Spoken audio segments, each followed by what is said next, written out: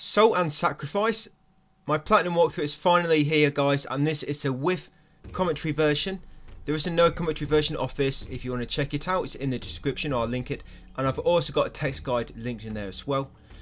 So once we start off, we're going to be going with the High Blade class, High Blade and Crime Smuggling.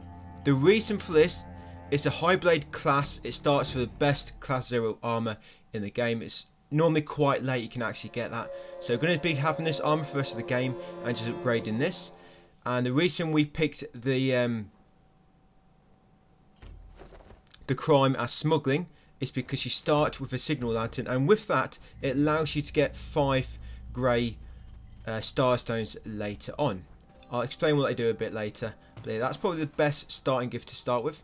So once you start, come here, talk to the guy in blue, champion hero I believe, and loot this red tree, loot this white ore, and loot this chest up here for some firebombs. When it comes to looting, guys, when it comes to actual items, you don't need to worry too much other than what I loot, and I'll point it out to you. But when it comes to your things that regrow or respawn, like your ores, there's another chest here to loot, by the way. You got Valley Herb and Irona ore in there. You got a junk item there, and some more white ore. Yeah, when it comes to junk, ores and plants, they respawn, and you need to always loot them. Always loot them. And once you come down here, guys, talk to room reader there, Daedala or something her name is, and then come to this little bag of gold and select Ashbourne Village, and that'll bring you to the first area. Once you spawn in here, loot that red tree on the right and this red tree on the left. Remember, whenever you pass any trees, junk items like this one here, or the crystals stuck on the wall, always loot them. Always loot them, guys. There's a trophy for sort of max upgrading all your sort of consumables, and the items you need for upgrading. There's some which are fixed, which we'll get, but you need some random items as well, and you also need the items you get from these, because these allow you to restock on your throwables, ammunition, your healing items. So you always want to be looting these. You got a rock pile there as well. So you got rock piles, you got junk, you got plants, and you've got ores. Sort of like 4 things you can loot. You'll get different colour ores, but you'll sometimes get a green or red plants. You can loot them both, but junk will always be the same, and rock piles will always be the same. That's obelisk. They're sort of like your save point. You can't fast travel between save points, by the way. If you quit game, you'll respawn back in the hub, and you have to come all the way back here. So this is the first boss. Urixay Necklace of Ears. He will not be wearing mine. Ours, don't worry about it. So what I do to begin with for this, by the way, this game can be a little bit difficult. I think it's more difficult than the first game. So to begin, we've got firebombs, we've got throwables, but save them. So we're just going to attack him like this for now. His moveset will change when he gets probably about between below half health to a third HP left. So very simple to begin with when he's got high HP. So just attack him, roll behind him, obviously make sure his stamina does not drop too low. And then once his moveset switches up like that and he starts doing bigger combos, then you can change to your ranged game and start lobbing firebombs. Don't lob them both at once, wait for one to explode and for the burn damage to finish before you lob the next. You might have a poison bomb as well, you may have looted it. Yep, and then once you've used them, switch to your L1, your arrows, which you should have. And yeah, your range game. Yeah, just keep doing that. Nice, easy way to be. Did I even take damage? I'm not showing off, I'm just trying to display how sort of simple that can be. So there's your first trophy, the champion. Yes, well done guys, you are now the champion. You just got about 30 more bosses to defeat and then we're golden. So we're coming down here, get our first sort of ability. This is a grapple hook. Yes, it lets you grapple onto little hooks hanging around. So once you've got that, we're just going to end game and then reload, and that will spawn you back on the hub. Yeah, no fast travel system guys, other than warp into the start of an area, unfortunately. So when you're going through areas, if you want to save time, you try and do it all at once and end game when I do. Or if you're worried about losing your salt, because salt is very important in this game, it's quite difficult to farm it in this game, salt. You can, if you want to, whenever you kill a boss, end game, even if I don't, end game, go back, level up, and then make our way back to where we were. So with the salt we got from that boss, should be able to level up to level 3, and these are what you want first. So them 2 items first, guys. Yep, that was strengthened resolve ×1 and enhanced arcana ×1. Pretty much you're trying to unlock the way to class is it class 1 stave, I believe we're going for first. Yeah, basically we're going for class 1 staves first, so you're sort of just unlocking the way there so you can get there easier. And then once you've done that, obviously make sure you loot, and every time you come down to the hub to warp away, always loot the red plant, the white ore, the junk, and the other white ore on the way down to the gates. And then once you're back here, you want that red ore, the red plant, the other red plant, the junk, and you make your way to the left now, up and left. Get this rock pile. Come up here, and now we've got a grab hook. Obviously we can access some areas which needed a hook and a bit of a grapple to reach them. I'm going to examine this blue guy that's frozen in time. And this is your mage hunt. Yeah, named mage hunt. There's a lot of different mage hunts, by the way, but all you need to focus on is named mage hunt. Yeah, it's very important. Named. That's what the actual called. You've got named, you've got nameless, you've got some sort of random ones you can do, which change every day. You want the named ones. They're the ones tied to trophies, and which you normally have to do to progress. Anyway, so we're doing that one first. Salt&Sacrifice. This frost guy. What you have to do with these mage hunts, once you deal enough damage, they'll warp away, and you have to sort of chase after them. And when they are sort of present, they will summon little minions. They normally only summon 2 or 3 at each spot they warp to. But with this frozen one, ice one, Salt&Sacrifice, whenever he spawns somebody, just try to kill the enemies that he spawns, because we need some items from this guy to craft some things, some weapons we're going to be using for the rest of the game. So we're going to have to actually kill this guy twice to get enough materials. But to get more materials, to have more chance, when he summons his minions, because you can actually avoid the minions, you only really need to do damage to the actual mage to get him to warp away and progress. Yeah, but when he summons his minions, kill him and then go and attack him. Because like I say, we need these extra materials. If you do find that when I craft these weapons you don't have enough, then it just means you're going to have to walk back here, go left, up left, where you should find this ice boss again, just to the far up and left where we've got that red plant. It won't be in the same place where we summoned in originally. It's only the named mages, the very first time when they have a spot to actually summon them at. And normally when you fought a mage already and beat them, they sort of just spawn randomly around the map. Well, most of the time it's in the same place, but it's just a case of reaching that place and then they'll just already be present once you enter there. So yeah, this guy, he'll sort of spawn at the top left once you beat him for the first time as a named mage. So yeah, you're just chasing after him, guys. This is pretty much what we'll be doing for most of the game. Yeah, obviously you've got a few bosses to fight anyway, a few normal ones. But yeah, these named mages, there's literally about 20 of these. Yes, loads. Probably about 25 actually. Yeah, so just where we are now, just to the left a little bit more, that's where that ice mage will spawn. Once you beat him and you come back in here, he'll be just over there to the left. And when you fight a named mage for the first time, they always warp to the same places, guys.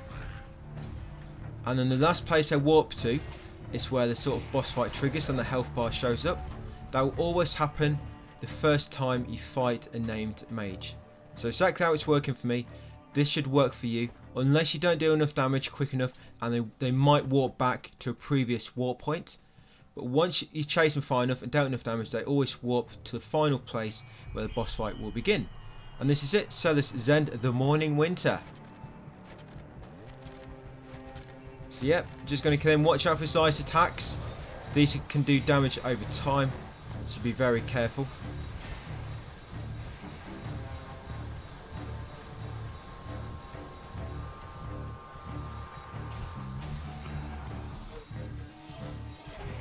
Yeah, remember you've got your ranged weapon if you need it. Yeah, if you're worried, just attack once and then be ready to dodge behind them.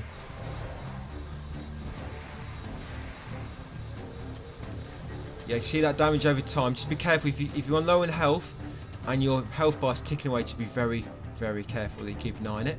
And once you've took all the health down, they'll sort of fall down on one knee. No, they're not going to propose. That's for you to sort of do a finishing move. And if you don't finish them quick enough, then they'll get back up. And they only have a small sliver of health left, but just make sure once they fall down, you do go and finish them off. And sometimes once you've dealt enough damage, you stagger them, and their sort of face will sparkle. And once that happens, you can actually grapple onto the face for like a sort of super move, and do quite a bit of damage to them. So we just come up here, and we loot that chest for an exotic strand. That's very, very important, guys. And every time you defeat a mage, make sure you loot all the materials they drop, like we just did. Anything you see on the floor, loot it. Talk to this guy. Exhaustless dialogue, and he should say he's going to go back to Pardon's Vale. When it comes to bags and chests, I only really take the important stuff, but when it comes to materials enemies drop, always loot them. Yeah, also flick that switch, guys, because that makes a shortcut grapple point appear. And then come over here, come up to this tree and talk to it. Now you've defeated a mage, he should give you the sort of code for the second area, the wastes. Well, it's actually called Bolgeran, yeah, but you get the trophy of the wastes. And then come down here, guys, for the second named mage hunt, Azun-Atin. Open the shortcut gate just on the left there. Yeah, another red plant I'm going to get. Yeah, you'll find sometimes when you trigger a mage hunt or defeat a mage, it sort of resets the enemies on the map and items. And normally you have to die or leave the area to reset them. But yeah, normally when you start a mage hunt or finish a mage hunt, it sort of resets the area, restocks it all. So we're going to fight him again. We've actually just beat him, but because we're going to start another mage hunt, it sort of reset the mages as well. And because we've already beat that one, this is where he will normally appear now from now on. When you come back in the area, the mage will normally appear there. So we're just going to kill him again, same as before, but this time there will not be a sort of boss fight at the end. You got to sort of just deal enough damage just when he's warping around. He's got no health bar, which is quite annoying. But yeah, just watch out for when you've done enough damage, because he'll kneel again and they can finish him. But again, no health bar now that we've beaten for the first time. And if he summons any minions, yep, kill them and loot the materials. You find with a lot of these mages, if you hit them from a distance before they've sort of even become aware of you, they won't summon any minions. Although we need this ice one, summon hiss, because we need the extra materials from the minions. It can be useful later on, because sometimes some of these mages later it can get pretty nuts trying to kill them. Sometimes you have two mages at once fighting each other, and enemies as well, because the mages and the normal enemies on the map, they're sort of hostile towards each other. They're not friendly. There's some sort of beef between mages and normal enemies, and they actually fight each other. So sometimes you can leave them to themselves to fight, and then once they're all dead, you can just go in there and pick them off when they've got no HP left. Be a little coward. But it works. Doesn't void any trophies, letting them kill each other. But yeah, it does come in quite useful later on when it's just like there'll be 10 enemies sometimes, just all fighting each other. And you do not want to get in the middle of that. Yeah, look at these two mages. They probably were fighting, but the other ones ran away. So we're still fighting the Ice Mage, and he's warped away again. So I'm going to chase after him.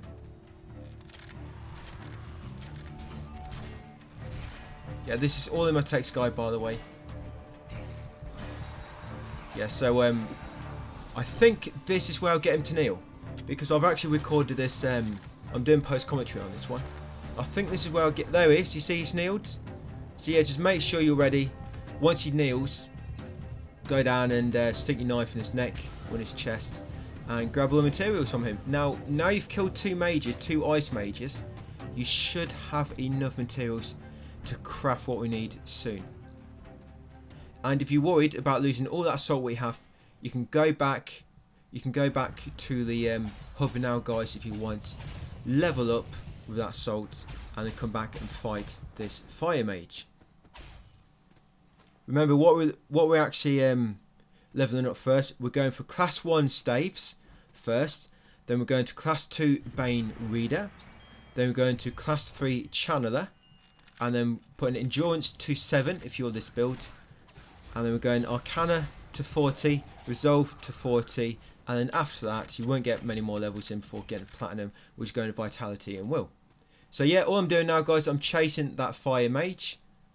I'm just going to unlock this door now. These green doors, the warding doors, you normally have to defeat a certain amount of named mages in that area to make them open. You open that one, and then you talk to the elf above it, exhaust his dialogue, and he should say that he's going to warp back to Pardon's Vale, or something along them lines. So you just want to exhaust his dialogue, open the door below him, exhaust his dialogue, and that will trigger him to warp back to Pardon's Vale. We need him for later. He sells Haste Spiral, by the way. This is another door, just near the start. 1 times Mage defeated to unlock this one. 1 time named Mage. Loot that white ore on the top left. Come down here. Swing over here and talk to this NPC. Yeah, this is the Dawn Light Order. Say yes and you'll get a trophy. Dawn Light Order. That's for joining the Dawn Light faction. Factions are not as complicated in this as they are in the first game. Platinum's actually a lot.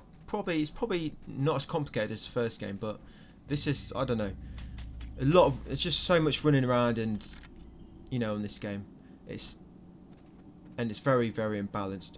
Yeah, so head right, watch out for this trap. I actually jumped over a string on the ground, then loot the white ore, loot that bag because it's got a shimmering bud inside. Very, very important, guys. That bag I just looted, shimmering bud, that's one of the items we need to max upgrade all our consumables, which you need for a trophy. Well stocked, I believe. So yeah, make sure you loot that.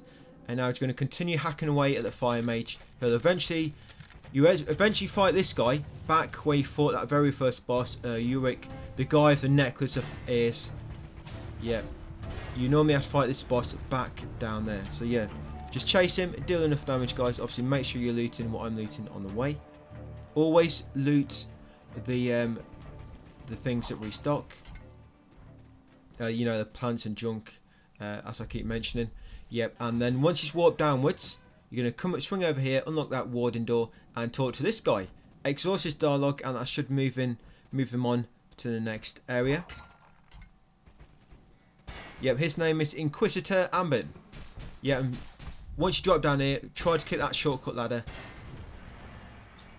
That's it, down here. Get the obelisk, the safe point. Some more junk here. And then come down. Yep, this is where he's going to be.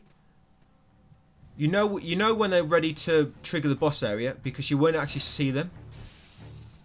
I mean, now we can see him, so this is not going to trigger the boss fight. When the boss fight's ready to trigger, as you get close to their area, where the sort of smoke is leading you, as you get close to that area, you can sort of see them. You can sort of see a faded outline of them. That normally means the boss fight's going to trigger. I know the boss fight's going to trigger here. That's why it's moving very slowly, so I don't aggro the normal enemies, and hopefully they're going to kill each other. Yep, you see, they're distracting him. Well, I'm just picking him off from a distance. Yep, I didn't say also, make sure you unequip your head armor. Yeah, we did that at the very start. You see, now I can grapple him. You see his head just sparkling, but sometimes you have to be quick. Yeah, I didn't say this, but hopefully you saw me do it anyway. I unequipped my head armor so that I could medium roll.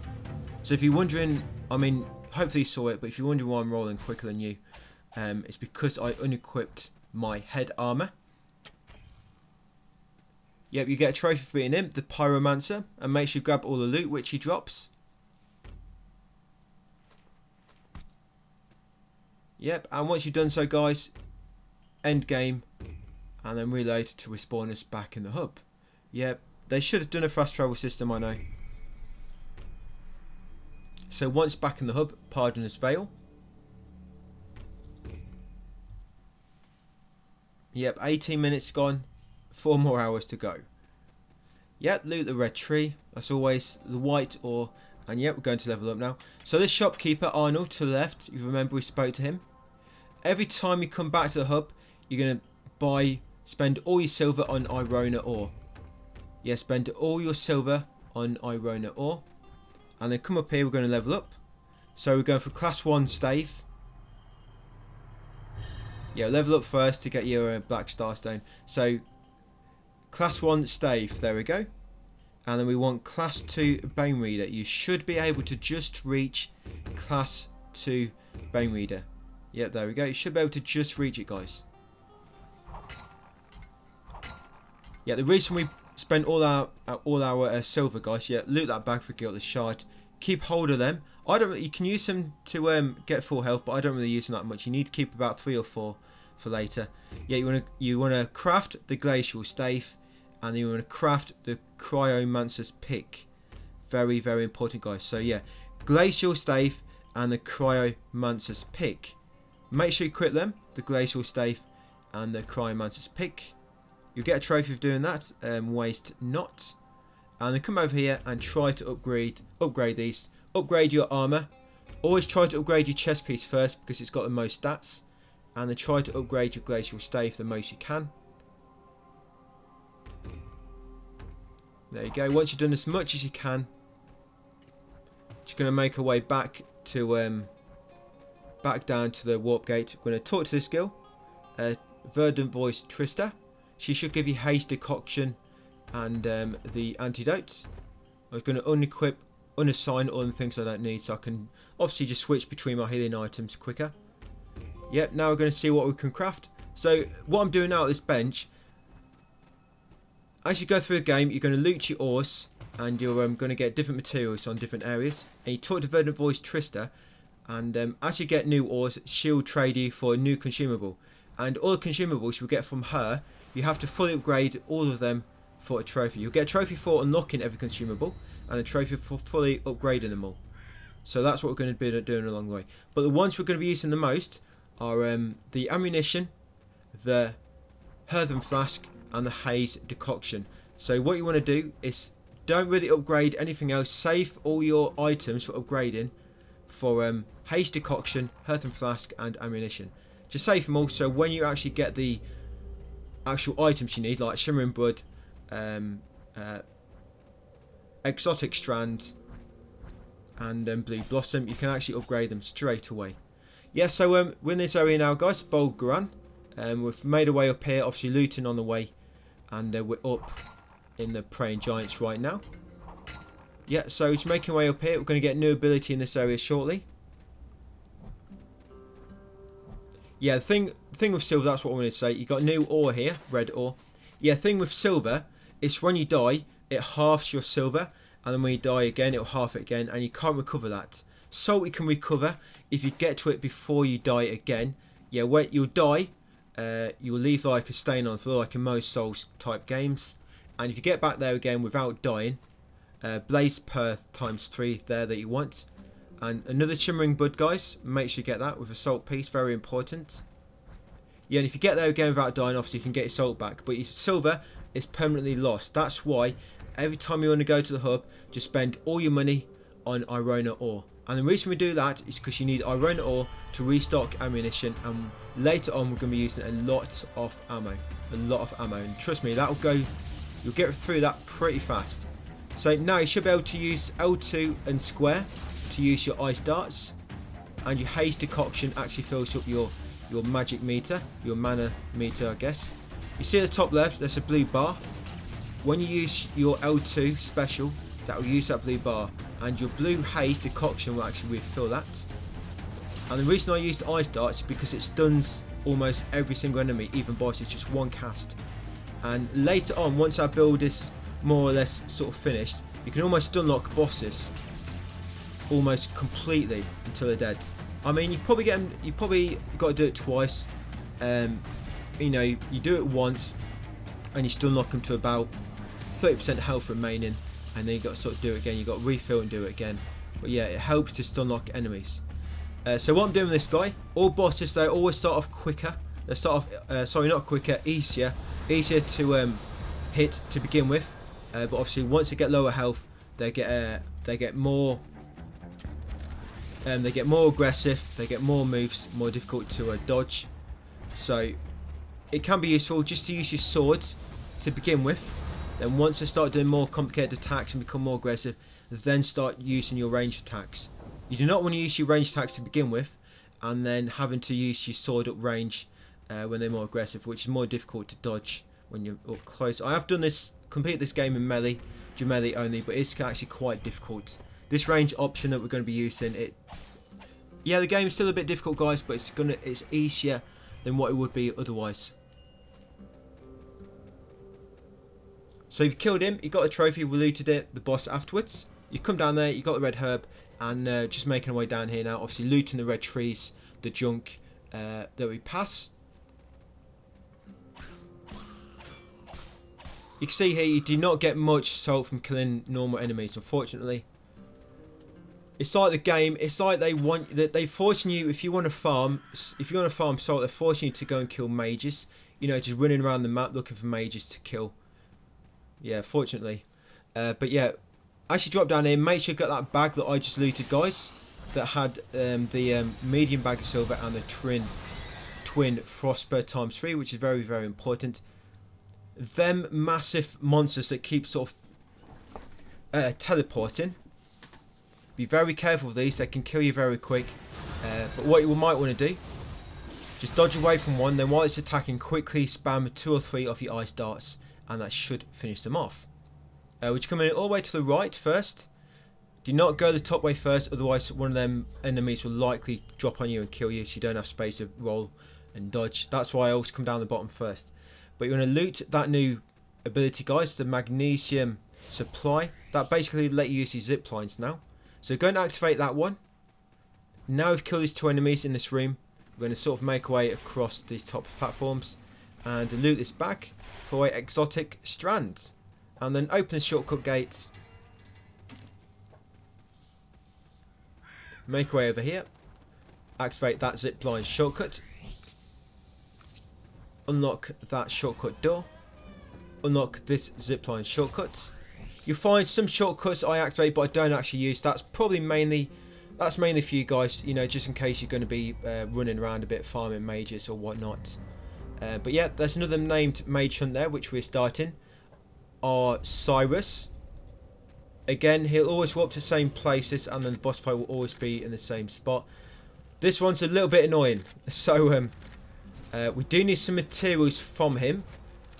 We've got the weapon we're going to be using for the rest of the game. We've got the charm we're going to be using for the rest of the game. But this guy, he's going to drop materials to craft our throwing weapon, which we're going to use for the rest of the game. So if he spawns any minions, you want to try and kill him. We're only crafting one thing from him, so you should have enough. If you don't, you could just obviously come back in and run around and look for him again. He should be more or less the same place somewhere. You should have enough. We're only crafting one thing. But yeah, if you summon any minions, just kill them. Just give you more loot, and any loot which is dropped, always loot it, guys. It doesn't always have a chance of dropping materials that you might need for crafting weapons and whatnot, but sometimes it can drop Tendivine or fine leather, obviously, which we need for crafting upgrading our consumables. Yeah, you might have saw what I just did there. I crafted ammo on the go. Yeah, it's quite a hidden feature. If you hold circle in, you can craft ammo on the go. You're limited to Irona ore you have on you. You can only carry 30 Irona ore at a time. Yeah, I just died. This is how quick you can die in this game. I've actually left in most of my deaths. I don't die too much. Sometimes I die, sometimes once, sometimes twice in an area. But there's a part right near the end of the game where I literally die like 10 times. The same spot, but I actually cut that a bit out. But I'll point out when we get there. That's a very, very annoying area at the end. So yeah, he summoned his minions here, but if you sort of keep him out of the screen and then shoot him, he actually doesn't seem to summon them. You know, if you use the right stick, you can move the camera slightly like so. And it seems, if you just move the right stick, so you can just see them like so, and then attack them, they don't seem to really aggro on you that much with some of the minions. And almost every single mage, if you can get the high ground, it always gives you like a big advantage, because the high ground game is not very good. Yeah, so if you can ever get to high ground and attack a mage from there with a ranged weapon, go for that. So that's almost always the safest option, along with letting 2 mages fight each other and normal enemies. So this bit's a bit tricky on here. You've got a small ledge, and this guy, yep, tends to knock you down quite a lot. I actually think I might die here as well. Yeah, so I'm just trying to kill him here. There you go. Nice and easy that was. So there's another zipline there. I activated. Red ore here. All the ore is respawned. Probably because I died. And this save point again. So we chase him all the way back here. Just above me is where his boss fight is going to trigger. But you normally have to deal some more damage to him before he actually enters sort of the boss. Ready for the boss fight. Yep, so he's going to spawn here again for the boss fight. But looks like I've got to take his health down a little bit again. So I'm getting the high ground. I'm going to activate that zip line over there. Right, yeah. That was very close. And I should have been a bit higher. Yeah, I should have been here. So yeah, you can see how much better it is sometimes having the high ground. Sometimes it will warp up to you. But not most of the time it won't. But if that does happen, you can just sort of obviously move away. And there you go, it's warping, and I think that's ready for the boss fight. Just be careful when the boss fight triggers. Make sure there's none of that boss's minions spawned. It doesn't matter if it's normal enemies because they'll fight each other. But if it's any minions connected to that boss, yeah, they will sort of be attacking you along with the boss, making it more difficult. So what I'm doing is coming back to the save point to restock.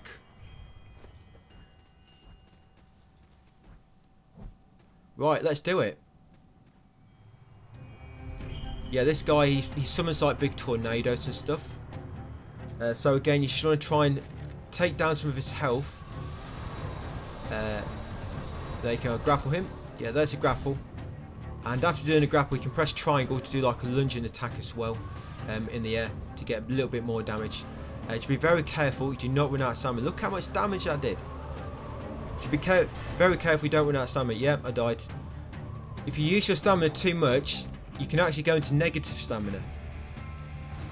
So if your stamina bar depletes completely and you still keep attacking, it'll start draining into like a negative amount. And if you do that too much, it can take a long time to recover. You'll see what I mean sometimes. If you just keep spamming an attack, it'll just, obviously the negative stamina bar is hidden.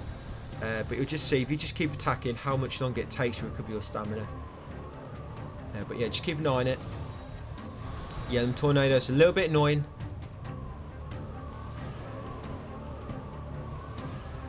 Yep, and this guy, when he does a melee attack, he covers a lot of distance. And the thing about this fight, it's a very, very small arena. So you can see that ice dart staggers him.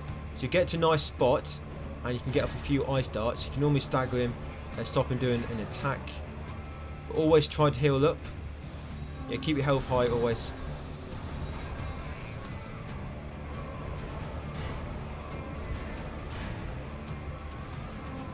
Yeah, I think with this boss, when he's doing a melee attack, it's best to sort of walk past him. So if he does a melee attack, do not walk away, walk past him, because it just works well with how his melee attack works. The ground it covers, it just put you behind him nicely. But yeah, got him. Died once. Well, actually died twice to him, didn't I? His minions kill me, and he killed me himself. But yeah, once killed him, we're going to grab all the loot that he drops.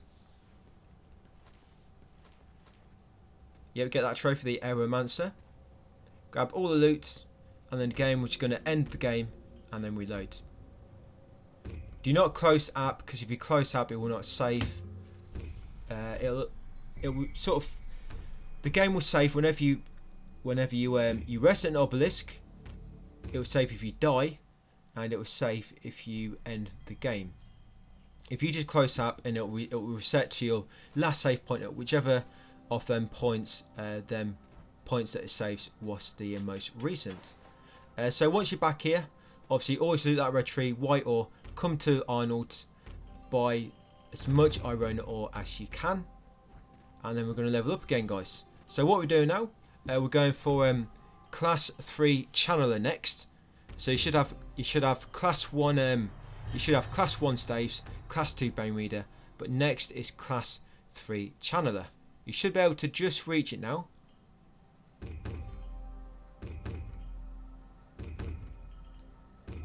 If you do make a mistake, you can use your grey star stone to refund something. I do actually have a lot of them remaining at the end again. I think I only actually advise you to use 3 or 4, so you're going to have plenty of them to use. Yeah, so to get class 3 Bane Reader, I actually had to do a little refund then anyway. You can do the same. It's very important you just get to class 3 Bane Reader so you can equip this ranged weapon. We're going to craft now. So come over to Warpsmith, and you're going to craft that one, guys, a Windstorm Rod, and equip it. Yeah, this will make you do a lot more range damage now when you're using your your sort of, you know, bow and arrow or stave. So bow and arrow, crossbow, channeling rod, whichever you're using. And we're going to upgrade that now the most we can, channeling rod. So upgrade the channeling rod the most you can, and then come over to your glacial stave, upgrade that the most you can, and then do the same on your armor. Armor, like I say, always try to go for the piece. I think it goes head gives you the strongest, then it's legs, then it's head, and then it's your gauntlets. I think that's the order in how bigger bonuses you get. So you always want to go for chest first, then legs, then head, and then gauntlet. Talk to Verdant Voice Trista. As you can see, she's given me some new consumables because we had some new items collected from Bolgaran. I think it was what's it, Maltia ore or something else. So again, I'm just going to see if I can upgrade ammunition, earthen flask, and haze decoction. Do not worry about upgrading anything else. Save your tender vine. And what I'm doing now, you can actually, these are random artifacts you get from killing bosses or sometimes looting. Yeah, you'll get these random artifacts, and you can actually equip sort of 3 different types of them at once, and you always want to try and equip your best one, guys. So now we've got obviously the magnesium supply. We can activate that zipline shortcut, get the Pilgrim's Urn from there, and the Shroud token ×3.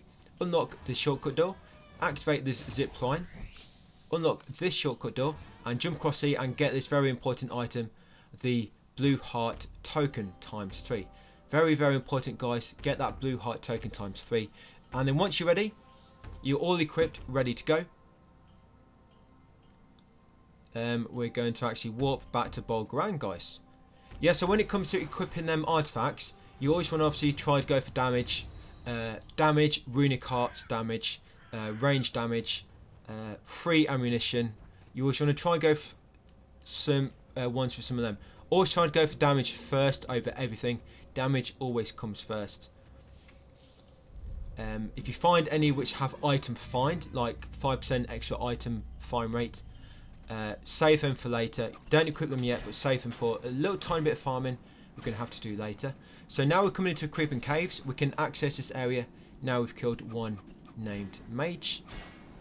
But I'm going to have no voice left after this, talking for like 4 hours. Yeah, so be very careful here. All the way down here, and loot this bag for Twin Ashper ×3. We can use that to upgrade our armor a bit more. We can't equip the headpiece yet, but the next time we level up, we're going to put 2 into endurance, and then we'll be able to equip the headpiece and still medium roll. There's a trap there, just near the top of that ladder. I forgot, but luckily I rolled past it. But just be careful, and you can always jump over the trap if you need to. So make your way up here, all the way up to the top. There's going to be a blue blossom up here, and we're going to activate shortcuts. We're going to come down here later. Yeah, you probably want to kill this thing, so it's going to keep teleporting around and probably drop on your head or something. Yeah, so get that blue blossom. That's what you need to upgrade the haze decoction. They're very important because that's how you refill your mana. Yes, you might want to kill this guy because they're very annoying. 2 or 3 ice darts will finish them off, or normally 2 and a few attacks, and then the damage over time from the ice will finish him. So unlock that shortcut door, unlock the zip line, and then come back down. Now we're going into the unclean oasis. Yep, so we're here. Just jump across these fallen platforms and look down, and you see an NPC. You'll drop down to him, and you want to talk to him and choose yes, and you'll join the sheriff faction and get a trophy there. Loot that bag to the right to get sheriff tokens ×3. Loot this bag to get dragon's tongue. You need that. That's for upgrading one of the decoctions. Forget which, but you need that. Very important. Up here, guys, and get the obelisk. Once you've got that, come over to the red tree, loot that, and then just make your way back across into the creeping caves.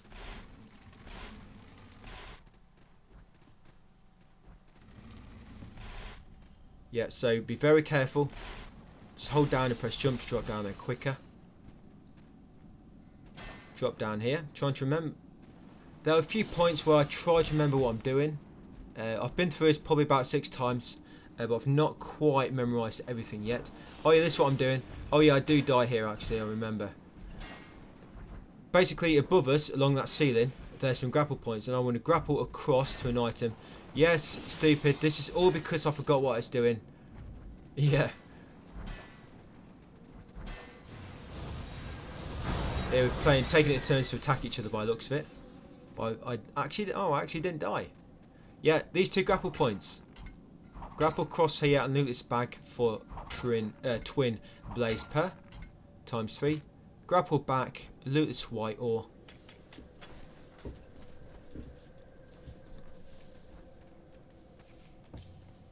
Now I'm going to get a shimmering bud. You got to be careful here, so you have one of them fat enemies again teleporting around and trying to spawn in and jump on you. And that guy with an arrow will try and knock you down. Yeah, so what I did there, I just waited for him to spawn, and there's actually a trap there, a string, so be very careful. Yeah, it's a tripwire, so be very careful. But yeah, loot that chest, guys, for shimmering bud and a ruined mace times 1. Yeah, I'm going to get rid of him. She's going to keep following me and warping around. Yeah, we actually need to go right now anyway, because we need to trigger this named Mage.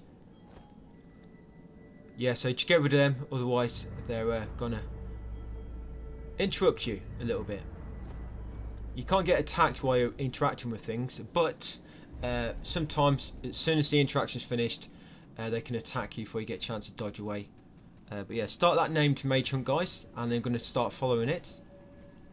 Yeah, that is the Stole Carrick or something. Yeah, this big dude.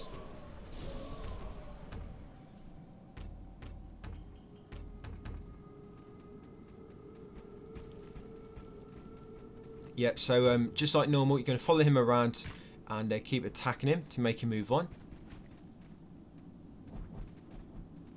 Try to kill him at range if you can, or attack him at range like here.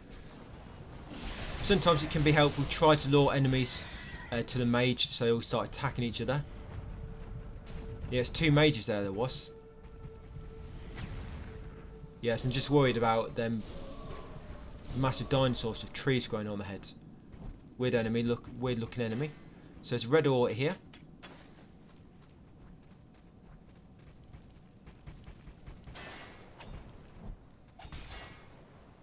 Luckily he didn't have much health left.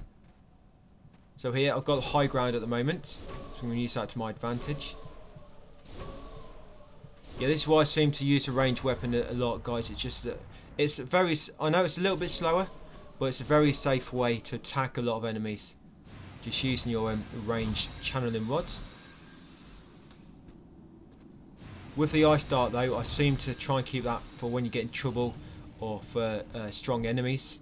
The ice dart, obviously just because it's used, it's limited.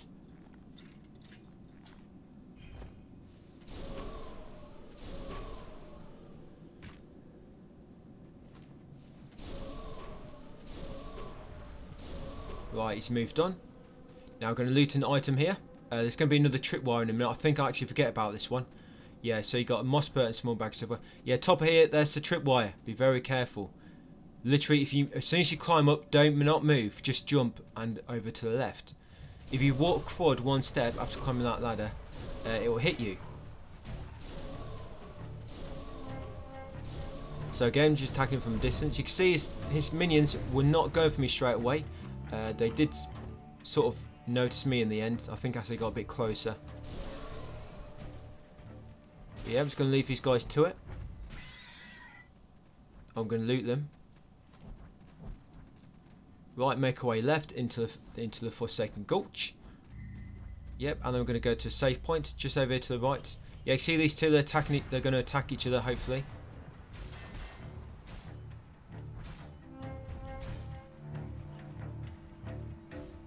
Oh, he's attacking the frogs. Okay, they obviously don't want to attack. They've obviously got friendly fire turned off.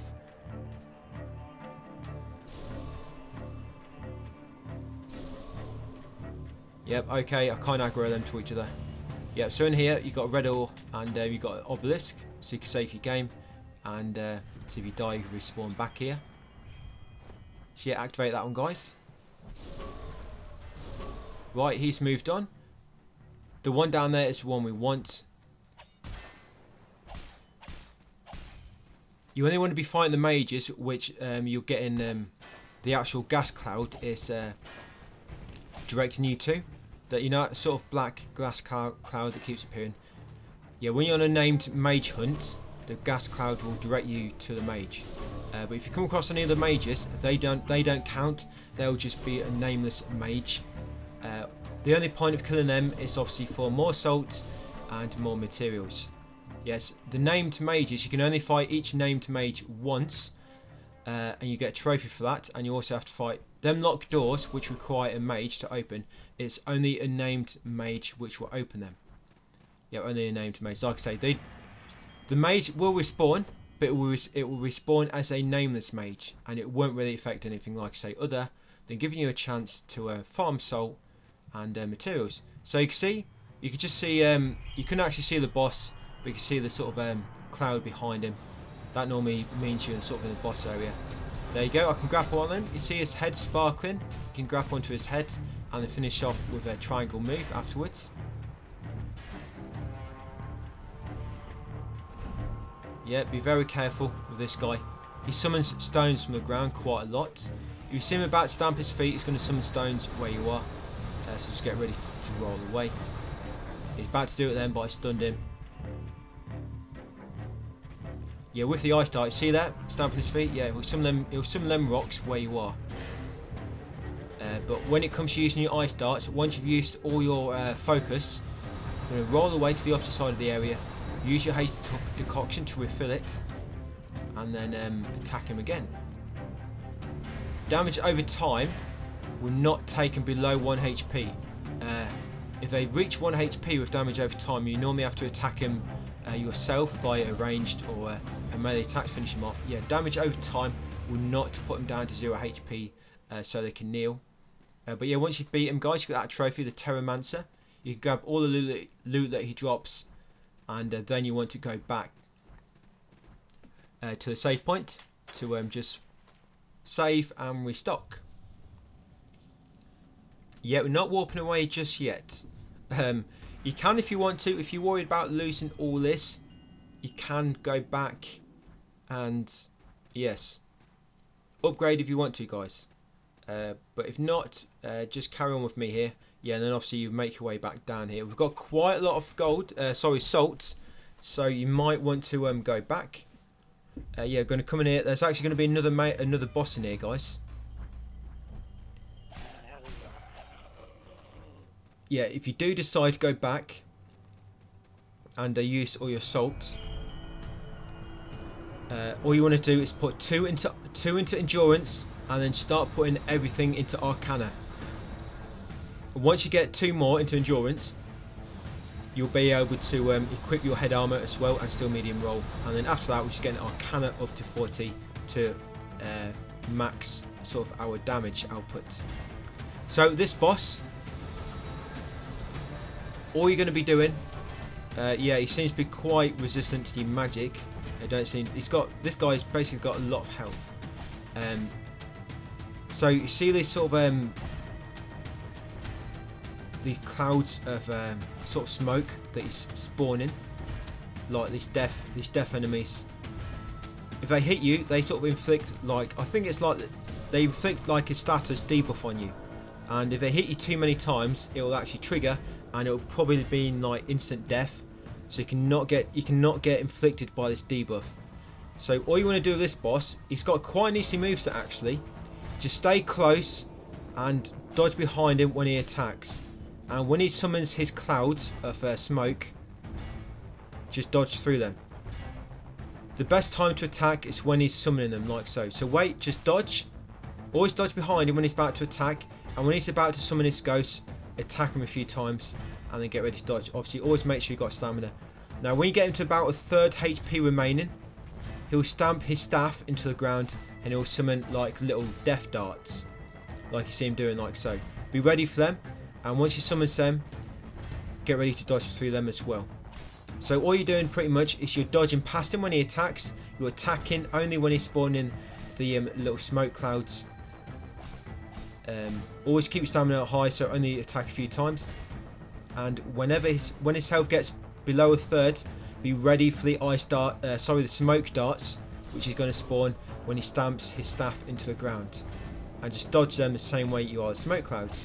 Yeah, it's one of the easier boss fights to telegraph, I'd say, because his attacks, his melee attacks are very limited. All you got to watch out for is some bloody stupid range ones. But if you do it that way, hopefully you shouldn't have too much trouble.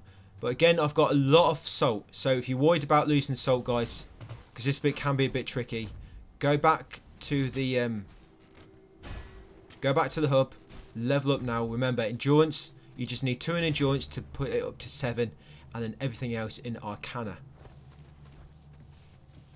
Yeah, if you lose salt, I don't lose any salt in this game, so all my level ups are for never losing salt. If you lose salt,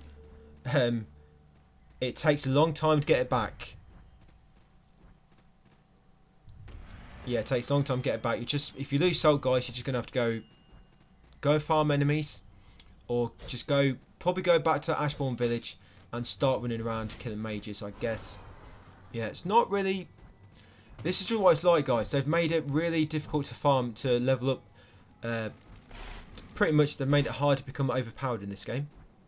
As you make your way up here, loot that steel key from that bag, which I just looted. And as always, I'm looting the junk and stuff which you come across. Watch out for the blade traps. There's a lot of blade traps in the ceilings and the floor, so be very careful. Another junk there, and you've got an obelisk here. Yes, loot the obelisk. Loot the obelisk, I mean activate it to save. See, I just jumped over a trap, a little pressure plate on the floor. Here, if you climb that ladder, that enemy always is like a little ledge guardian. He will not let you climb up, so you always need to grapple across. Yeah, all the way to the top, guys. Get the filthy key. Come over here and unlock the shortcut gates. Yeah, then we're going to come up here, grab this junk, and activate the zipline shortcut as well. Yeah, just out here you got a zipline shortcut. Yep, this one here. Then you're going to use that to go down, and then go back to this door we just opened. All we're doing now we've got to fill the key, we can go and unlock the door and get access to the next sort of level, and then we're going to end game, guys. Go back to hub and level up. What have I got? I've got 18,000 salt. Yeah, come over here, mate. If you want a piece of me, come over here. Yeah, use the traps to your advantage. You don't really need to. I mean, I didn't really have to kill him. I just thought it'd be funny. Yeah, so once you get here, go left, get the junk, loot that bag just on that platform below me for an exotic strand. Very important. Yeah, stupid. Somehow managed to fall down there.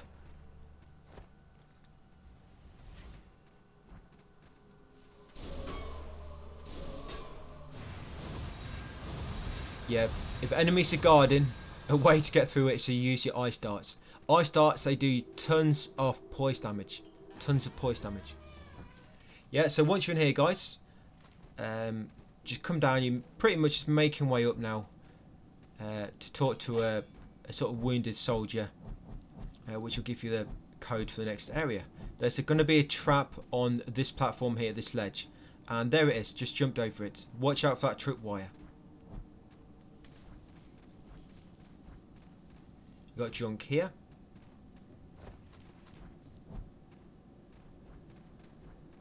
Yes, just going to wall jump. But at least you started with wall jump in this game. The first game you had to unlock a wall jump, didn't you? Yes, so talk to a soldier. There you go. Get a swamp. That's for getting access to Corpsemancer. And then we're going to end game, guys, and go back to the hub. Yeah, I think a lot of recent Metroidvanias I've played, you start with wall jump as like a default ability. Where most of the older ones you had to unlock it, but it seems to be like a default thing now. Yeah, so went back here. the red plant. I'm going to come all the way to the left first down these steps, all the way over here into this tent. Talk to the guy in pink, advance his dialogue, and pretty much you cannot use the gate until you spoke to him. So you have to talk to him anyway, story related. And that he normally appears after unlocking Mire for the first time. So back here, I'm going to sell, buy all the Irina ore I can. I'm going to come up here, yeah, so we're going to put 2 into endurance, guys. That'll put us up to endurance 7. Obviously, we're going to level up first, maximum we can. I'm level 25 now, as you can see. So yeah, we're endurance 5, going to put it up to endurance 7. There you go. I just had to unlock strength and resolve, unlock an endurance, and then refund it to get my point back. That's it. Once you've got endurance 7, you're going to put everything into Arcana now.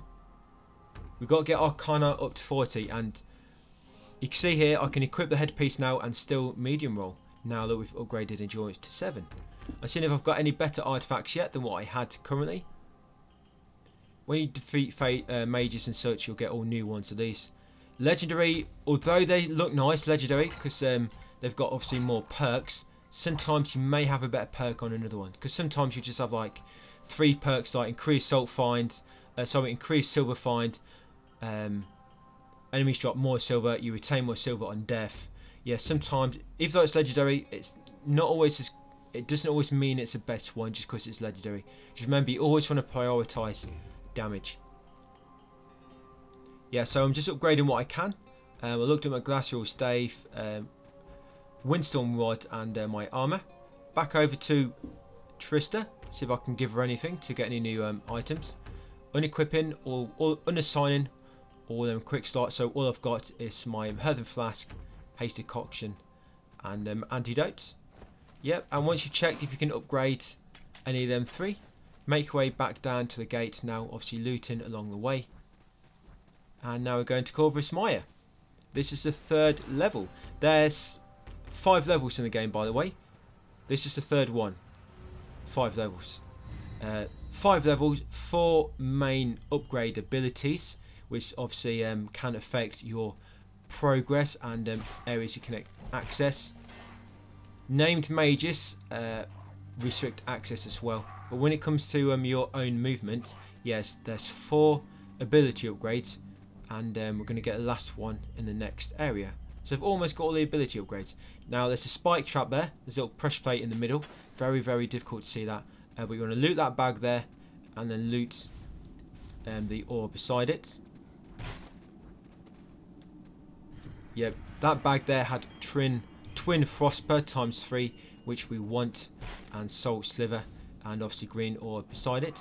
And you just got the obelisk, and now we're making our way over to another named mage. Yep, just here, we're going to be doing this named mage hunt next.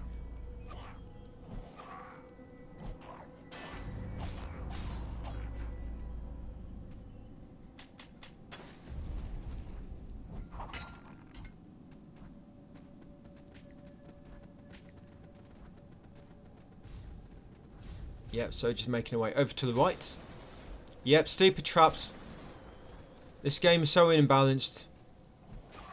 They could have made these traps a bit more easy to identify.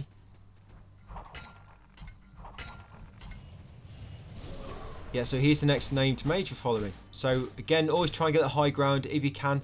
You can see these enemies, they can't even reach me with their throwables. Yep.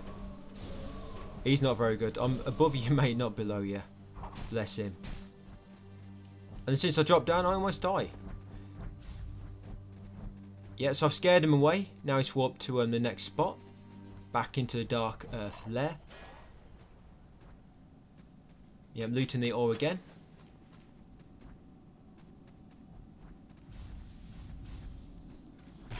Yep, he's going to be... This is quite a big drop, by the way. So just be very, very careful. But you have got an obelisk here. This is a very big drop. Yep, try to do that. You're probably best off jumping and landing over here, because that will happen. Yeah, you're probably best off, rather than dropping and lunging like I did, jump to the right and you should land on that little ledge which I just died on. Yeah. Yeah, if you jump, you can sort of land there a bit. Yep, I can try and lure these together so they kill each other. Yep, fighting each other now. They did it, they scared him away. So yeah, all you got to do is scare that mage away. So here, it's a Sunfire Toadstool.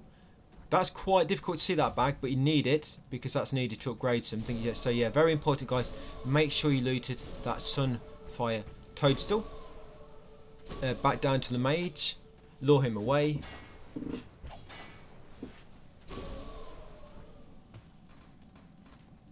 Yeah, all these spores, mushrooms that this mage summons, they sort of do like a... They'll debuff you, so just be very careful you don't let too many hit you at once.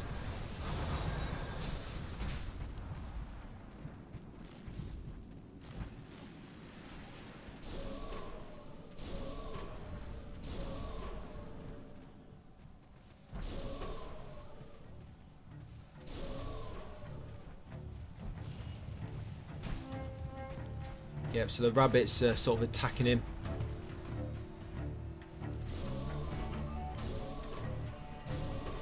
Yeah, I think it's warped away now. Yeah, sometimes his minions will be in the way. Sometimes you've got no choice but to kill them.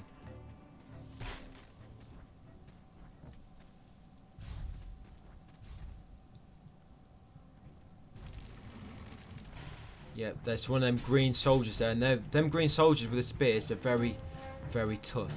So if you can aggro one of them next to a mage, he should probably do most of the damage to him. And get him to warp away.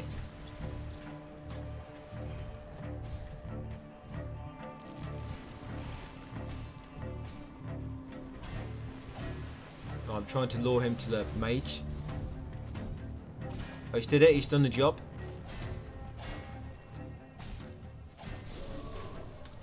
They'll kill you very quick, them green soldiers, so be very, very careful. Right, once you scared him away, going to drop down here.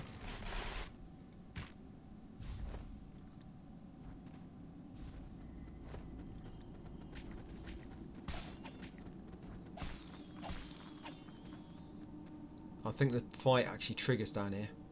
Yeah, so you've got a green ore down there and a green tree as well. Yeah, here's the fight triggers.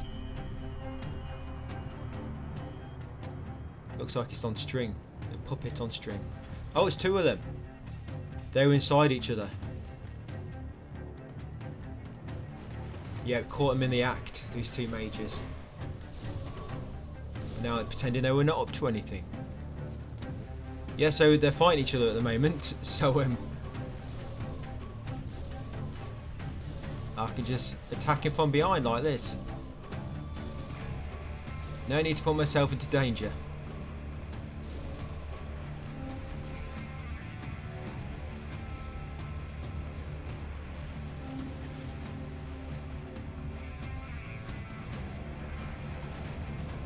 Yeah, so he's actually poisoned.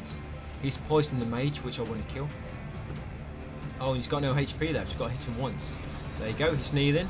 Finish him off. Right, and this will be the Fungalmancer. Fungalmancer trophy. That should be trophy number 14 out of 54. Yeah, so grab all the loot, and now we need to go right, and this warding seal door will open. It's going to be a story boss in a second, and just after him will be a new ability, the Luminstone's tool. And we're now in full marsh. So you got a red plant there.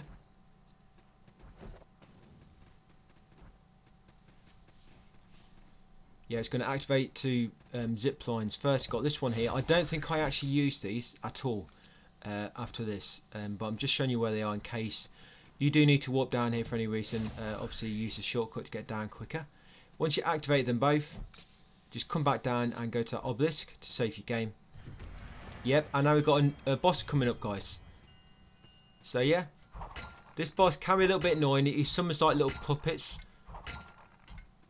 And I think I die. I think I die once here.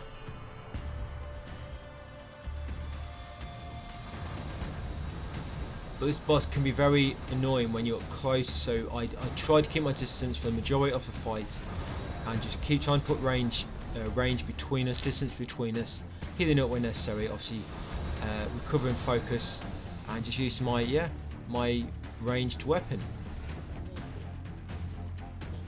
Yeah, just watch them puppets. Sometimes they'll rise into the air and then they'll drop down on you, and if two of them do that at once and it catches you, it can instant kill you. Sometimes that will happen. Eventually they will sort of despawn and then another one will sort of spawn in.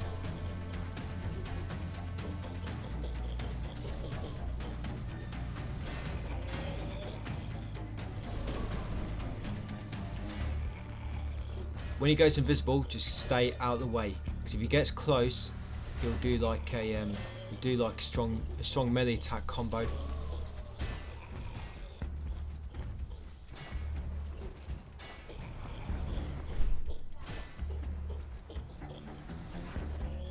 Right, yeah, this always happens. You'll find that you get rid of most of HP really quickly, like 75%, but then the last sort of 25% will go really slow, and then you'll die when they've got like no health left.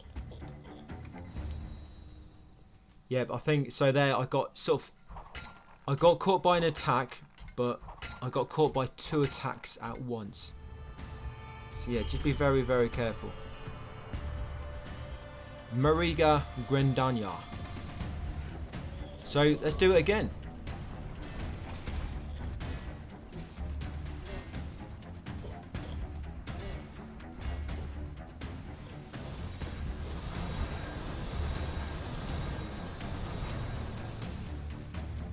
You can't grapple normal bosses, unfortunately. You can only sort of grapple mages. Normal bosses, so obviously you can stun them, but you can't stagger them to a point where you can grapple onto their nose, onto their nostrils, or wherever you use to grapple.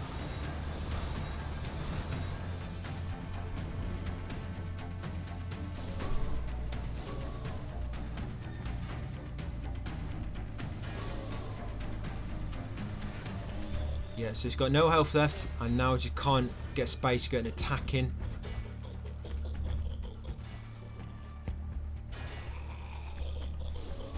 Yeah, so I'm just trying to use my ranged weapon over the puppets' heads, because they're like a sort of shield, aren't they? Stop using a melee weapon, sort of ranged weapon, but you have to aim above their heads. Right, literally like 2 more hits left.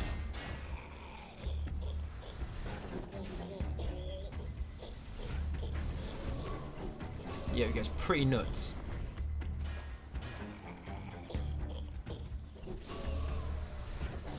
Got him.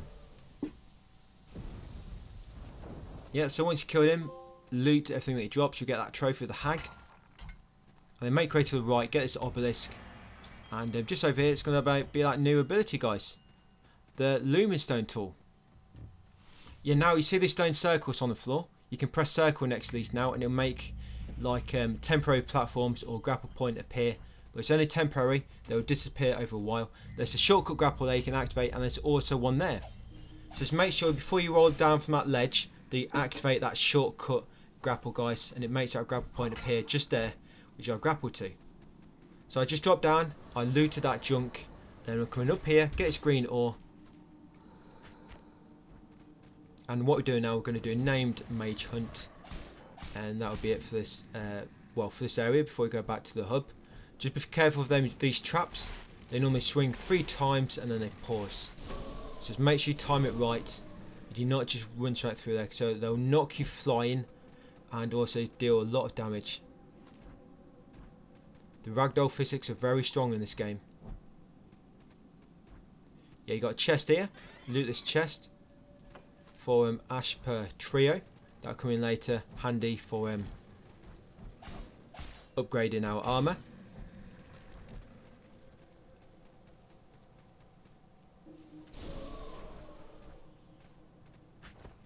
Junk there.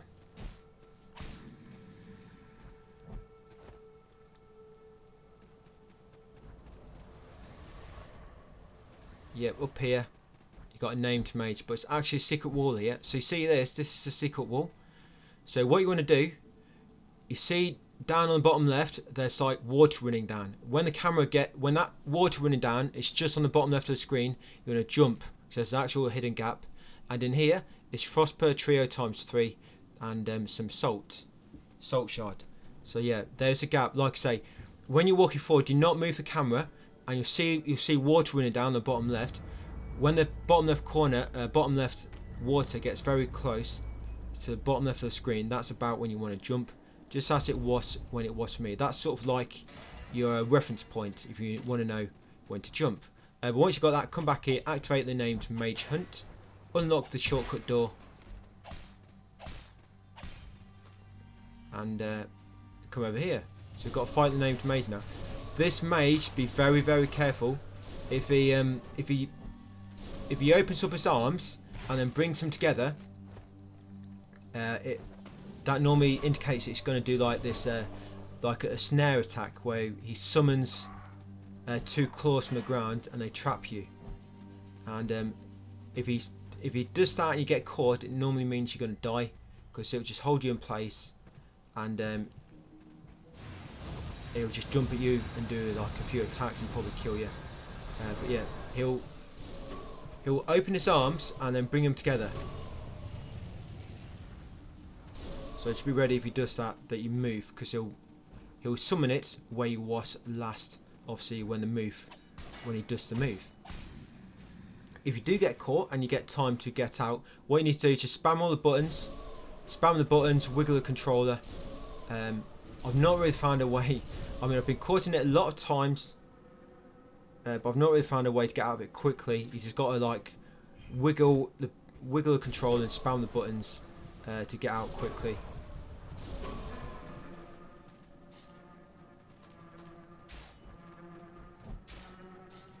But the best way is to not get caught in it in the first place. Yeah, so just making our way down now, obviously following him, following the smoke. Yeah, watch out for them flies that he summons. Them flies hang around for ages, unfortunately.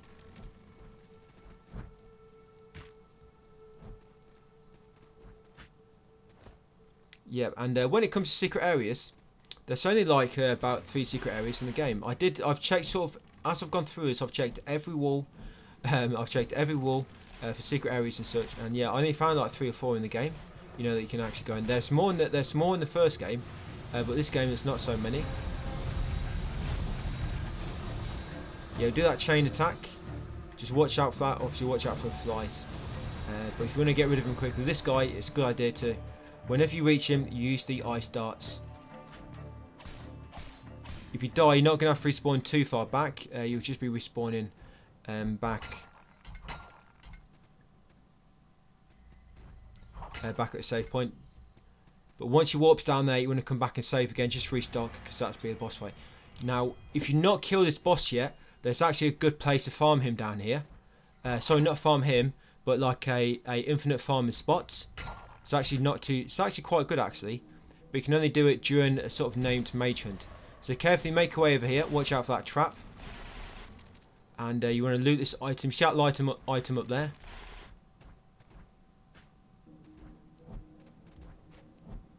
Yeah, loot it. Ashper Trio and Salt Sliver. Loot that. Yeah, so down here, you see this chest? That's actually Mimic. So don't try and loot it. It doesn't really drop anything good anyway. But if you stay here on this ledge where we are now, rabbits will keep spawning up near that trap, and they'll get catapulted down to you, and they normally one hit and they're dead. Yeah, one hit and they're dead. So it's actually a good farming spot. So yeah, if you wanna farm, you can only do it during the mage hunt. Yeah, so this is a trap. If you get trapped in it, you've got to spam all the buttons, wiggle the controller, and quickly get out. Yeah, just watch for what he does with his arms when he spawns the trap. Yeah, so good farming spot, guys, just to the right. Yeah, I don't know what. When you're in a named mage hunt, I think enemies they spawn just outside the screen. Literally, that's probably, you have your visibility, which you can see even when you move the camera. But I think just outside there is where enemies spawn during mage hunts. And yeah, the rabbits, they keep spawning in that trap just above, and then they get knocked down to you, and you can quickly finish them off. So it makes it a nice place to keep farming the enemies. Yep, he had a tiny piece of health left, and he trapped me and finished me off. I was obliterated. Literally. Yep, so I can use that grapple point because I activate this little shortcut. Yeah, but he's not going anywhere. He's just going to be down here now until I beat him in the boss fight named Mage Boss. You can almost, you know, this farming spot I just mentioned to the right, you can almost AFK it, because if you do not aggro that mimic, you can sort of, you can, the platform we're on now, the level we're on now, if you go to the far right and hug the wall, you'll sort of be in the boss area, but it won't trigger the boss yet. But you can see the mimic chest, and you'll see the rabbits keep getting knocked down, and the rabbits will fight the mimic chest, and the mimic chest will kill a lot of them, but unfortunately the mimic chest will eventually die. Otherwise it could have been an AFK farming spot. If only they couldn't attack the mimic chest. Yeah, so luckily when I got caught in the snare, I'd already taken all his health down. Yep, kill him, you'll get a Corpsemancer trophy. Grab all this loot that he drops. There's some junk. I'm just going to get one more thing, guys. I'm going to walk back to the hub. So unlock this shortcut door. And then come outside and grab the blue blossom, I think it is. Yes, very important. Once you grab that, guys, end game, I'm going to go back into the hub.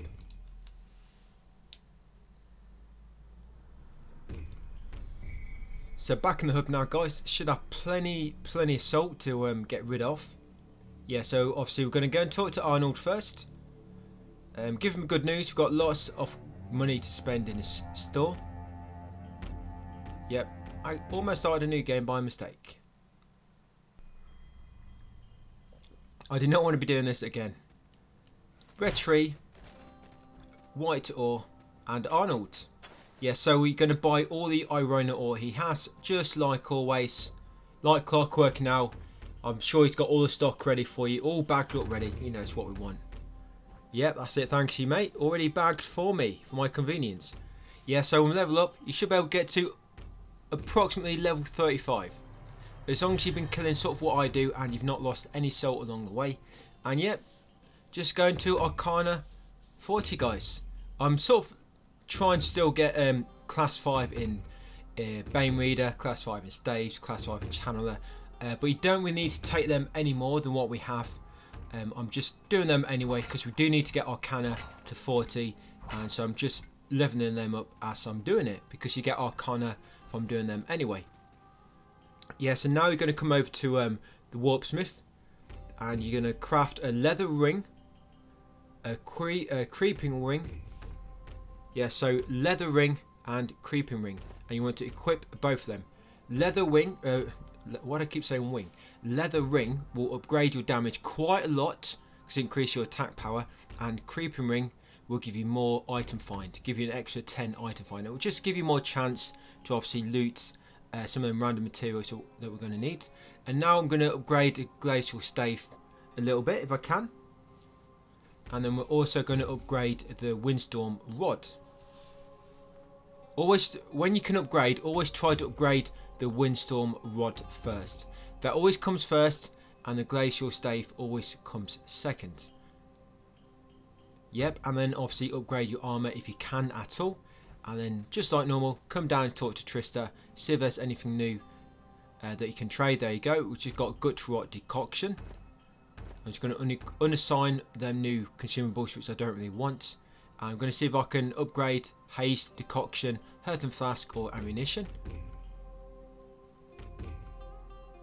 Later on, you'll need quite a lot of Tendervine to craft the sort of later earthen flasks and haste decoction. So although I've got quite a bit of Tendervine left now, it will go very, very quickly later on. So yeah, just like I said, keep your Tendervine for later, guys, to craft more haze, decoction, and earthen flasks. Yep, so once you've done all that, we're going to go to Corpsemancer. Back here. So what we're doing now, we're actually coming up here. I'm going to use the, now we've got a new ability, I'm going to grapple up here and use the Lumistone Circle to enter the Great Tree. The Great Deku Tree. Yeah, so this mage door, I think you need two, I think you have to defeat 2 mages for that green door to open. I'm sure it's 2. But yeah, once you come in here, just obviously make your way up the tree. trees grow upwards. That's why this is a climb. Obviously, watch out for the traps. Yep, I messed that up. Normally, you can roll to that ledge, but I rolled a bit too early. Let's try it again. There you go. Yeah, you can just roll and just grab it. You get golden pearl trio there and salt shard. I don't use the golden pearl, but the salt shards always come in handy if you just need a little bit more to level up, but you like 200 salt off or 1,000. They just come in handy for times like that, and there will be a few later on. So keep making way up, and there's going to be a grapple point. We're going to grapple across to a obelisk to save the game. I'm going to make our way up, guys, for another story boss fight, and then we'll get the code for the next area, Dreadstone Peak. Loot that bag there for a Grim Grip cap, is it called? Yeah, got this weird thing that's sort of like a hammock. I don't know, sleeping in his hammock. But yeah, just keep stunning him with your ice dart. Just keep spamming it. That's all good for. Just spam. A lot of people say they don't like spamming. It ruins the games and they don't like being overpowered. But I love spamming. I love being able to spam attacks. To me, it's all about simplifying boss fights. It's the journey to simplifying a boss fight. This took me a long time to work this, to get to this point, to doing something so simple as spamming ice darts. It took me a long time to get to that. Tried a lot of things, so the journey here, although I'm just spamming it, the journey to actually uncover this build is quite fun. But yeah, obviously always keep distance between you, and just use your ranged weapon, guys. Use your ice dart first, because obviously that stun locks the boss. It's safer to do so. Dodge your way to the opposite side, recover your focus. Once you've used all your ice darts and your focus, then you can start using your ranged weapon. And once you've activated that Lumin circle at the top, after beating the boss, guys, you'll get the code for the next area, Dreadstone Peak. Drop back down to the obelisk just to refill your haze decoctions and your channeling rod. By the way, if you do get low on haze spiral, because when you refill your haze decoction, it will take haze spirals from your inventory. But you know the green guy next to the blacksmith back in the hub, he actually sells haze spiral for 100, similar to the Irona ore. So what you can do, one visit back to the hub, instead of buying Irona ore, just go over to him and buy a stack of haze spiral. I do actually do it, but I do it quite a bit later on. I just go and buy like 50 at once from him, and then that should set me up for the rest of the game. So we're in here now, and we're doing another named Mage hunt, Animus Cane. So yeah, we're just following him down now. There's actually something I want to mention to you, but we'll just make our way down to this first.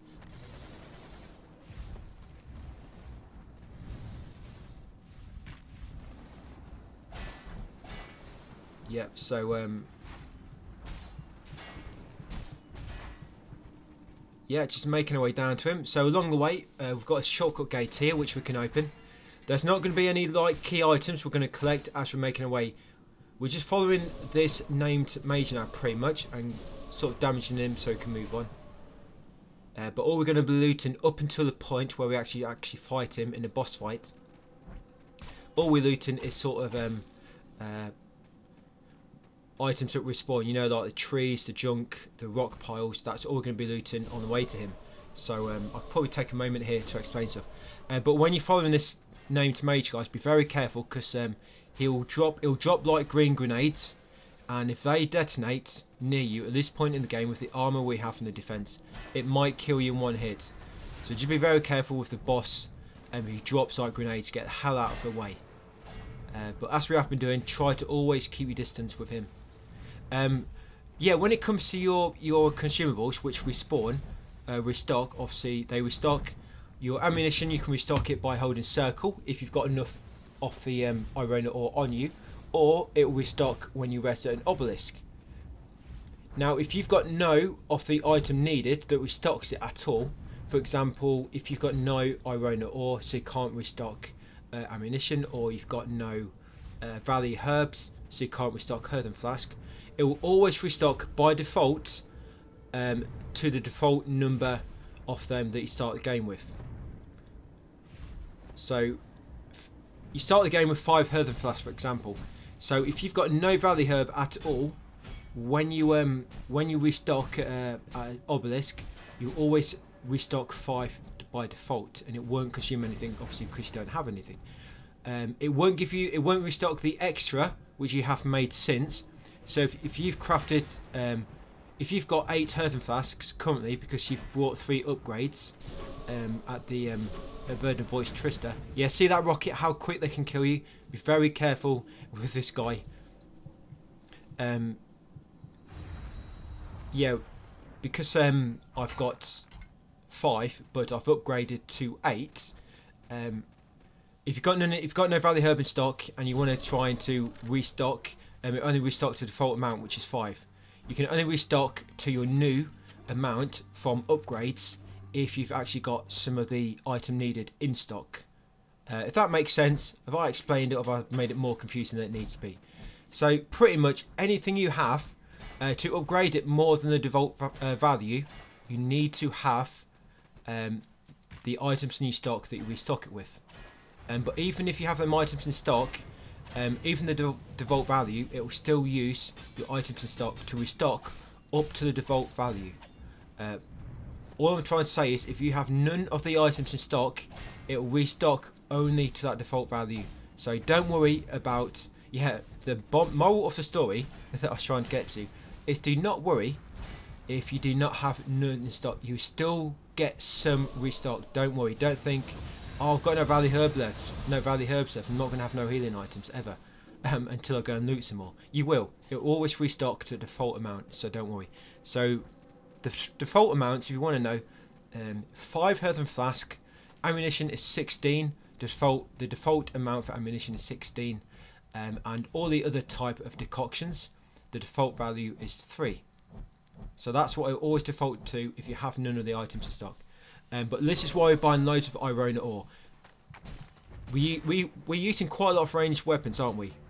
I mean, you see how quick you use them. So there's 1, 2, 3. That's 3 Irona ore. I've just used 4, 5. That's 5 Irona ore.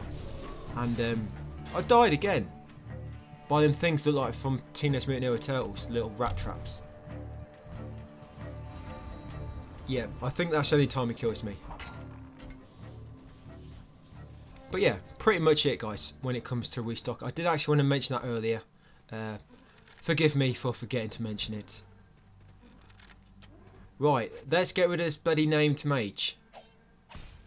There's quite a few of these named mages later on where if you get hit by a certain attack, it's like almost like an instant kill at our current defense. You can use heavy armor in the game and it will increase your defense a little bit, but it's not to the point where you can just stand there tanking hits. So now I'm dying in one, depending on the enemy or the attack, I'm dying in sort of 3 or 4 hits, or sometimes 1 hit. Well, I guess that would have been 2 hits then. But yeah, if you go with like heavy armor, it'll just help you probably take maybe 2 more hits. So it's not a massive difference. You can still die really, really quick if certain attacks hit you.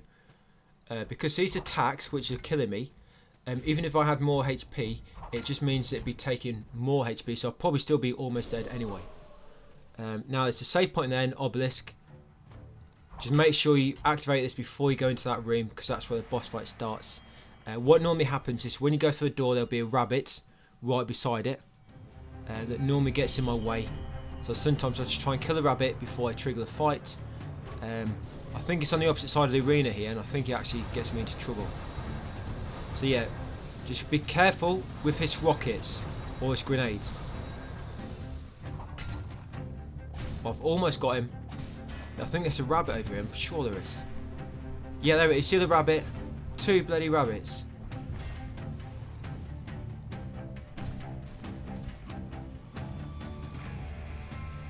Oh, but it looks like, oh, these rabbits actually help me, actually. Oh, that's quite lucky. Them rabbits probably saved my life. Yeah, so got him. He killed me on the hunt, but he didn't kill me in actual fight when it mattered. Yeah, Mage devoured. You get that trophy, the Mechanomancer. Yep, so you got a warding seal door here. I think for this one you have to defeat 3 mages to unlock this one. But activate that zipline shortcut. Kill these 3 sort of like brain bug enemies that sort of flies, aren't they?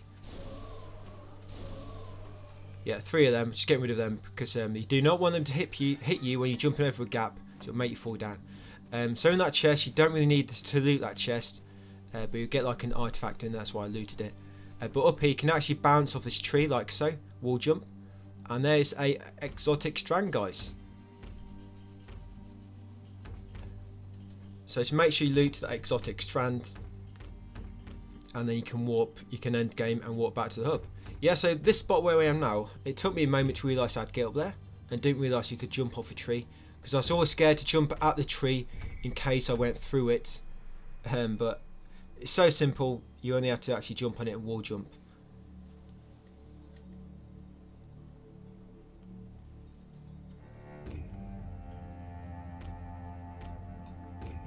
Right, let's load it back up. 1 hour 30 in.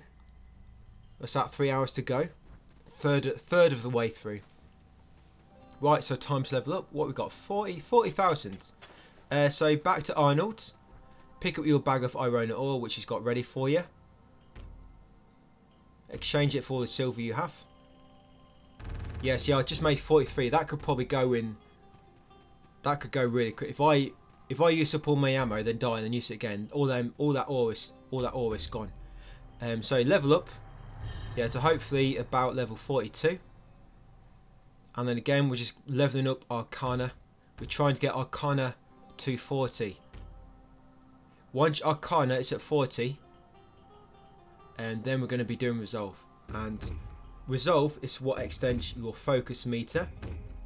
And once you get Resolve to 40 as well, that will double our current focus. So focus at the moment is 25 about. But once we've sort of got focus up to 40, Resolve up to 40, sorry, that should double that. And we craft an item as well that gives us 10 extra focus. Right, so what I can upgrade. So Earthen Flask, yes. Ammunition, yes. And yep, good to go. See if Trista can craft me anything new. No, she can't because I've not collected anything new yet. Yeah, I think at the end of the game I have to farm. I'm short off about 15 Tendivine. Yeah, 15 Tendivine short. And then what was it, fine leather? Fine leather was about, I think it's about 7. Is it 7 fine leather? And about 15 Tendivine short. So all this looting, I'm quite short at the end, Tendivine. It takes about 10 minutes to farm it. I mean, it don't take long, but still. But yeah, we're in Dreadstone Peak now, guys. This is the fourth area. There's 5 areas in total. There's actually 6 areas. But the 6th one is actually sort of hidden. You don't have to actually complete anything there to complete the game. So I do not enter it. It's called Hallowed Hill. So yeah, just making way up the mountain. Dreadstone Peak. Pretty chilly up here. Yeah, make sure you do not lick any of the grapple hooks. Or touch them with your bare hands. Yeah, so you got a bag there. That's a Grim Grip cap. Make sure you loot it. That's the item we need to upgrade. I think the green decoction. Forget which one it is. But yeah, you need that Grim Grip cap that I just collected. Unlock this shortcut door. Obviously we've got that obelisk up there as well. We're actually going to be backtracking now and cleaning and actually finishing every area as we go through. We're going to get the last upgrade now. The last ability upgrade. All we've got to do is kill these enemies, guys, and once you kill these, it's going to be quite easy for like the next hour or so. So we're going to be going back to earlier areas where the mages are going to be very easy at our current level and stuff. So you got these 2. I don't actually find these 2 that difficult. Actually, I know there's 2 enemies, and luckily this is the only fight in the game where you fight 2 enemies at the same time, 2 boss type enemies. But yeah.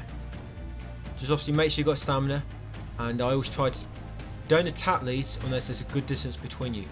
That big one, despite his size, he can jump very, very far, like so. Yeah, he's got Nike Air trainers on, so be very careful with him. Yeah, but a lot of their attacks, they don't do quick attacks. All their attacks, they have like little wind-ups. You can see them coming. They're like sort of delayed. So at least you can see them coming. You know when they're going to attack. They're not.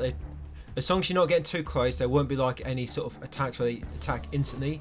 It's quite hard to dodge unless you're quick. You got plenty of time to notice their attacks and dodge. You just got to make sure you do not dodge too early. Yep, I'm just going to keep putting space between us. I'm using my ranged weapon first, and then I'm going to switch to my ice darts.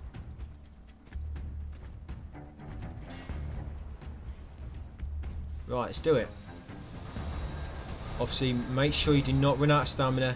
You always want stamina to dodge with these guys, because unfortunately you can only dodge one at a time.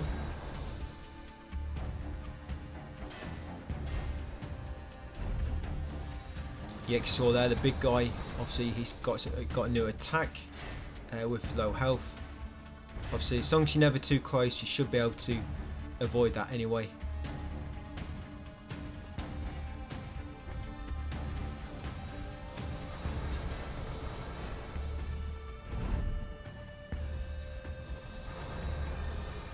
Right, almost got him.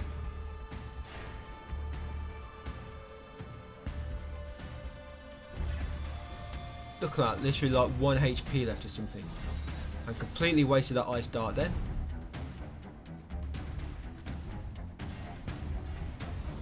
Right, that's one down. And do not relax yet. He's just got to tap the other one once as well to finish him off. That's it, the 2 monks, the trophy. Loot anything they drop. And let's go and get a last ability. Yeah, last ability doesn't really have much use in terms of backtracking. It'll be used a lot in areas going forwards, but in terms of backtracking, there's only 2 or 3 spots where you can use it, and there's not actually anything really useful behind them. That's one item which we need for upgrading a consumable, but other than that, we don't really have to use the other vent. I just get it now so you don't have to go back to an early area. But yeah, make your way up here, guys, and loot this. Obviously, as I was climbing up them ledges, I got a salt piece from a bag and a guiltless shard, and loot that body for the other cloth bolts. And that's it, guys. We've got all the abilities, all the movement abilities. Now you want to make sure you got at least, you want about 3 or 4 guiltless shards. I forget the exact amount, but as long as you got about 5 on, you should be safe. We have to give them to an NPC later on for a quest. That's guiltless shard, guys. I think it's 4 that we need. But yeah, back here, obviously loot the tree and the ore. Buy some Irona ore from Arnold. Level up to level 46 if you can. And again, just leveling up Arcana. What am I on at the moment?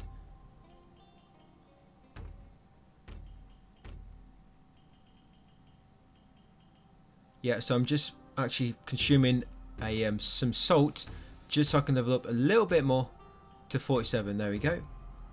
Yeah, if you only need a little bit more, good idea, just use a salt shard or something. Yeah, so I'm at Arcana, I'm at 34, so I only need 6 more in it, and then I can switch over to leveling up Focus or Resolve, whatever you want to call it. Right, so I'm just looking at some which will give me Arcana. And remember, you can level up the same thing multiple times. You see there, I'm leveling up the same thing multiple times. Not everything. If it's something which unlocks a new class, you can't upgrade them again. But if it's just like a stat, yes, you can normally level them up up to 5 times, like enhanced Arcana, for example, or strengthened Resolve. Yeah, you can upgrade them multiple times. I think up to 5. Yeah, so I'm upgrading my chest armor a bit more. Always upgrade your chest armor first if you've got enough materials. And yes, this guy, you can buy Haze Spiral from him. You see, he's got loads there. So what I'm going to do later, I'm just going to buy loads of that from him. You can also break down your artifacts and bolster them and re-roll them again. But most of the time, it's best not to dabble. Because if you get something good and re-roll an artifact, you're likely going to get something worse. Unless, of course, you keep close an app to get everything back, and just keep doing that until you get something really good. You could do that if you wanted. Obviously, make sure you save beforehand by sort of ending game and then loading up a save, and then go over to the artifact guy and obviously bolster and re-roll your artifacts. I think you have to, yeah, bolster I think it is. You can break ones down which you don't need no more, and then create memories and then use some memories to bolster other artifacts. And then with them, yeah, you pretty much, it lets you upgrade them but also re-roll them. But you may get worse perks, you may get better, but you could, if you wanted, do that and then just keep quitting the game until you get what you want. Because as long as you close the app, it will not save your progress since your sort of last time the game saved. So we're in Ashbourne Village now. We've gone right into Arch Ridge District. Obviously looted some junk on the way up. Yeah, the enemy's not doing much damage now. All we're doing now, guys, we're just going to be killing all the named mages left in all the previous areas, but also talking to certain NPCs which will trigger fights later. I think there's 3 fights connected to NPCs quest lines, but you have to normally, you talk to them in the first area, then the second, and the third, and then the fourth, and then they normally appear in the fourth, I think it's the 4th area, or is it the 5th? Might be the 5th area where most of them will appear. But yeah, went up there. We just started that named Mage Hunt. Did you see it? That was Kundry Khan. Just started that, and now I make our way out here. I'm taking this way down because there's a key item down here, and I wanted obviously loot on the way down. So I junk and rock piles. So exotic strand in that chest. Make sure you loot that exotic strand, guys. Unlock that shortcut door. Drop down. There he is. Just be very careful. Make sure your health is full when you drop down there, 'cause it's quite a big drop, and you can see it took most of my health off me.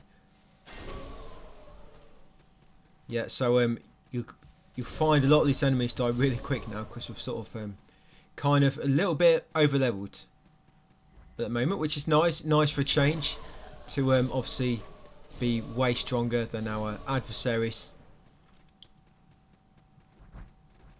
So yeah, just following him upwards. There's going to be a few key items we collect during the hunt.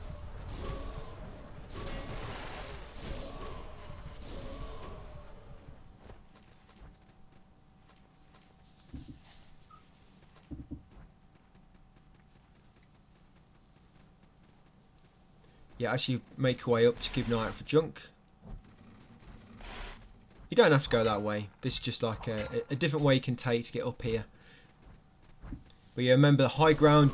Always take the high ground if you can, and keep sort of way out of their range. High ground always works better on mage hunts.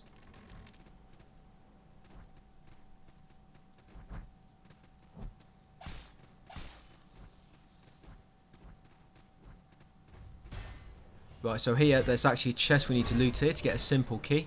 Simple key for a simple lock. Yeah, so once he's warped away, no, it's just warped to the same spot. Weird. Why'd you warp to the same spot? It's just a waste of teleporting magic. Yeah, come up here. Now, once up here, you're going to grapple to the left to that chest. Inside will be a very, very simple key, and there will be ash per times 3. But simple key is what we wanted. And then carrying up well, guys. Now let's get through here. Go down first and activate a shortcut ladder.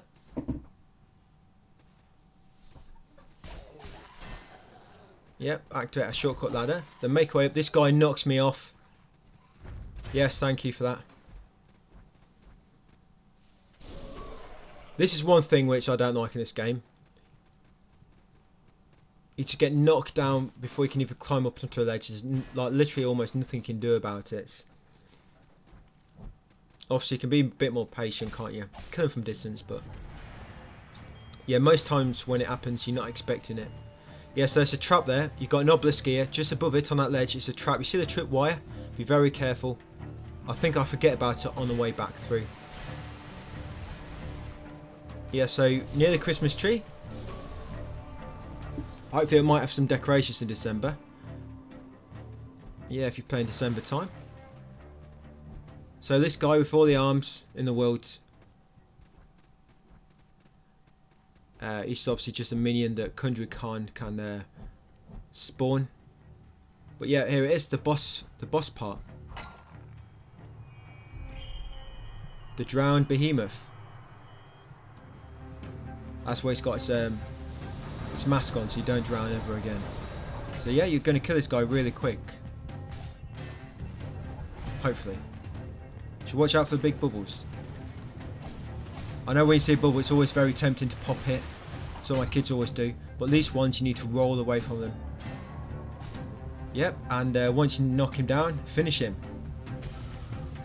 Stick the knife in his heart if you can find it underneath all that muscle. Yes, you get a trophy, the Hydromancer. Loot everything he drops. And loot this bag over here. I think that's Frostburr.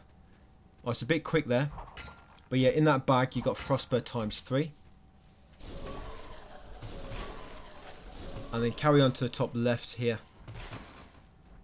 And there's going to be a chest. I'm going to need a simple key to open this chest. And inside will be the hideout key. There you go. Rather than just put the hideout key in that other chest, they just thought, I don't know, it's like a puzzle to put a chest with a simple key, and then the chest which the key fits is a few meters away from it. Yep, trigger that trap then, very close. Yeah, so come back through here, activate the obelisk, and now we should be able to open this door. Now that you've beat 3 mages. Now through here is going to be a sort of boss fight.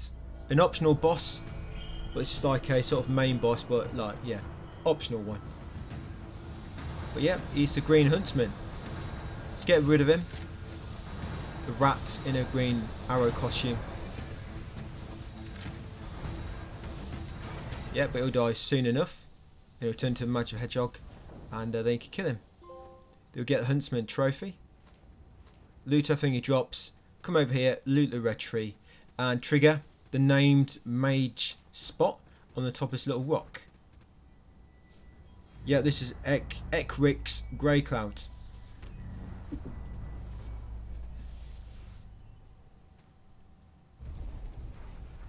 So this is the next hunt. Yep, that guy there, the electric looking guy. Yeah, so get him to warp down. He has to now warped away. He's going to warp this rest of the obelisk and now make my way down to him. I think the fight for him triggers right at the bottom, near where we first saw the fire mage. Yeah, so I'm coming through here now to activate that shortcut ladder, and it should put you on the high ground just to the top left. There you go, mate, and that should make him warp to the bottom right into Arch Ridge District. And I'm going to come down this way just so I can loot items, plants and stuff on the way. There's a red tree there. There he is. Just going to get that junk close by.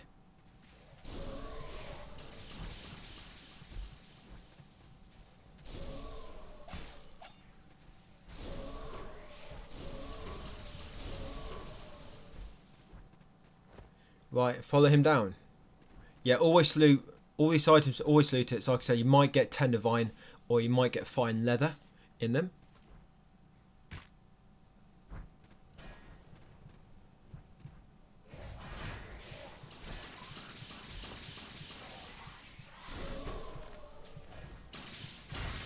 We could have fought this boss earlier in the game.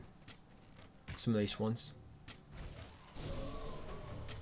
but it's just better to go. It's just better to go and get the upgrades. You know, get the upgrades, and obviously so can craft our items we use for the build, like the channel the rod, the windstorm rod. You know, and obviously the leather ring increase our attack power.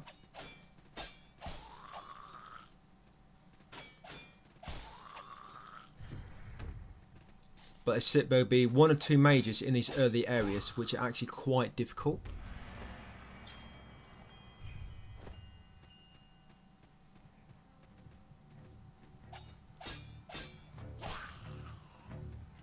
There's one in I think is it Bolgeran?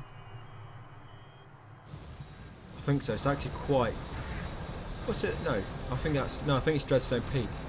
There's a mage in there. It's actually like a vampire type mage. It's actually quite difficult. But this guy's a pussy. Look how quick he fell. Right, that's Equix defeated. Get a trophy there. That's trophy number 24 out of 54. Almost halfway through in terms of trophies. Right, so now what we're doing is going into Crater Stone Mines. You can go back to the hub if you want, guys, and the Arcana a bit more. Remember, Arcana up to 40, and then it'll be Resolve up to 40. Yeah, so in this door now, we've got one more mage to defeat, and then we're done in this area. So in that chest over there is a Shimmering Bud, which we want. Yeah, it's annoying when that happens as well, when you're trying to grab a lich, and some puny enemy will keep shooting you with a little arrow, and it'll stun you, and then you fall to your death. That's happened quite a lot. I know it'd be easy to just kill him in the first place, but a lot of time you think you can make it and they're not going to bother you, and then they do. Look, again and again. Thank you, game.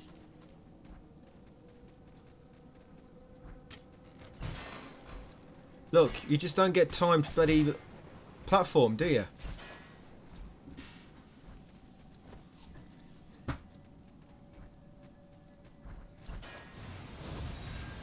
Right, okay, I had to pull out the ice darts. You asked for it.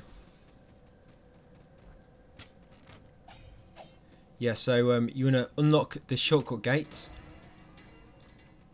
That's it, and then we can go and activate the named Mage Hunt. There's junk there, I've already looted it. So down here is the hideout, and this way you need the hideout key from. So the hideout key at the top of the area is used on the door at the very bottom. And talk to this guy, say yes, and you'll unlock that trophy, guys. Blue Heart Runners. That will join the Blue Heart faction. Now, if you remember that signal lantern, which we started the game with, you give it to him, and he'll give you 5 grey starstones in return. But you can only give it to him if you already have a Blue Heart token in your inventory. Yeah, unfortunately. We do have anyway. But yeah, start that named Mage Hunt. Yep, start that Mage Hunt, guys. That'll be a Varan Orvin. Like I say, he's the last one in this area. I think it's that green guy up there. There's actually just to the right here, it's a Ether Vent shaft, which you can use your new ability, your new sort of parachute ability, to glide upwards, and it will take you to some items. It's not anything we need. I don't go there, but if you wanted to go up there, you could do. Up there, it's actually Moss per Trio ×3 and a Blue Heart token ×3 as well.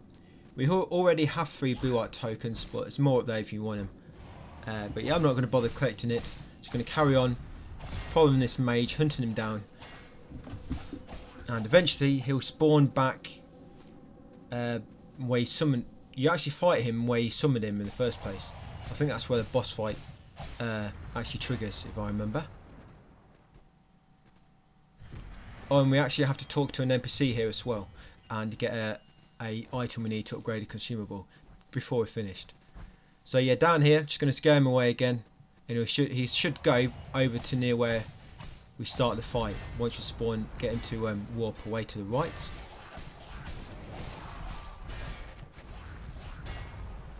Yep, he's gone. Right, so back over to the right now. We open the shortcut door, so you should be able to get back there pretty quick by just heading straight through here. Yeah, I'm going to loot that rock pile. Rock piles will always have like haste spiral inside, mostly, and iron ore. There's junk there. Should have looted it. That junk had respawned. I didn't see it. I just saw it now when I looked.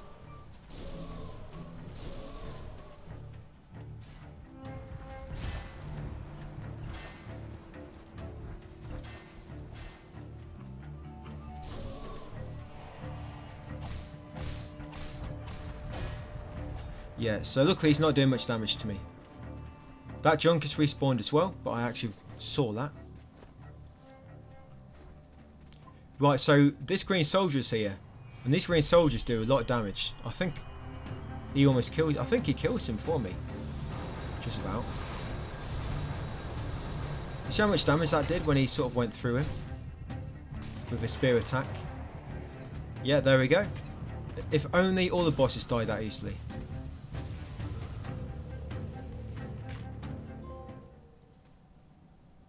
Yeah, so what we're going to do now, from here, I think we're going to end the game.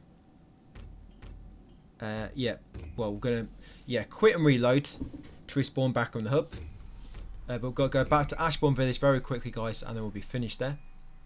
Yeah, so once you're back here, once you spawn back in, red tree, white ore, Arnold, buy all the Irona ore you can. And should be able to level up to about level 49 now. You're going to find, going forward, you're not going to be leveling up much now. Each time you get a chance to level up, as long as you're not losing your silver, you're probably going to have to be able to level up only 2 or 3 levels or so. It's not going to be a lot.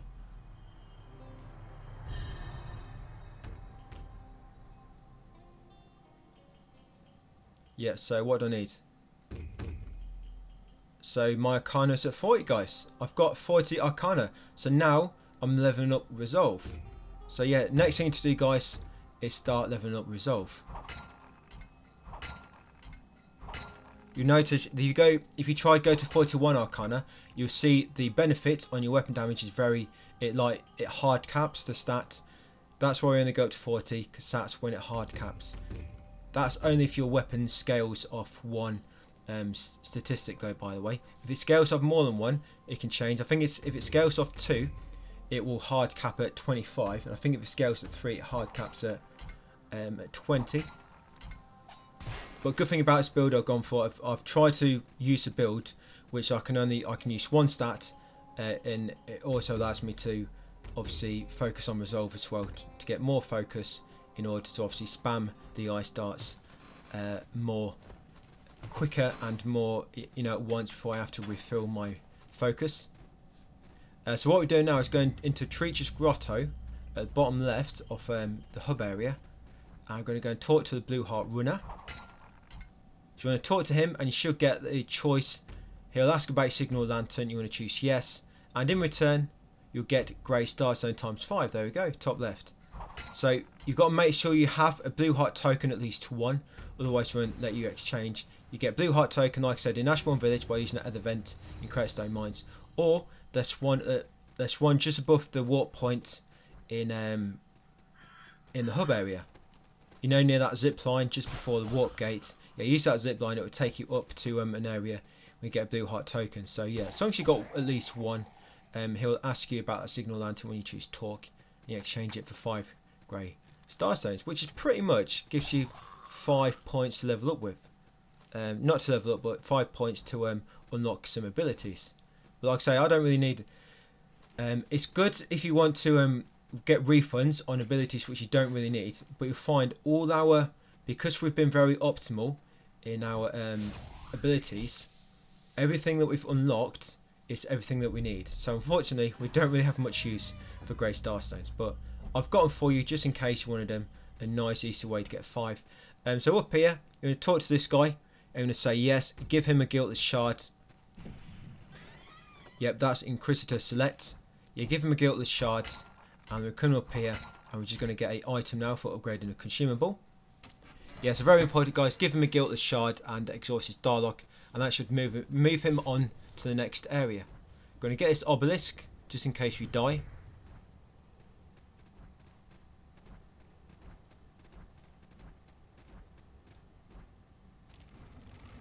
Yep, and then over here, now it's a little secret here. Just drop down, keep to the left, and there's like a secret doorway in the wall. In here, you should find Twin Ashba ×3, which you can use to upgrade our armor later.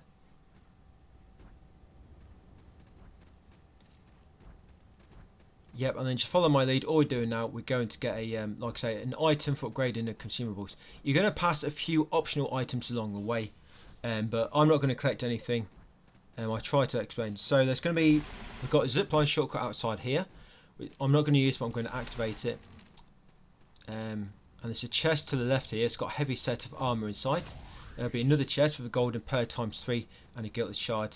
But yeah, I don't loot them. That chest just blows, and this chest there That's one with the golden per times 3. Up here, loot this junk, and just up in this, see up there to the right, that's the item we want, a blue blossom. Yeah, so just get rid of these so they don't stun you when you're launching across and fall to your death. Yep, blue blossom. Once you got that, just walk back, quick game and reload, guys, and then go back into the hub area.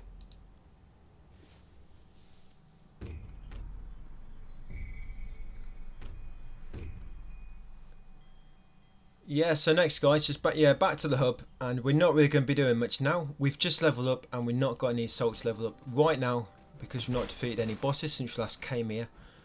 So yeah, just do the normal stuff, loot what you can, see if you can upgrade, obviously, any more consumables with Trista. Hopefully you can upgrade the haste decoction one more, because we just collected the blue blossom. Loot the stuff on the way down, and then we're going to... Ashbourne Village is all done now, guys. We do not need to revisit Ashbourne Village. If you do want to go back now, it's just going to be for you to explore yourself if you want to, or if you do want to do some farming or something. But now we're going to Bolgaran and Desolate Plains. So once we get here, we're just going to head left.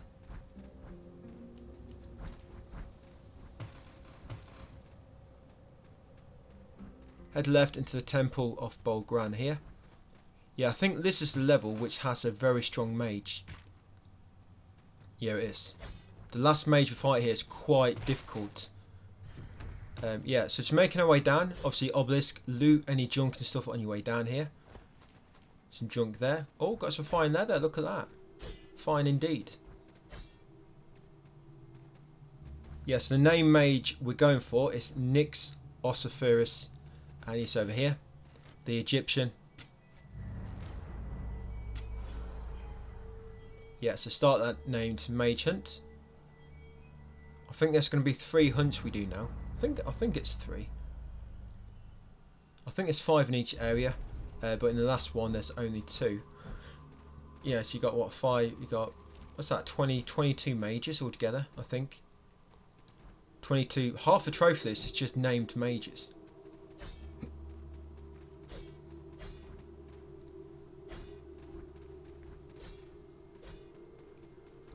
There's a pressure plate there on the floor. I just jumped over it. That's why I jumped for. I didn't jump randomly. I was jumping over a trap. Although sometimes I do jump randomly. Yeah, so here, them enemies, they break the platform. So you have to wait for it to spawn back. Unless you want to try risking climbing the ladder. But I would not advise that. Yes, this guy, watch out for the poison heads that he spawns. And they come shooting towards you. They will debuff you. If too many hit you. Well, they're not debuff you, they just do a lot of damage. Sometimes he may summon like a portal, which a head will spawn. Well, he'll summon the head sometimes, and it'll just breathe like gas at you. If you see that happening, quickly roll behind it. You got to be very, very careful with his attack. These attacks can kill you very, very quick.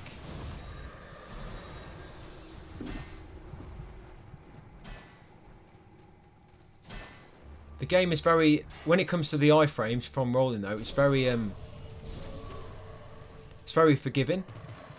You know, you get a lot of iframes, and it's not like your dodge has to be like pitch perfect. You know, you do have quite a big window to actually roll through attacks. Right, so yeah, just attacking him now, following him down. All going to get on the way down, on the way back down to him, we're just going to find junk along the way. So yeah, spawn the fight first, head upwards, and then follow him down. Watch out for the trap. If you're nearby an obelisk, remember you can heal if you need to, just so rest there. Oh, I've not said it, have I? If you rest an obelisk during a named mage hunt, it does not affect the hunt. It will still, all progress will still be saved. So if you started a hunt and you've attacked the mage enough and it's warped away twice, it will still be exactly how you left it, in the same state. It's only if you abandon the hunt by going back to the hub worlds or dying and then choosing to abandon hunt. It's only if that happens where you have to start it all again. If you just die and we spawn an obelisk, all current progression with that named mage guys will all be, with any mages on that map, that area, will all be saved still. Don't worry about that. Like I say, it's only if you die or choose to abandon hunt, and if you warp back to the hub area. So yeah, don't worry about resting at an obelisk to refill all your consumables and your health and that. It will not affect the hunt. Yeah, so I can't remember if you fight this one at the bottom or at the top. I think it's at the bottom. I think there's two here which you have to fight at the top. Yeah, so some of these enemies do it quite hard, so I'm just allowing them to kill each other, you know, as much as I can. Yeah, here he is. So it's down the bottom here. Caretaker of dry bones. Yeah, I've got a bone to pick with this guy. Oh, he's got a grapple point. Yeah, I could have grappled his head then, but... Oh, and again. Yeah, a lot of time I miss that window. Sometimes I go to grapple and I've got enough stamina left, so it won't happen anyway. Yeah, be very careful with that attack. Just make sure you also got full health. Yeah, with that attack, obviously you need to make sure you dodge afterwards. It's quite delayed. Yeah, watch out for that bloody head it spawns. That can kill you very, very quick if you get caught. Always happens. They've got like no HP left, and they just bloody... I don't know. I don't know what happens when... It's almost like, you know, you're on form and you're concentrating, but once they get to low health, your concentration... it goes a little bit because you get a bit overconfident because they're almost dead and you think, yep, I've got it now, I've got him, and it's like you drop concentration a little bit and they just get killed. The amount of times I've got killed when they're at low HP, I've lost count. It's a lot.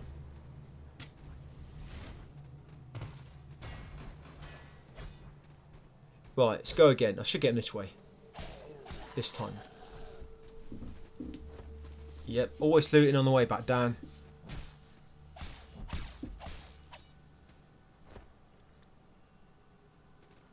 I think the important thing is just to always make sure you get your salt back. That's the important thing. Oh look, he's got some enemies. Yeah, so there's two enemies there to distract him for me. Thank you. Yeah, if you can stun lock the boss and you've got two enemies on the other side of him, it's pretty easy, because as you're stun locking him, the enemy's getting more attacks in. Look at that! Team of 3. Thank you, enemies. Keep your friends close, keep your enemies closer.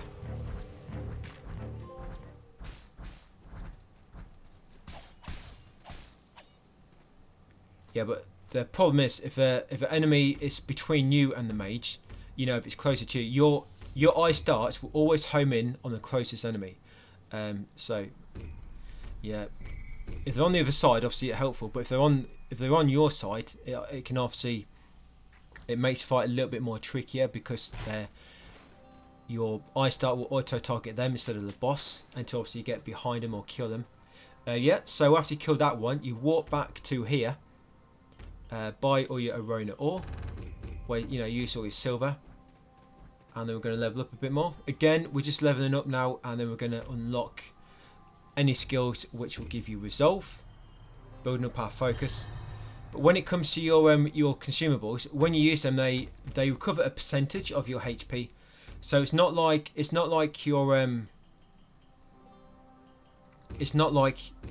obviously you're getting more focus, but the haze is only gonna it's not like each flask is only going to recover 10 focus at a time. So if you got 50, it will recover 10. You got 60, it will recover 10. No, it's not like that. It will recover a certain percentage. I'm not sure exactly, but the more focus you have on HP, the more useful your consumables are, because they will heal you for more and recover more. But if you get to 50 focus, you can actually, the ice dart, it uses 5 focus to summon it, to cast it. So if you can get to 50, you can summon, like, you can start a fight and just summon 10 almost straight away, obviously where stamina allows, assuming you don't want to go into negative stamina. Yeah, so I just upgraded my armor as much as I can. Coming down here, and I'm going to see if I can upgrade. No, I can't. No, I'm not wasting it on consumables I'm not even going to use. We'll do them last. But you can see I've only got 1 Tendervine left, I think, and 0 fine leather. Was it 0? But earlier in the game I had loads of Tendervine. This is what I mean. It looks like you got a lot, and you might think about using them because you got so many. But when we're getting a bit closer to the, to this way, the halfway point, and obviously we've got more consumables, it'll cost more to upgrade them next, and that's why you need all the Tendervine sort of holding onto it for. That's why we're hoarding it. So yeah, back in Bulgaran, making way up here now. I think this is the right way I'm going. Yeah, so obviously we're going for the next named mage, which is going to be Blight Takers. No, it's not. No, that's yeah, it's going to be Salt&Sacrifice. So over here, it's going to be a new faction, guys. So carefully make your way across. Loot that bag for a Sunfire Toadstool. That's a key item we need to upgrade a consumable later.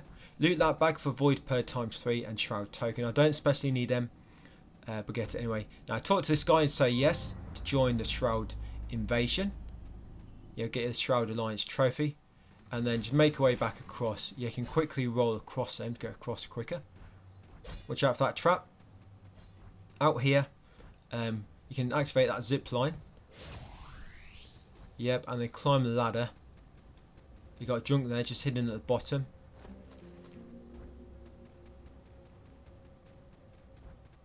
Watch out for that trap. Pressure plate there. Almost went on it.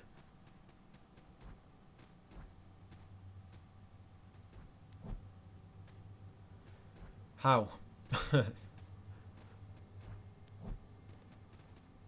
You never fail once in this time. It's always like 2 or 3 times you fail. So that's one of them annoying enemies that summons the like little death darts, and it almost killed me. It actually inflicted it on me then, but luckily it didn't kill me. I had full health. So at the top of here is going to be another NPC. We need to advance this quest line to get a trophy later on. So yeah, make your way up. That's a weapon. Altar Stone Glaive. Don't really need it, but it's there if you want it. Pick it up. There you got a Tome of Fates, and yeah, talk to this one. I think it's Inquisitor Amber, is it his name? Yeah, talk to him, advance his dialogue, exhaust it to repeating this dialogue like normal. Yeah, that Tome of Fates that we looted next to him, you give them to Rune Reader, back near the Rune Gate, and she'll sort of like activate new mages for you to quests for you to follow. They don't count for anything, no trophies, but yeah, give her the tomes and she'll let you do like random sort of quest named mage for, sorry, not named, nameless mages, and it'll just, it's like a way to farm or to get more materials. But yeah, that's Rune Reader. Just talk to her and then she'll ask you for them tomes, you give them to her, but for trophy purposes I wouldn't be doing it, and you don't need to. It's just mainly for, like I say, farming. So up here you got a named mage, Salt&Sacrifice. You want to trigger this, follow it, and then drop down and trigger the zip line. Come through here. That's it, drop down, get the obelisk, get the red tree beside it. We're going to be using the other cloth now.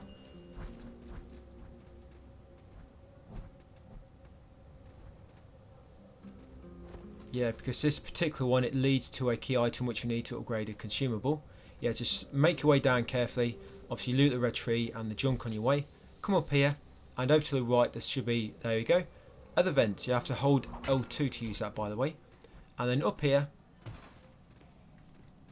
you've got a bluestone mushroom, guys. So yeah, grab that and then drop down. Whoa, that's very... Perhaps do not do that. You can drop off. You don't need to go right back the way. You can just go left and drop down near the obelisk. I was very lucky, I think, there to drop on that. I didn't mean to do that. I meant to sort of land in the vent and then obviously fly up a bit and then glide to the left, but it didn't work. Yeah, so you loot that red ore, then you're dropping down here, and you can use this zip line to shoot across.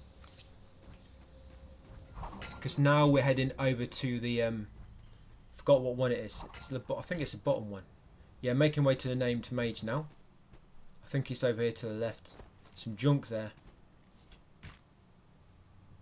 It's back near where we got a filthy key near that throne. There we go. Yeah, this guy. Obviously he's not attacking me, so I'm slightly out of range. You can see he's not really affected. But once they get close to you, that's when he'll summon his minions. There we go. Yeah, almost killed me. Very lucky there. What I should have done, as soon as he warped, I should have ran away, so I was out the outside of his sort of a range where he spawned minions. Right.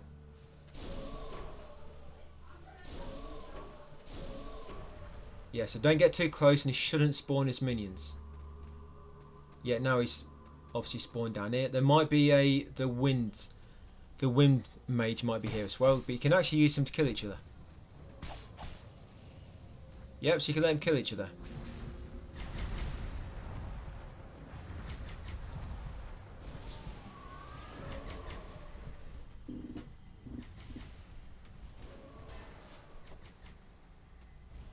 If they don't kill you.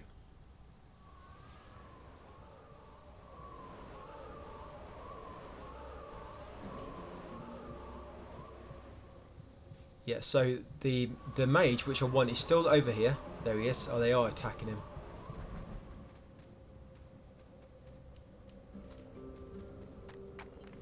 Right, just loot them while I'm close by. Right, has he moved away? Yep, looks like he's moved back to the left, so we're going to head over there now. Oh, here he is. Back in the temple.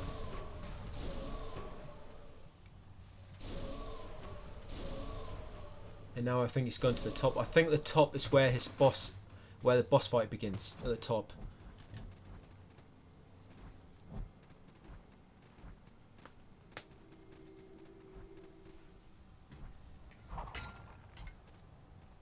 Yeah, just watch out for that normal enemy just over there. Oh, they're clearing him for me.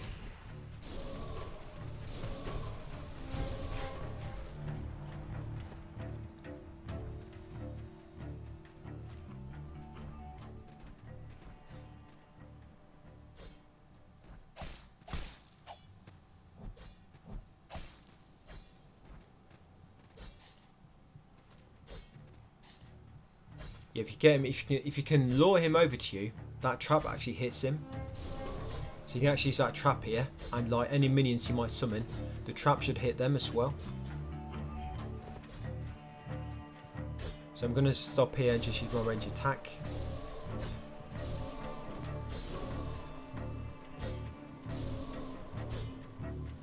There you go, it's gone back down the bottom. I think this is it now, the boss. No, still not yet.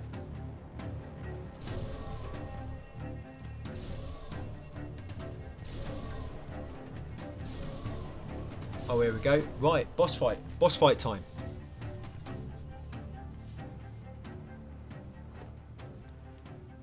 Yeah, if you need to obviously recover your haste decoctions, I think there's a save point not far down from us.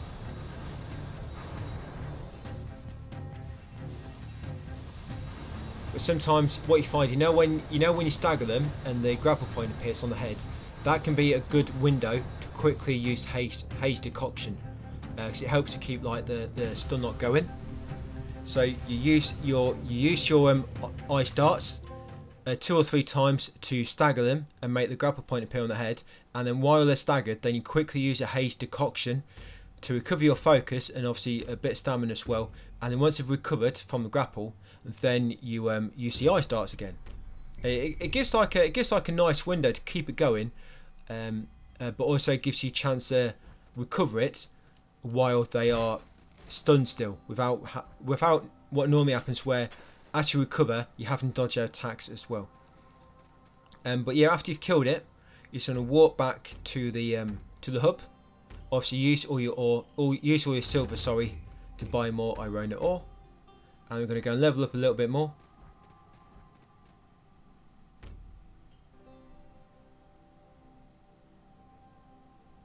And then we're going to go back, guys, and we're going to kill the final mage in Bulgaran.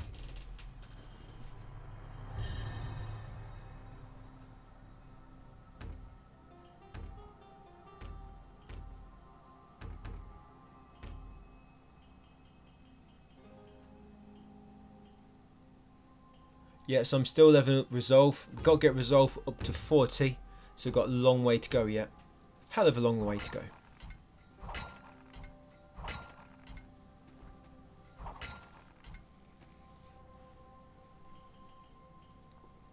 Yeah, so see if I can upgrade my armor or my my glacial stave or my windstorm rod a little bit more.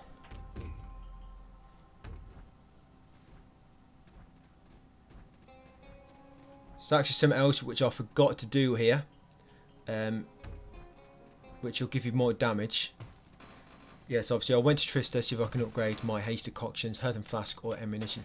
Yeah, but I forgot to do it here. If you go over to the blacksmith, Warpsmith Zach, and craft the divine armlet, what that does, it increases your runic damage. So yeah, I didn't do it. I think I forgot. I do it a little bit later. Yeah, go to the I think the mage was just defeated. You need materials from that to craft it. But yeah, go to the blacksmith and craft the divine armlet. And what that does, it increases runic arts damage. Yep, and then with that, obviously equip it, and it'll obviously, yeah, when you use the ice darts, it will do more damage. Come in here, talk to Inquisitor Select, who's now spawned here, and give him a Guiltless Shard again. Now see, it's died again, he needs to recover 4 health. Yeah, give it to him again, exhaust his dialogue, and that should move him on to the 3rd region. Right, and then we're going to make our way down to the next named mage.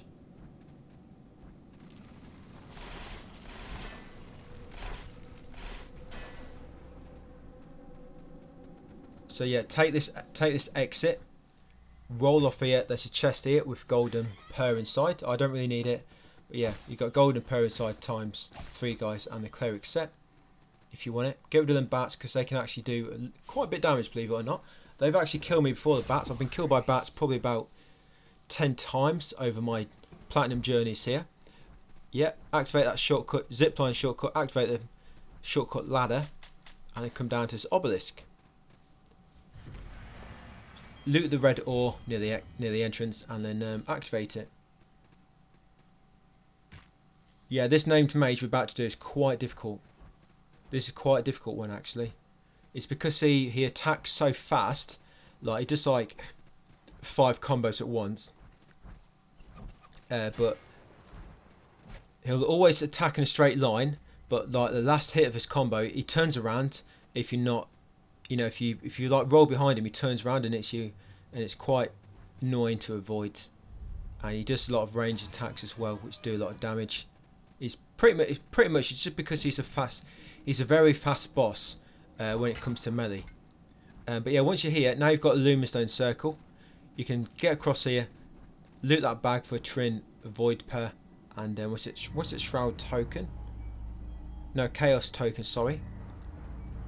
And then come down here, and you want to trigger that named mage hunt, guys. That's the last hunt in this area.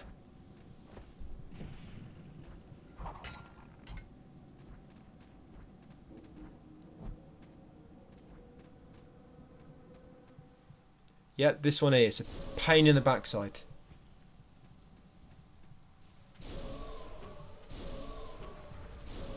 Yeah, so you probably want to get the high ground there if you can. I should climb that ladder, so I've got the high ground. Yeah, these little vampires, they'll teleport, so be very, very careful. If you see them just disappear, they're going to teleport right next to you and do like a lunging attack, sort of ground pound attack, sorry.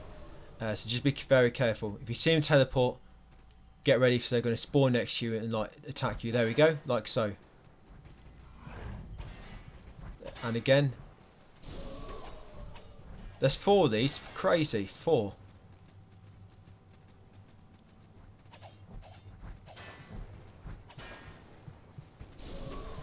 I just got to get him to warp away, and then I can sort of outrun them all.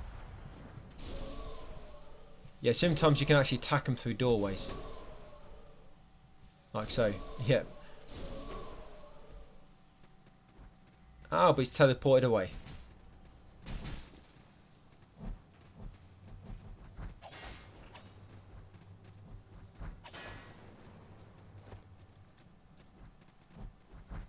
Yeah, but, so I can't climb that ladder because they're going to interrupt me.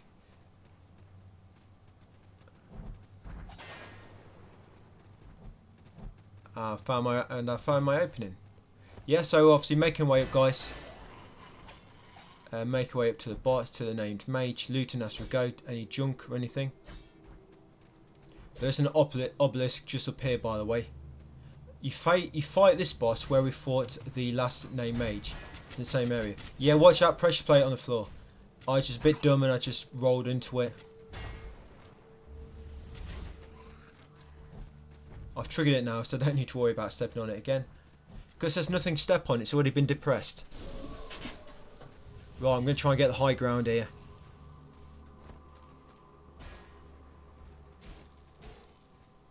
Just got to make sure you can see him. There we go, he's gone up. Right, let's follow him. Yeah, you got junk over here if you want to bother looting it. Probably no need to get that really. It's only one junk.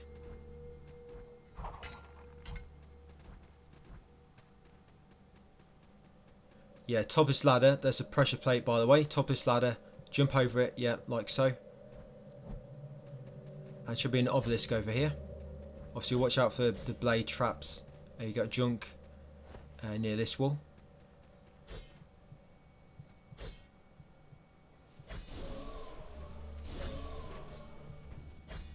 Yeah, before you attack him at this point, you probably want to go rest at the obelisk first. Unless you can keep him out of range so he doesn't summon any minions. I've had it before where I've literally died trying, when I've been just about to activate this obelisk, I've been killed one of them bloody vampires that teleport. Pressure plate there, I remembered. Yep, that'll happen a lot here.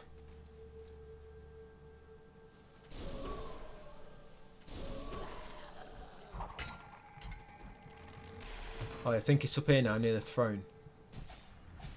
It's a bit tricky up here because of the angle, because here he's got the high ground. I don't like this spot. Yeah, they've got a high ground here. But as long as you can keep sort of range, so he doesn't aggro to you, it really helps.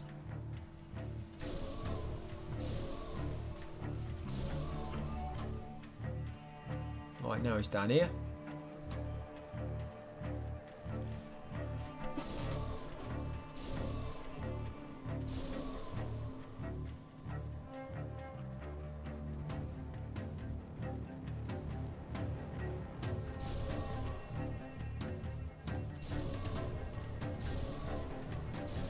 There he goes. Right, he should be going to the boss arena now. I think that's a different mage. Yeah. Yeah, he should be going... I think he's warped to the boss arena. So if you need to recover any consumables, just go back to that obelisk a few floors down and a rest to restock. Then come back up here, guys, ready for... Like I say, this is quite a difficult fight, this one. Quite a difficult fight because he's so fast. But as long as you just take your time, use your stun lock when you can. Take time, get range, recover, and then use your stun lock again. I can't remember if I do this one first time or not.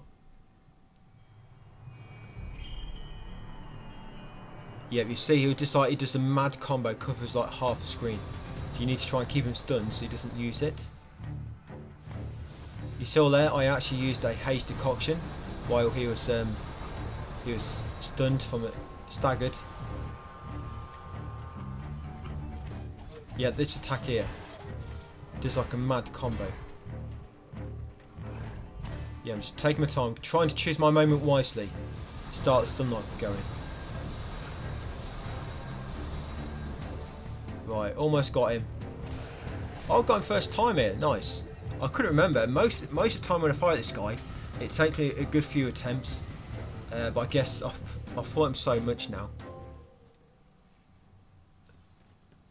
Yes, you get a trophy, guys. This Sanguimancer. Like I said, I think that's the last thing we have to do in this area, this region.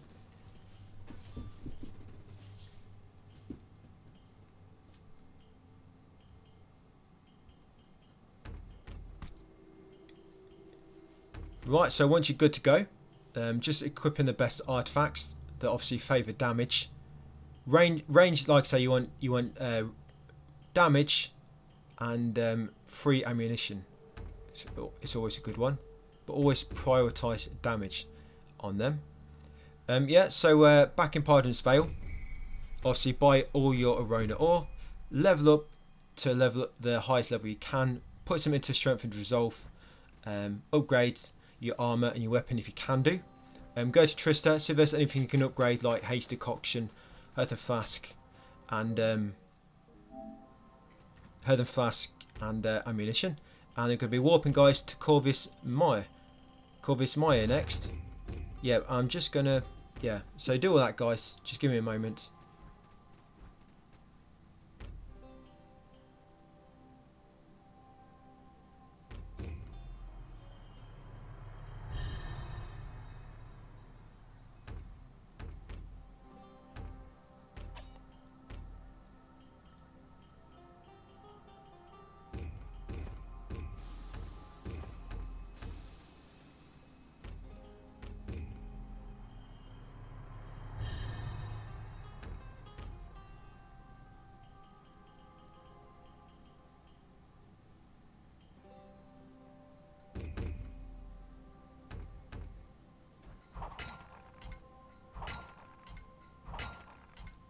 Yeah, so Corpsemancer, our next destination. So we've fully completed the first two regions in terms of trophies. So don't need to revisit them. We've got all the key items we need for upgrading our consumables later. All we need now, obviously, are all we need now really is tender vines and fine leather. But yeah, make your way back to the warp gate. And over to Corpsemancer. There you go, third region.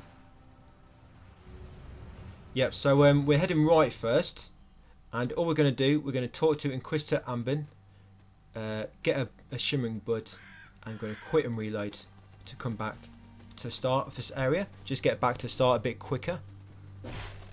You could just go and die, I guess, if you wanted, but just in case you've got quite a lot of salt on your person still, obviously you don't want to risk losing all that, so best to just quit and reload.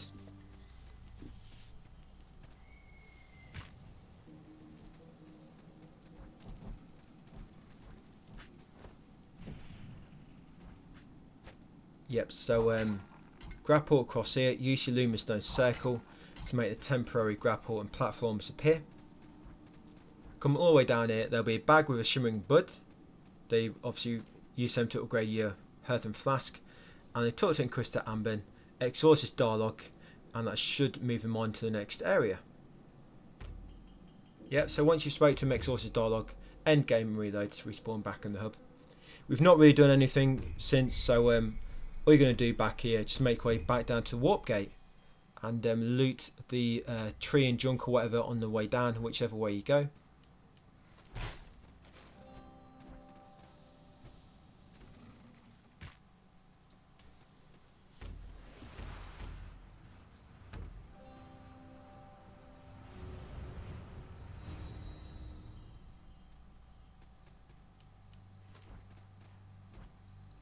Yep, once you enter, make your way left, loot the red trees on your way. And we're making way up into the great tree, guys. But we're actually going to grapple up here first and talk to this guy. Watch your old man. You're going to talk to him and you're going to choose yes.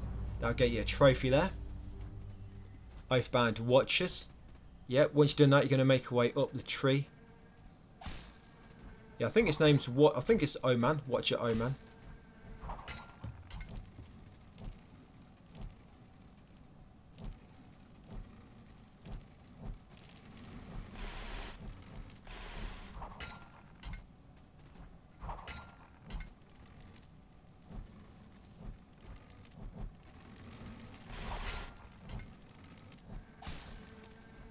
Yeah, in my text guide, we actually did this step a little bit earlier. We spoke to him a bit earlier in the text guide, but all it was, I just forgot to do it earlier on, so we just did it now instead.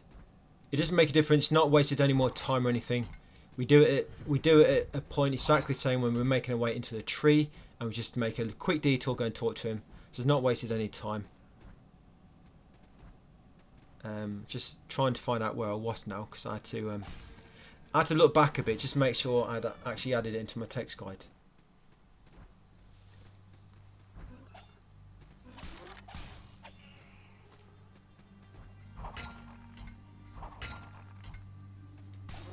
Yeah, so we're making our way up to the top of the Great Tree and then right into the Betrayal Crag. You should be able to unlock this Mage door now.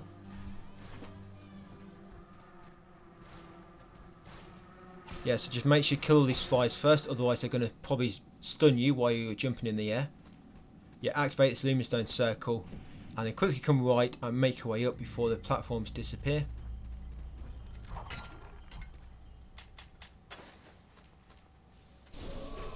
That's it, because at the top here we're going to find Inquisitor Select. There we go. Give him another Gilded Shard.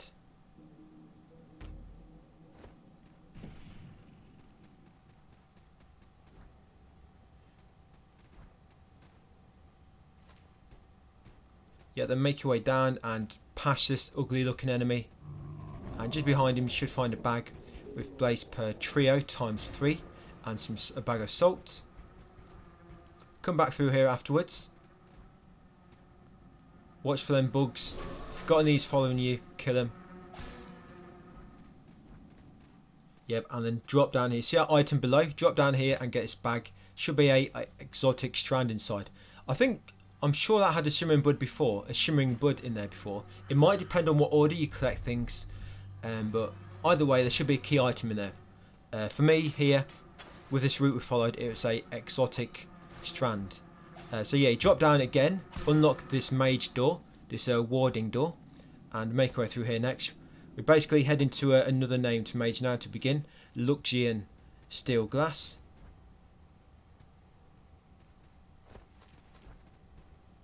I think it's only 2 more mages we need to kill in this area. Mate, is it 2? Maybe 3, I don't know.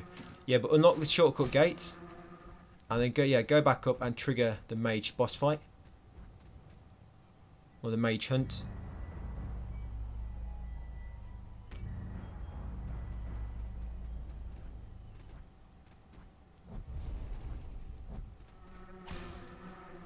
Right, he's triggered just over here.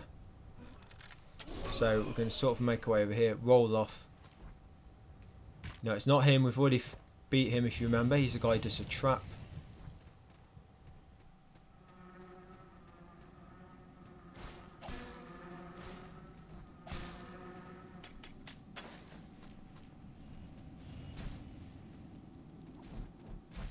Yeah, it's this guy here, Electro. Get the high ground.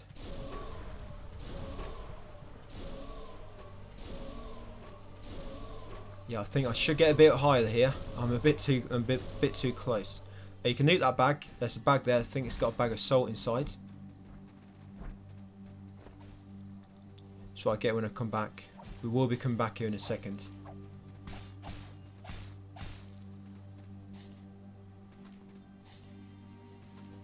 Or I just get it now. Yeah, salt shard.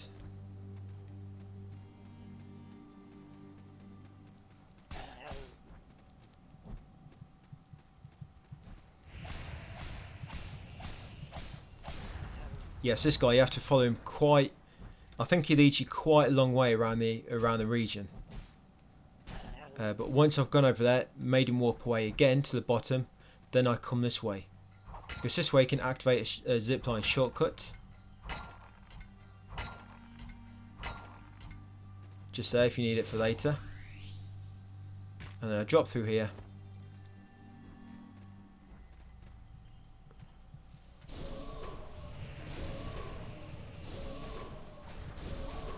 And attack him here. So that should make him warp to the left. Back to near the starting area.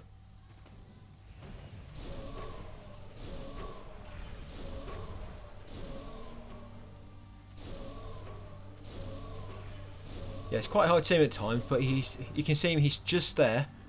Obviously, he's got opacity at 5 in the settings. Yeah, but he should eventually warp all the way to the left, just from the start of this there. If you want to recover, get some of your consumables back.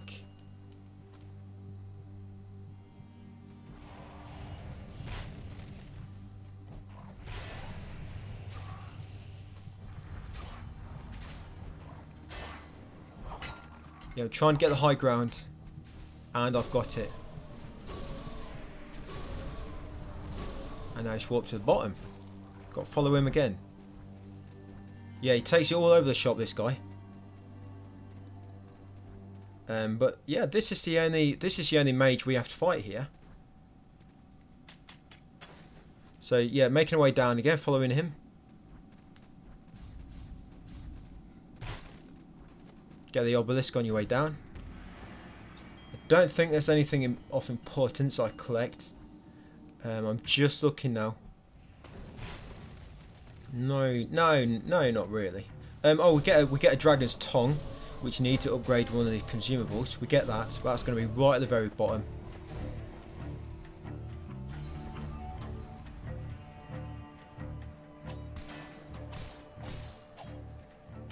Yeah, green ore.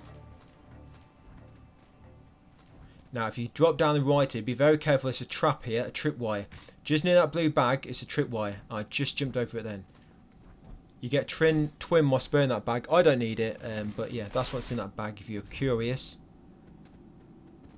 And yeah, once you warp to the bottom, just keep making your way to the bottom left of the area. You should find him again, and then after beating him here, it should warp to another part of this region, right at the very bottom, called the Fetid Grotto.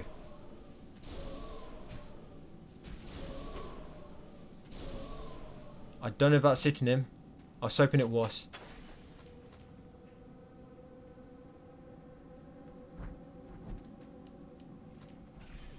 Oh, maybe it was. I don't know. Maybe the rabbits beat him up. Yeah, so once you get in here, you need to trigger this Luminstone circle at the bottom, then quickly jump back up.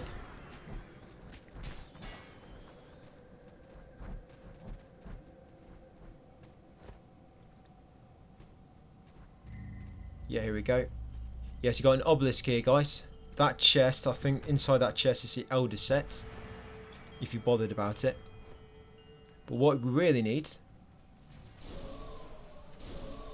is trigger him to move on first, the named Mage. I think he has done. Yeah, and then climb up these platforms and it'll lead you to the key item which you need. Yeah, so this is the Dragon's Tongue. There you go, make sure you pick it up, guys. And they make way over to the boss. I think this boss kills me once. I'm sure I remember him killing me. Pretty sure.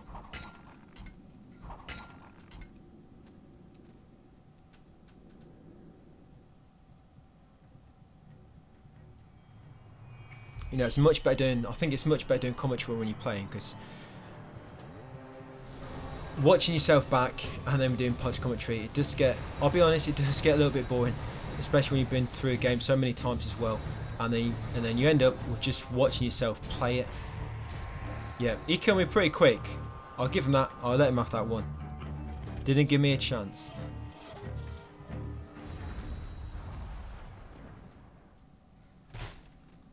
Yeah, the problem is doing post commentary it's a bit more convenient sometimes, because I can't always play and commentate at the same time. But sometimes I can record. You know, sometimes I can do one or the other. But doing both at once, doing both at the same time, it's sometimes not very convenient for me.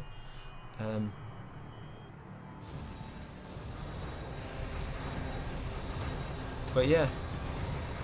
Just try and get a stun lock going. Yeah, you see his attack, he sort of jumps away and then sort of charges to you.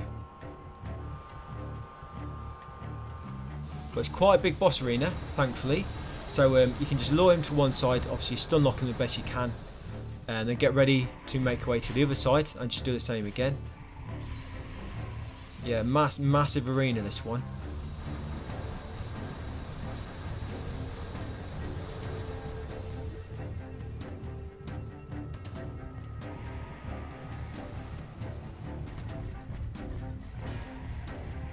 Yeah, stupid.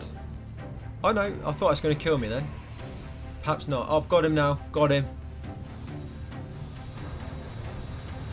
Nice. See, if all the boss arenas were massive, it might not be too bad. You know, give you more room to play with. Yeah, so once you killed him, guys, that's all you need. If you wanted to the right, You can get a void per trio times 3.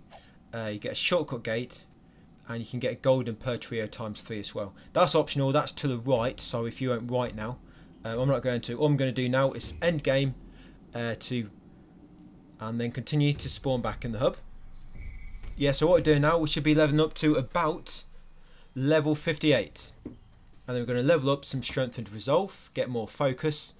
We're obviously going to spend all our silver, put some more iron ore in the backpack, and then we're going to try and upgrade the windstorm rod to +7. There's a trophy for max upgrading a piece of equipment, but don't worry, I think we end up max upgrading about, I think it's about 4 pieces, I think. Yeah, so don't worry too much about the max upgrade.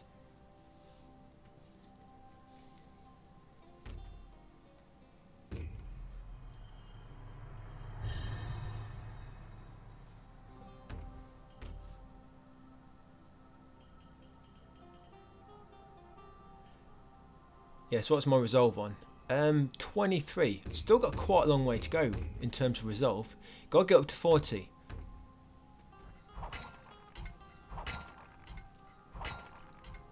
Yeah, right. So hopefully you can level up your windstorm rod to +7.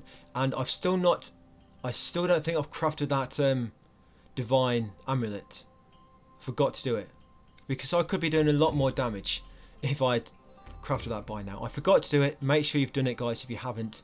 Remember, divine amulet, and what it does, it increases your runic arts damage. I'm not sure why I forgot that, because that's quite a key piece of my build.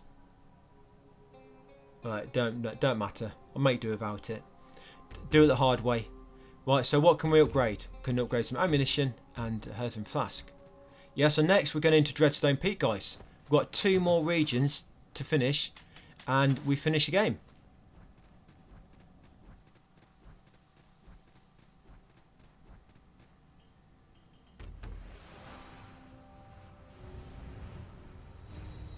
Yep. So once you get into Dreadstone Peak, we're going to make our way up into the Temple of 11. This is where we came briefly, if you remember, just get that last upgrade. Yeah, doing the Mage Zizak Zun next. I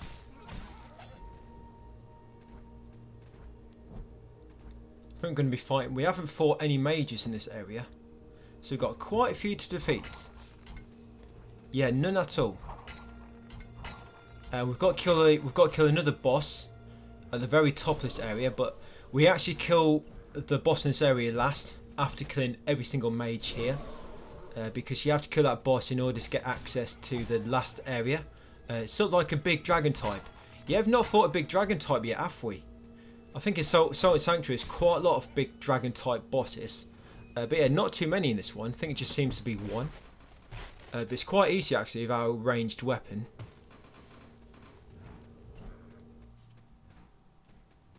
Yeah, so just over here into the Temple of 11.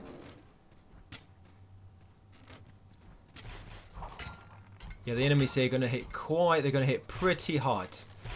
Just over here, you got Obelisk, just near where we jumped up to get that Incruster tool earlier on, the Ethercloth Bolt.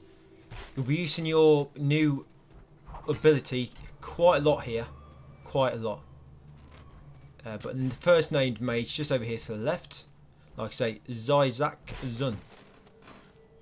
He was an Egyptian goddess back in the day.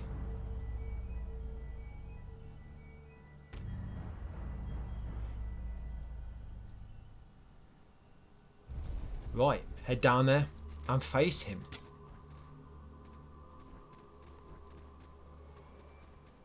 Yeah, rock pile there. Watch out for them samurais. Yeah, they've got the same armor as you. No, they are not your friends. They just look like you. They're imposters. They were trained in the same clan, that's all. The Highblade clan. It's a shame. It could have been like a nice little thing, you know, if them enemy types didn't attack you if you had that armor on.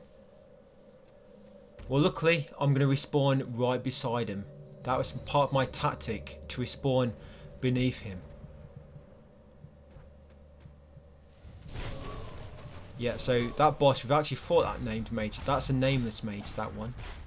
He's just getting in the way. But some of these mages, if you can lure some of them away, sometimes they warp close to another mage. You know, allowing you to get them to fight each other. Yeah, just follow him upwards. Yeah, be very, very careful. The mages in this one, this mage actually slows down time.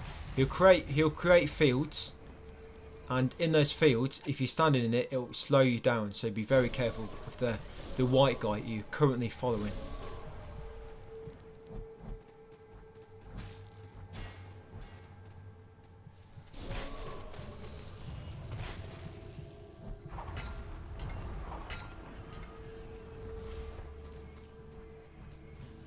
What's this guy? Who am I following? Oh, it's this guy. I thought I was following the white guy, but no, it's a purple one. Yeah, the high blades, the samurais will do a lot of damage and fast.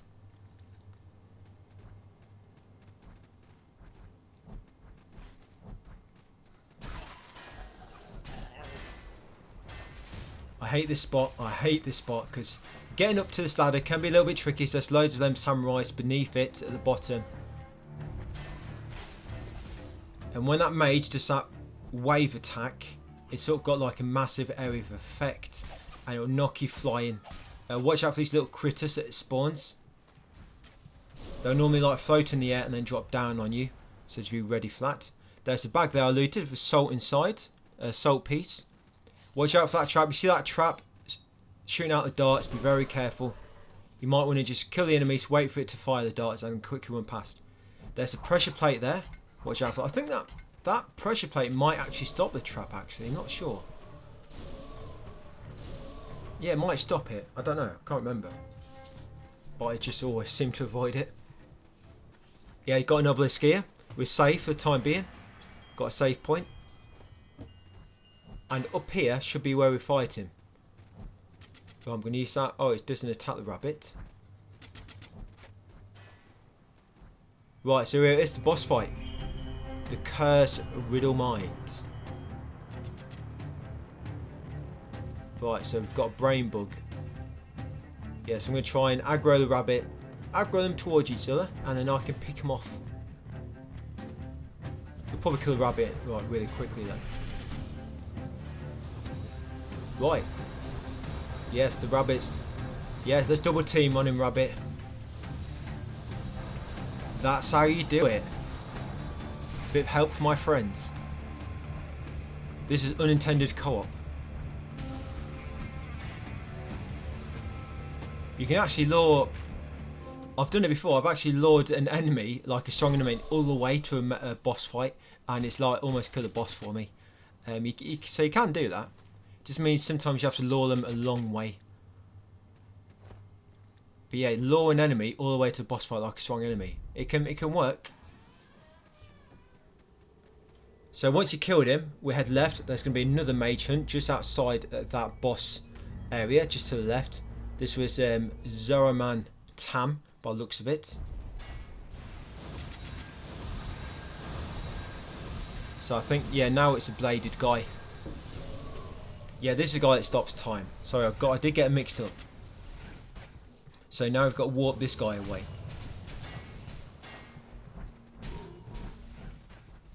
Yeah, I'm scared.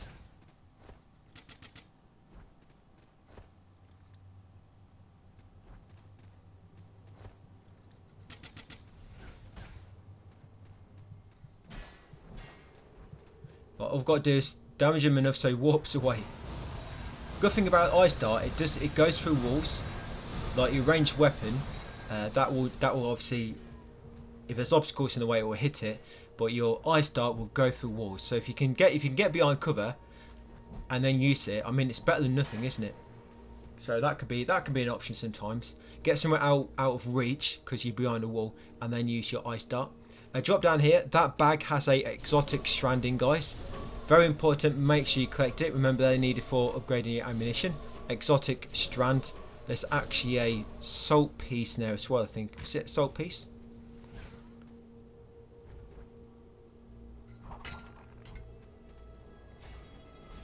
Yeah, salt piece as well in there. And we're going to carefully make our way down. Be very careful here, because if any of these enemies knock you off, they can knock you to your death. Because it's a long drop. We're at the top of the Temple of 11, which is quite a tall tower. Yeah, you can activate these shortcuts on the way down. Yeah, all your way along here, always activate these shortcuts. Now what I'm going to do here is just hide here out of the way and just spam my ice darts. Like so. Just get him to warp away. Yeah, watch out for them arrows. Yeah, I think I'm dead. Oh no, just I was lucky. You don't really need to actually attack him there anyway. You could actually leave him there. But I'm just doing it so I can get the salt from the salt in that bag. Yeah, that salt shard. And then back down here. There's actually an obelisk over here in a second. So if you can make it to this obelisk, you're safe for a moment. Yeah, it's an obelisk down here. But again, I'm using my ice darts to go through the walls. You see that circular field? That's what this boss will cast. It'll cast like a circular field or a vertical field. And if you're standing in them, it will slow you down quite a lot. It probably slows down to like 20% speed. It's a hell of a lot that it slows you down to. Probably even worse than that. But I've rested the obelisk, so I'm in a safe spot. I can recover all my consumables.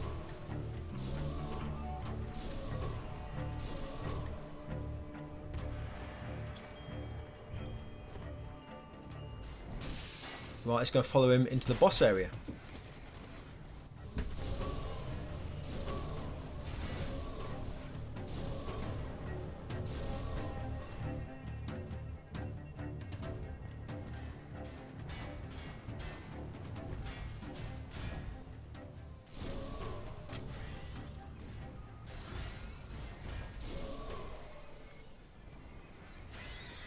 Do you see different enemies for attacking each other then? I don't think it's purely like mage enemies who will attack normal enemies. I think enemies from different areas of the map as well will attack other enemies, I think.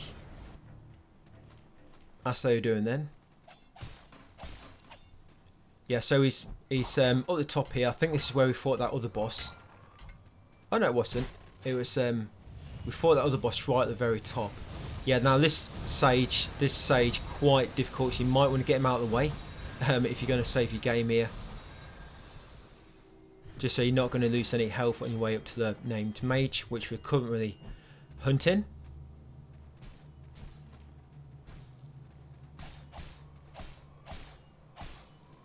Right, let's go and do it. The named Mage, Tam. Here we go. Yeah, so we'll slow you down. Keep out of the way, office fields.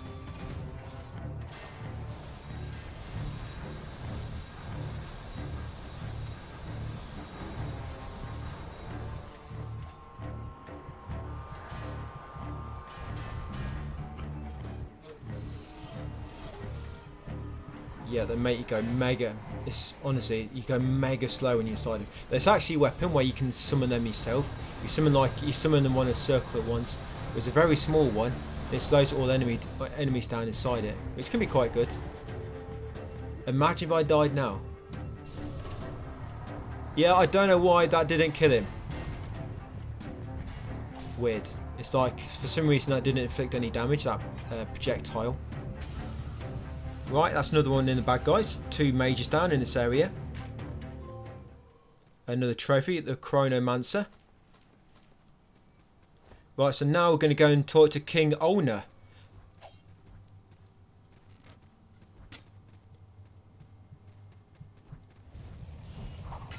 Yeah, so quickly get back up here. It should be a mage door to the right now, which you can unlock. Just past these guys. Yeah, I'm dead. Yeah, I knew it. I foresaw that happening. No, I think I remember dying in that spot. The thing is, sometimes the enemies, they spawn, they're positioned in such a way where if you roll past them, it's going to make you roll off the ledge. So you're sort of in a bit of a pickle sometimes. You want to just roll past them without killing them, but you know if you roll past them, you're going to roll off a ledge. But you've got your projectile, so if you need to, you can just kill a load of them at range safely. And these enemies, they launch quite far when you use your projectile. Yeah, so this door here, come through and talk to the guy in pink. Talk to him, exhaust his dialogue. That's it, and that should move them on. Just exhaust his dialogue, and that will move them on. Right, I'm just going to drop down here, just to get down a bit quicker. As long as you're at full health, it shouldn't kill you, as you can see. Yeah, down here. Open this door. To unlock this door, you need to defeat one mage, I believe. And now in the old annex. So be careful with these two. They're just waiting to ambush you. One on each side. Yeah, you got a bag there with a salt piece inside. Carefully drop down here. And you're going to get another faction to join. This is the Chaos Hunger. Say yes. Of course I'll join you. The Chaos Feast. Yeah, the Chaos Hunger trophy is for joining the Chaos faction.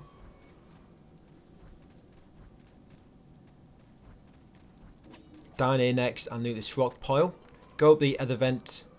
And there's a chest just to the right up here. And that chest actually has the High Blade set. The set we're currently wearing. So if you do not start with this class, that's where you get the set. It's this late in the game where you get it. We're what, 3 hours in? Over halfway. And this is the best class 0 starting armor in terms of stats.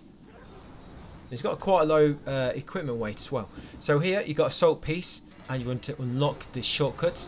This takes you back outside, just so we can come back in quicker later. And then make our way over here, use this Lumin stone circle and then grapple up to it. And that will take you into the blasphemous vault. Unlock that shortcut gate. Now going to head all the way over here and unlock the shortcut door and gain obelisk. Yep, so get that obelisk. Get the junk, go up the vent and get the exotic strand in that bag. Yeah, exotic strand, and then also unlock that shortcut door. Yeah, go back down.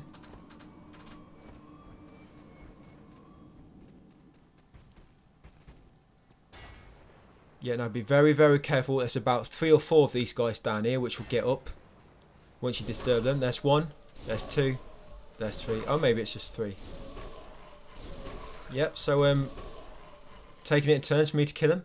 Yeah, loot that bag. You get blaze per cluster times 3 and salt piece. Then carry on down here to the left. Watch this platform. Do not fall down here. Run across, grapple, and loot this bag for George Fibbler and Frost per trio times 3, and unlock the shortcut gate. And then make your way back across, and we'll get an obelisk.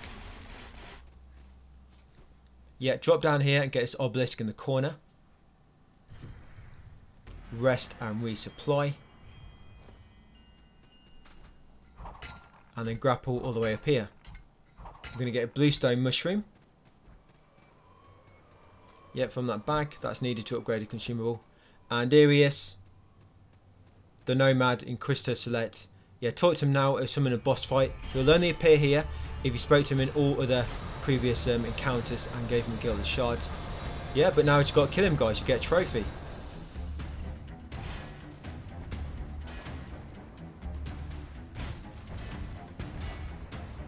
So I'm just doing the same. It's quite a big boss area. He does cover a lot of ground with some of his attacks. But all I'm doing, I'm just getting from one side to the other. Make sure I've got full focus and then just spamming my attacks. Make sure I don't run out of stamina. You want to make sure you're ready to dodge if you need to quickly.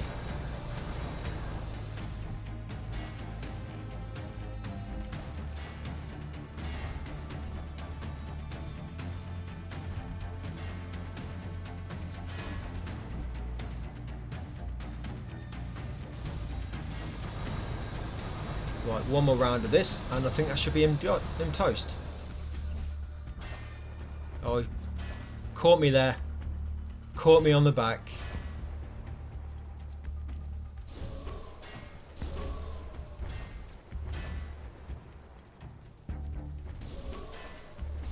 And got him. Yeah, you get that trophy, the Nomad. He'll drop some goodies. Once you've done so, back down. Make your way back across the grapple points over to the obelisk. Yeah. Have I got anything decent yet?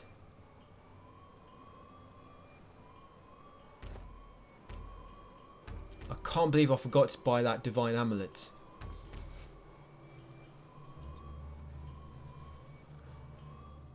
You see some of these they got runic arts damage. Obviously that's a great help. If you get some that have got good range damage and good runic arts damage, that's awesome. Pretty awesome. Excellent. Yeah, carry on left here.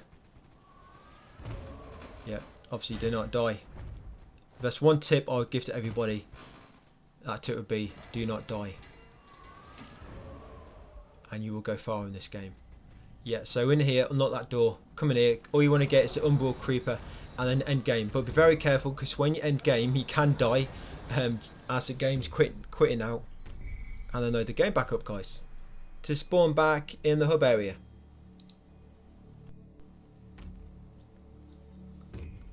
Yeah, so once you're back, guys, just like normal, we're gonna grab the red plant and the orb, get our Irona ore from Arnold, and we're going to level up all strength and resolve. You should be able to get up quite high level now. You should have almost 70,000 salt if you've not been dying along the way and losing it. Yeah, so hopefully you can go quite a bit now.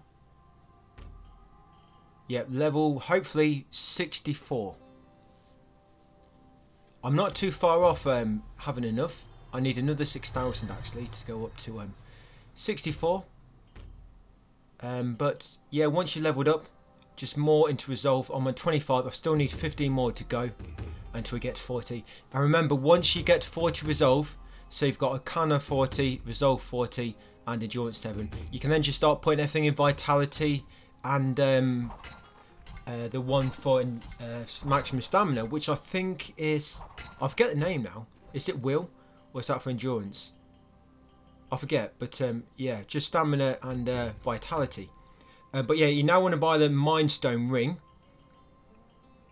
Yeah, buy the Mind Stone ring, and also upgrade the Glacial Stave more if you can. You hopefully should be able to upgrade it a little bit more. Now you've got Prosper Trio. I don't think, did I even check? But then come down to Trista and see if you can craft anything new.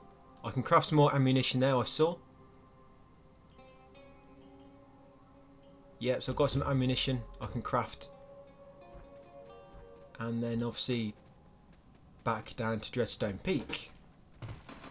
I still haven't checked that Divine Arm Amulet.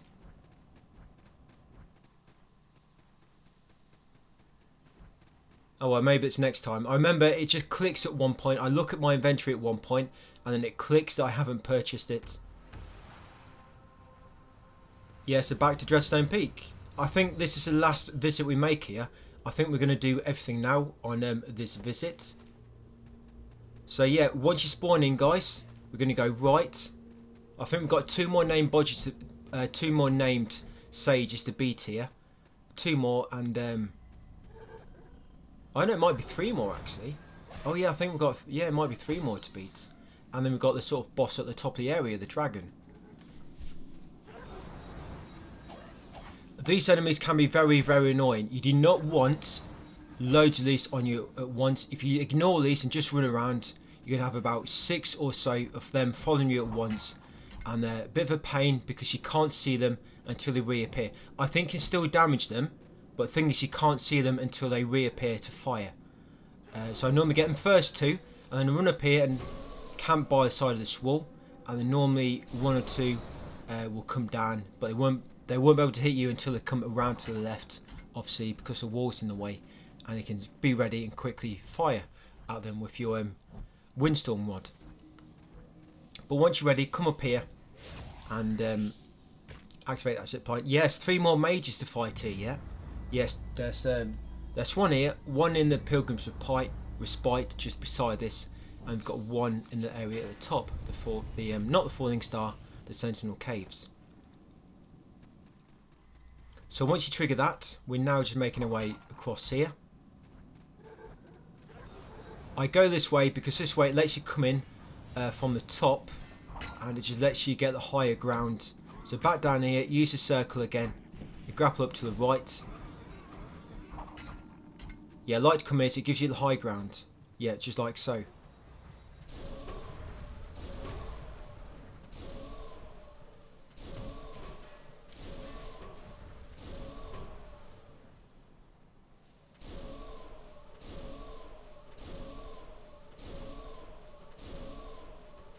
Yeah, you got to be very careful with this guy. It's saying all these mages going forward, they're gonna hit very hard.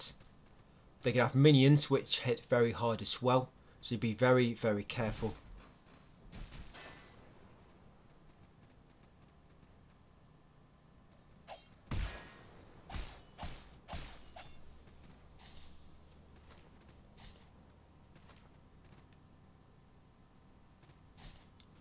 Yeah, he's over here somewhere. I can see him. There's actually an obelisk just to the right as well. Oh, he spawned on me. He spotted me, so he's probably going to summon his minions in a second. No, yeah. If I'm worried, I just spam that. They're my starts. If I get worried, because I know that's going to stun anything that gets close to me.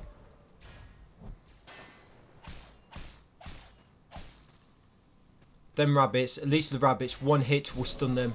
So you know, as long as you're attacking them, they can't hit you back. It's these bigger type enemies where your attacks do not interrupt them. You have to be careful with them, and that's where the ice dart comes in handy. Oh, it looks like he's warped to the bottom now finally, so I can come to this obelisk, save the game, get that junk just to the right.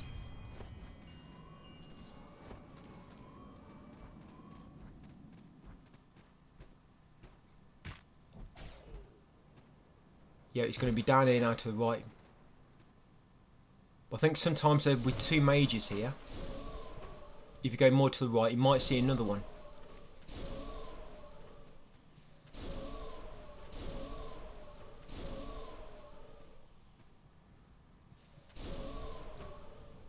Yeah, but he's warped away now anyway, so I'm just going to follow him.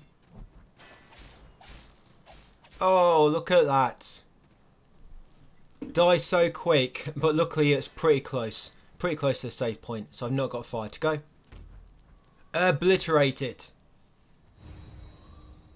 It's one way to announce your death, isn't it? Obliterated, completely destroyed.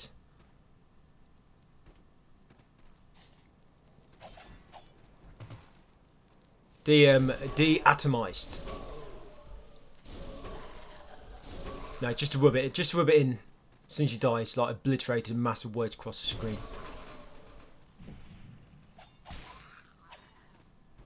Look, one hit and they took over half my HP just. Right, you actually fight this boss down the bottom here. So, once you follow it to the bottom, you know you're getting close to the boss fight. It's in the far bottom right where you fight him, far bottom right.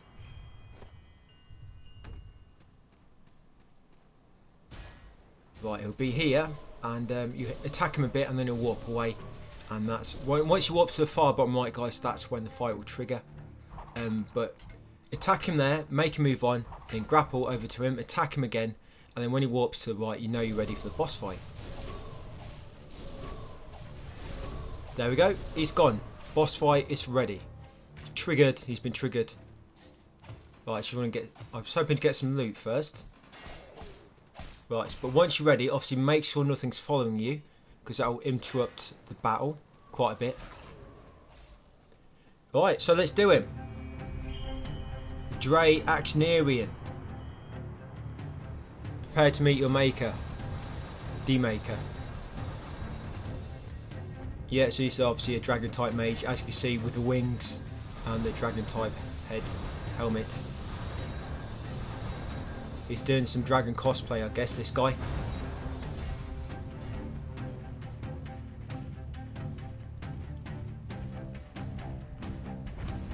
Yeah, watch out for him at Comic Con 2023. Dreadstone. Right, I've got him. I've got a stun lock going, and he's got him, yes. So once you killed him, To the right, there should be a little room. There will be a chest in there with a golden perk cluster ×3 and a large bag of silver. And then once you've got them guys, quit and reload and to respawn back in the hub. Yeah, you don't really need the contents, but yeah, go for it anyway. We've also got loads of bags of silver, which I never actually used in the game. Yeah, I never used the silver. Level 63. So yeah, back here. Normal stuff, guys. We're going to level up a bit more. Still getting strength and resolve. And hopefully this is the point where I realise that I do not have the divine amulet.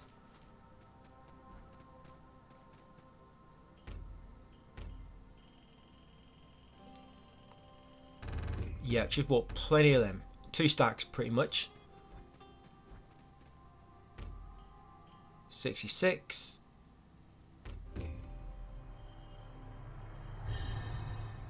So that 3 levels I've just gone up. So with 3 black star stones, yeah. So that put me at what, 30, 34, no 33 resolve.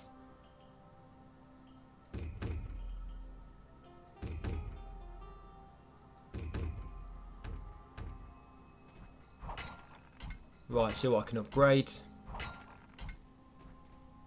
Yeah, so you know the Mindstone ring which we bought on our last visit. What that does is it gives you an extra 10. It gives you an extra 10 focus, as you can see. And I brought another one. I don't know why. I forgot that I brought one last time. Plonker. So I've bought an extra Mindstone ring, but I still haven't bought the divine amulet. Oh, did I just notice? No, still didn't click.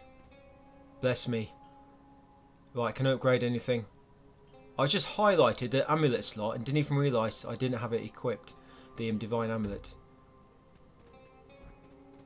Yeah, so back to Dreadstone Peak, guys.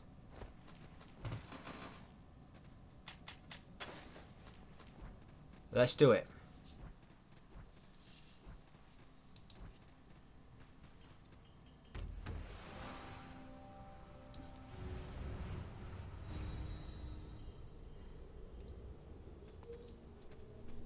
Yeah, heading to the right again. We've got one more named Mage to do to the right of the area, and then we're going to be going up to the top.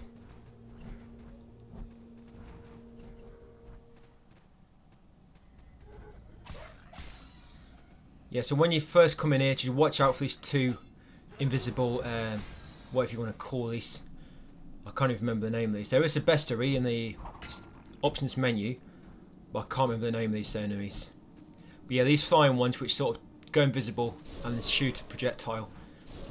Whenever you see any of them, just stop what you're doing and try and kill them. Because otherwise, if you get, like I say, if you get too many of them, you can get into trouble. So here you got another named Mage. Yeah, so trigger this one, another Mage hunt.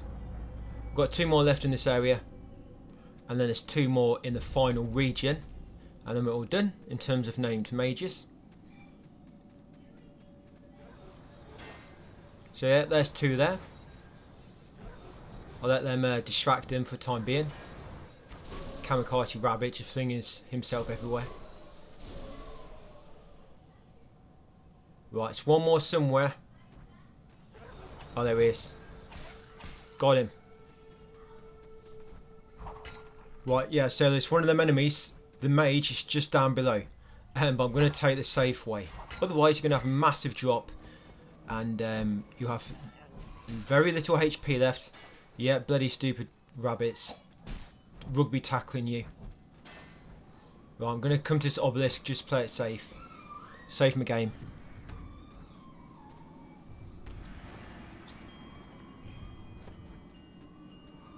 Yep, get the junk.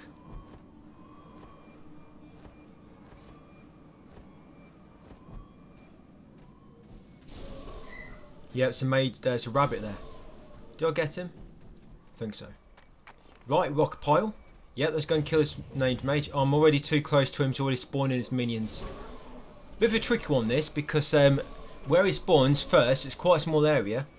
But you can't see him until you get really close to him like this. Yeah, it's quite a small area, this. So I'm just going to spam in my ice darts to play it safe. Yeah, he does quite a lot of ranged attacks, this guy.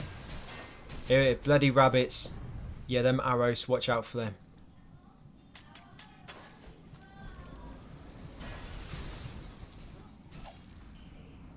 Oh, and is he warped away? Yeah, I think he has. Right, I'm safe to move on. Right, so he's going to be back near where we first started the named hunt. So he's got to make a way back up there, where he first started it.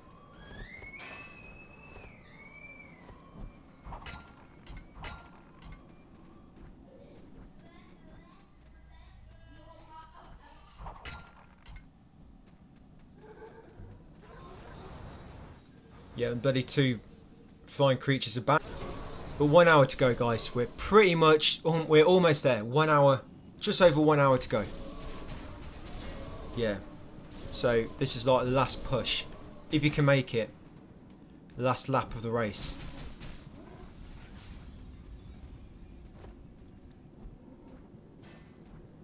Yeah, very, very small sort of areas where you have to fight this guy to begin with. But I think the actual arena where the actual boss fight takes place is a lot bigger. I think it's where we fought the dragon actually. That dragon cosplayer mage, not just before this one. I think you fight this one in the same area where the boss fight triggers. Right, so at least in here we've got the high ground, so we can sort of attack him out of reach with our windstorm rod.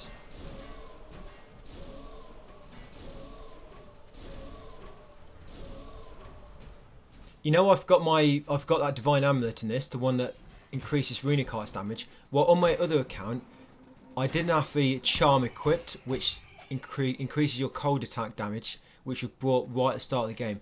I didn't even realise I didn't equip that until about halfway through the game on my other account. Probably shouldn't admit to things like this. But yeah, it's not always works as nice as this. Well, apart from getting the divine amulet. Right, save point. Yep. Taking no chances. You want to play safe? Save your game. Right, he's warped down. Let's follow him. Where we're going now, it's a dead end, by the way. If you keep going right, it's a dead end. Oh, look, we can put these two against each other. Right. Drayax Nerian and Nephail Moss fight. Okay, the little minions are going for me. Nice. Oh, good. He killed them all. 1 hit. Right. Don't get involved. They've got a dispute they need to try and solve, so leave them to it. Do not get involved in this. Yeah, watch out. That projectile that stays on the floor, that will damage you if you roll into it. So if you see any arrows still on the floor, do not touch them. They will damage you. Obviously, you can roll through it because you've got your iframes, but make sure you're not going to finish your roll inside them because it will hurt. Especially if you finish your roll sort of sitting on it. Yeah, instant death. Right, obelisk. What am I doing? There's an obelisk there. Turn around, man. Hey. It took him a while.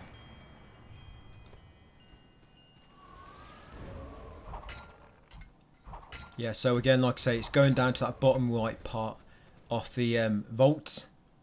Yeah, it's no safe. This is the vault, but it's no huge safe, fortunately, with tons of silver. Unless you count the obelisk as a safe. Right, get rid of the mad rabbits. The raging rabbits. Right, let's do it. Knight of the Chasm. We'll see about that. Say hello to my ice darts. Put this inside your chasm. Here. Right in his chasm. Look at that. Oh no, I'm in trouble now. I think it kills me. No, he does not. Look how close it is. I'm really scared here. Wow, I did it. Yeah, we got him. One more mage hunt to go in this region. Yeah, so loot him, and then you'll get that trophy, the Diablomancer. Mission completed. I didn't know if I could do it, but I did it. I'm very proud of you for completing that mission. Yeah, so once you've done it, obviously loot everything, and end game to walk back to the title screen, and then from there you can continue your safe game. And funnily enough, you'll respawn in Pardonous Vale. Yeah, so loot the red plant, the white ore, and talk to Arnold, still sat in the same place. Yeah, it's got a sore ass at this point, very, very sore. I need to get him a cushion. Don't worry, mate, I will find you a cushion. I'm sure I can find one in the next region. Yeah, come over to here and level up 69. Knight of the Chasm's favourite number. Yeah, so resolve still. What am I on? Resolve 36 now. I need 4 more in that. Then we start lobbing it into vitality. Right, it's just the moment where I realise I do not have Divine Amulet. How many times have I said this now? Oh, this is my first time. No, looks like it's not. In one ear, out the other.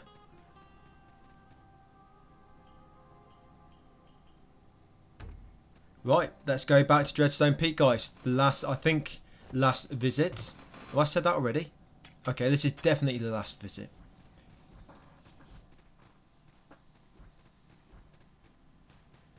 This is the last visit after the last visit. So, yeah, this is definitely the last one. Without a doubt. So now we're going left. But first you can loot the bag of junk just to your right as you spawn in. Say hello to these guys, wake them up, and then end them. That's it. Slice them in half. And use your cloth.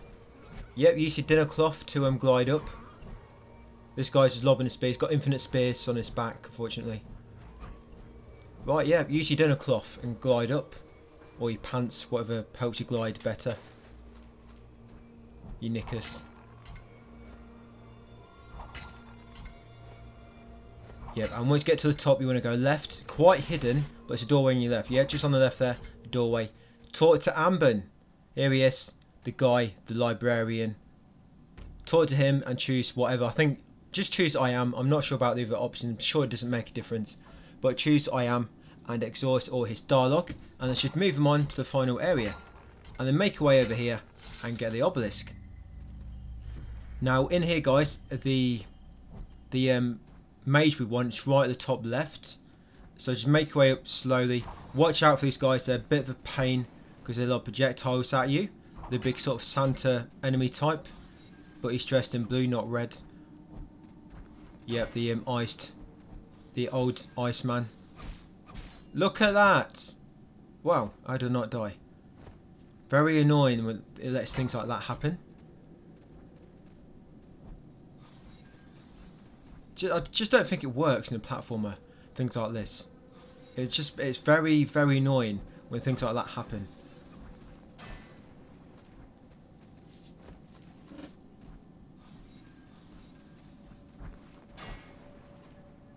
Yeah, so this bag, you got salt cluster in there, guys, and void per junk. A bag below, but that bag we just got was a shimmering bud. Yep, I didn't mention straight away, but I just looted a shimmering bud and this blue ore next to it. Yeah, so just make sure you got that shimmering bud, guys, in that bag. And then come over here and begin the named mage hunt. So for some daft reason, this mage hunt starts right at the bottom of the region, pretty much where you start. Yeah, I don't know why. This is another thing they've decided upon. Why make him spawn all the way down to the bottom? Just to annoy us? As if we've not been chasing around the map enough, you know, on our way here throughout, you know, the start of the game. Yeah, he spawns all the way down here, and then when you make him warp away, he warps all the way back up to the top. Luckily, it only does it once, so I guess it could be worse. But still, why make him warp all the way to the bottom and then all the way to the top? Yeah, I know. Beats me. I gave up. trying to understand why they've done things they have about 10 minutes into the game. Yeah, I have no mercy. Yeah, so have we been up here before? Oh yeah, we did. I think we have. Getting deja vu. But yeah, come up here and get this obelisk. There you go, Sentinel Caves. This place looks familiar. Yeah, so the mage, the named mage, track him down, drain his health, make him move on. Remember, high ground is always best if you can. This guy has a very annoying range attack. You see it more during the actual boss fight. Yeah, he does like these two waves. He does like it's like a double combo, of two, a double combo. If there is such a thing, where he'll do two waves and then he'll do two waves in the opposite direction, or in the same direction if that's where you are. But what I mean is, if he does two and you roll behind him, he'll turn around and do the other two. So yeah, it's quite a big thing with this boss, the two waves, because if you get caught in them, you're probably dead, because one will knock you down and the other one will likely come and kill you. If you can roll through one, that's better, because even if the second one hits you, it won't normally kill you if you got full health. They can heal up before the next, but if the first one hits you, yeah, you're in trouble. You have to call your mum or something. But yeah, what I do during the fight is, if you know when it's coming, you can dodge behind him and then wait a second and then dodge behind him again. So you'll see it coming, you'll dodge, he'll do two waves in front of him, and then because you're behind him, he'll switch direction to do the other two waves to where you are now. But if you time it right, you can like dodge behind him, he'll like swing, and then he'll turn around, swing again, and then you dodge behind him again, then you start attacking him. Yeah, just a quick rundown, guys, of what you can expect in this fight. This is very small arena, this one. Very small. Yeah, don't be tight. I was tiptoeing in there. Don't be shy, just run in head first. Right, so straight in, let's go. I think it's about to do it then. Stupid rabbits, they have to jump past him. But I think they're going to distract him now. Oh, I got a grapple there. He's got 3 eyes. Yeah, this one here. Only kill me. Yep, that's the one. He does 2 waves and then he did 2 waves again straight after. But he actually changed direction there to hit the enemies for the second combo. Hit the raging rabbits. Yeah, that one. So with this boss fight, you need to be, I don't know, you need to try and be reasonably close. So if you go and do that, you can quickly cover the ground, get behind him. If you're too far away, you're not going to be able to cover the ground in time, and he's going to catch you. Yep, more junk I looted. Yep, that bag was just over there. You see that blue ore down there? That's where the shimmering bud was. Right, let's go again. I think I beat him the second time. See, I learned a lot of these moves when I did my first melee walkthrough. Sorry, my first melee playthrough. I used to pure melee. I was actually using a greatsword. Right, so let's go again. So first a stun lock. Right, the rabbit's attacking him. He's dead. There it is, you see it? I was lucky. You can get hit twice. Oh, he's doing it again. Yep.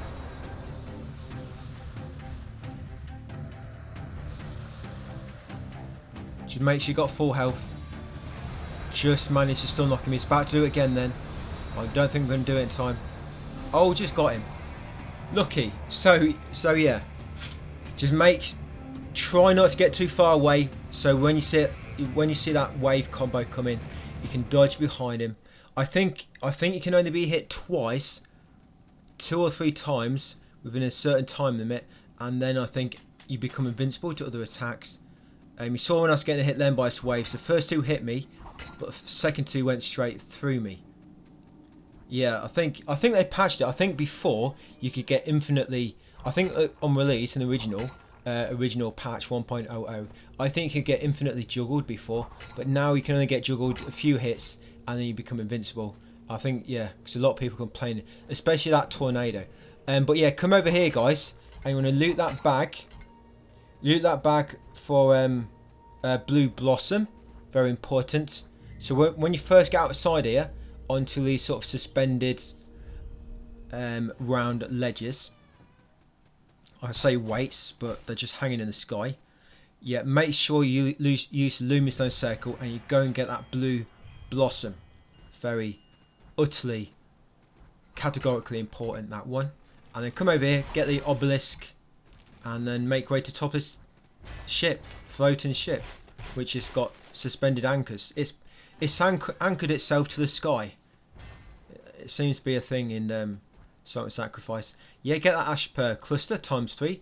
We can use that to upgrade our armor later. Yeah, I don't know what happens here. I just have a lot of trouble. Yeah, oh wow. I can't look. I can't watch. I'm closing my eyes right now. My hands are covering my eyes. I can't watch. Yeah, so simple. I meant to jump and grapple, but for some reason it didn't grapple. Definitely not my fault. It's never human error. Blame it on devs. Always blame it on the developers. I died. Developers, stupid game. It's their fault. Right, yeah, you loot that bag there. In that bag was a salt bunch in there, and then make your way up and outside.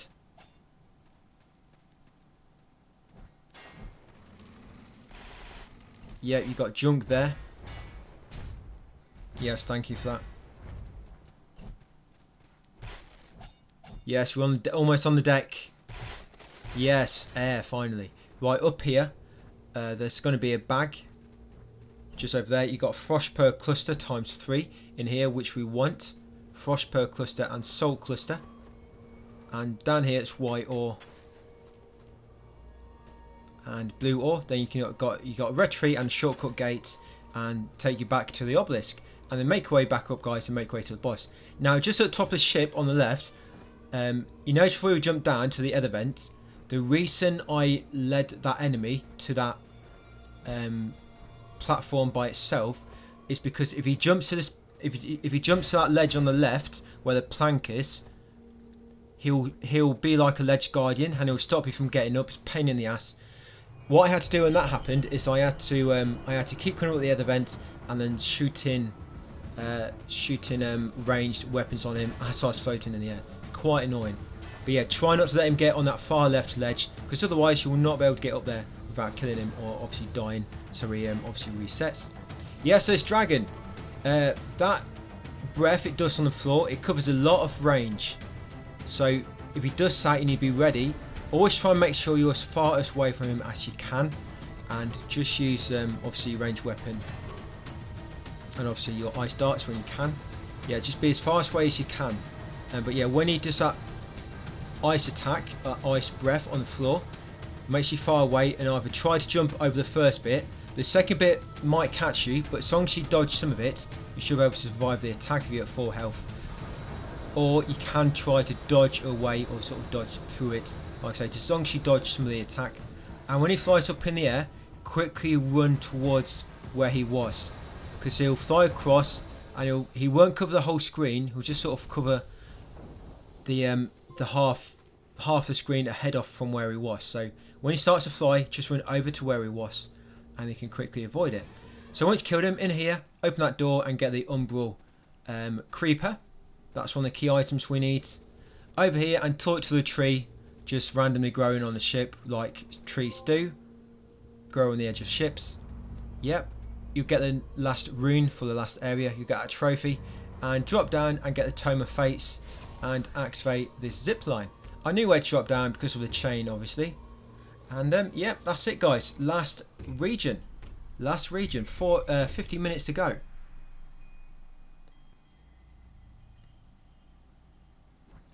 Yeah, so all you got here, you got 2 named mages, luckily. And luckily you don't have to chase them too far. So, but what we're doing first is we're just heading into Dreadstone Peak very, very quickly. Because once you kill that blue dragon boss, what's his name? Crayaxnerian? Is that his name? Wait, I tell you. Oh, I forgot his name now. Yeah, I think it's Crayaxnerian or something. But yeah. So once you killed him, you're going to come up here and you can actually talk to the soldier. Oh yeah, Inquisitor Osterin, I think his name is. I don't think it says his name, but his armor set is called Osterin. So I just assume that's his name, Inquisitor Osterin. But yeah, come back up here. Basically going into that first tower of a Temple of 11 where the obelisk is just on the ledge outside. And just at the top there, he will be sitting down. And now you can actually talk to him. Because you defeated the blue dragon, he should give you some dialogue, and he should move. He should say that he's going to Pardon's Vale or something similar. Just get up to him. There he is on the top left ledge. Talk to him. Oh yeah, I think it's when you unlock Elder Cops. I think that's when he's ready to move on. So yeah, once you've unlocked Elder Cops, come here, talk to him, exhaust his dialogue, and he'll come back. And now he should have respawned in Pardon's Vale. Then all we got to do is talk to him to get a trophy. Yep, so once you're back here, get the red tree, come here. It should be sitting down here near the cute cat. The reindeer cat. Yep, and you get that soldier, and you also get a ash per brick. The bricks are very, very limited. I think there's like one of each type in the game. Some of them you can get 2 of each type. Like the ash per brick, you can get 2 of them. But yeah, most of them you only like 1 of each type. And 2 go into New Game Plus. Yeah, so leveling up again, guys. Obviously putting more into resolve. I'm level 72 now. What's my resolve at? 36. This is going to put it up to what? 40? Or almost. I think that's 39. Yep, so over to the crafting table. Should be able to fully craft my chest piece now. So what we're going to do now you've got the Frostbow cluster, you're going to level up the glacial stave 1 time, just so you've got 2 left, and then you're going to upgrade the glacial stave. Upgrade the windstorm rod. So upgrade the glacial stave 1 time, and then you want to upgrade the windstorm rod as well. You're only going to get 3 Frostbow clusters going through my routing. You could get more if you want to farm, but go through my routing. Yeah, you want to if you just level up windstorm rod first, and then what have you got left? Level up the glacial stave. Pretty much what I fully upgrade the channeling rod, but I do not fully upgrade the glacial stave. And I've just upgraded my chest armor fully as well. That's why I got that trophy. That's for fully upgrading anything. So yeah, fully upgraded chest armor, but we'll also be fully upgrading the channeling rod, so don't worry too much if you didn't get that yet. Yeah, so is this it? Is this where I realised I didn't get the divine amulet? I'm looking, but what am I looking at? I think I'm looking for the amulet. There it is. Yes, I realised. Bloody hell. 2 hours later. Yeah, finally. So I've increased my runic arts damage. How long did that take? Right, so any more damage I can help. The attack speed, I don't know if that affects projectiles or spells. I don't know. I like to say it does, but I've not tested it exactly, so can't say for certain. Yeah, anything you find which has got like item increases chance of finding items, you want to keep them on you. Not equipped, just keep them on you for later. Yes, that's quite a good one. Right, so unequip all these ones I don't need. Don't really need antidotes no more. You're not going to get poisoned in this next area. Right, so pretty much good to go, guys. Yep, I'm going to see if I can buy. Yeah, I'm going to buy a stack of these. This when I bought it, so I bought a stack of these. So I think I'm getting quite low. You know if you're getting low because when you get your default amount back, instead of getting like 7, saying you've got 7 unlocked, you only get sort of 3. And well stocked. Yeah, that's for unlocking every consumable with Trista.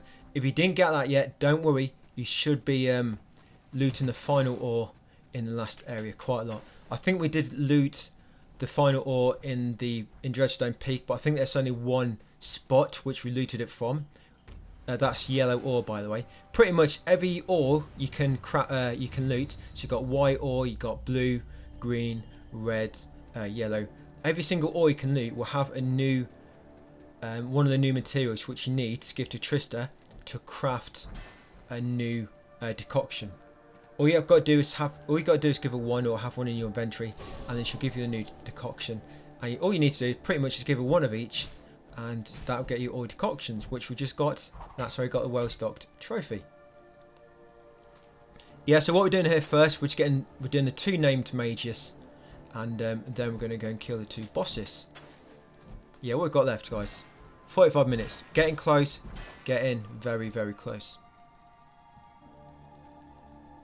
Yeah, but these enemies can kill you pretty quick, but with your build, you should be able to kill each of them in one hit with the projectile. This is the first name mage we're following. Poxa, Kraus. 2 more name mages, guys, and then no more left. That's all we've got left. So I'm taking the high ground again. Yep, he's teleported his minions up to me.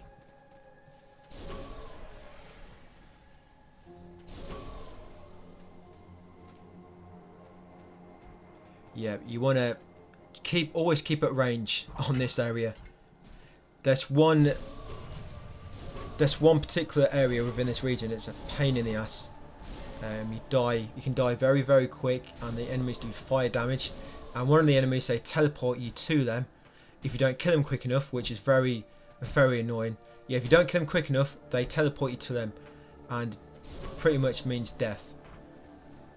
And that's quite annoying. Especially when you get other enemies shooting at you as well, and you'll try and shoot this one enemy which is floating in the air somewhere. Yeah, something to look forward to.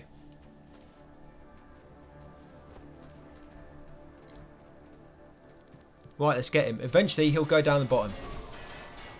Mage, I'm going to let just the little minions attack the normal enemies, and I'm just going to pick him off from a distance. Like the sniper I am. I don't like to feel as a coward. I like to feel like a sniper, you know. I'm not a coward trying to not, you know, face a boss head on. I'm a sniper.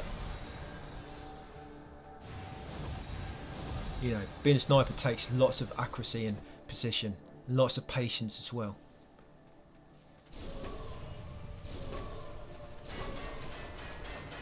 Yep, very annoying. That's it, just run over me. Don't mind me. You could just like walk, you could step past me.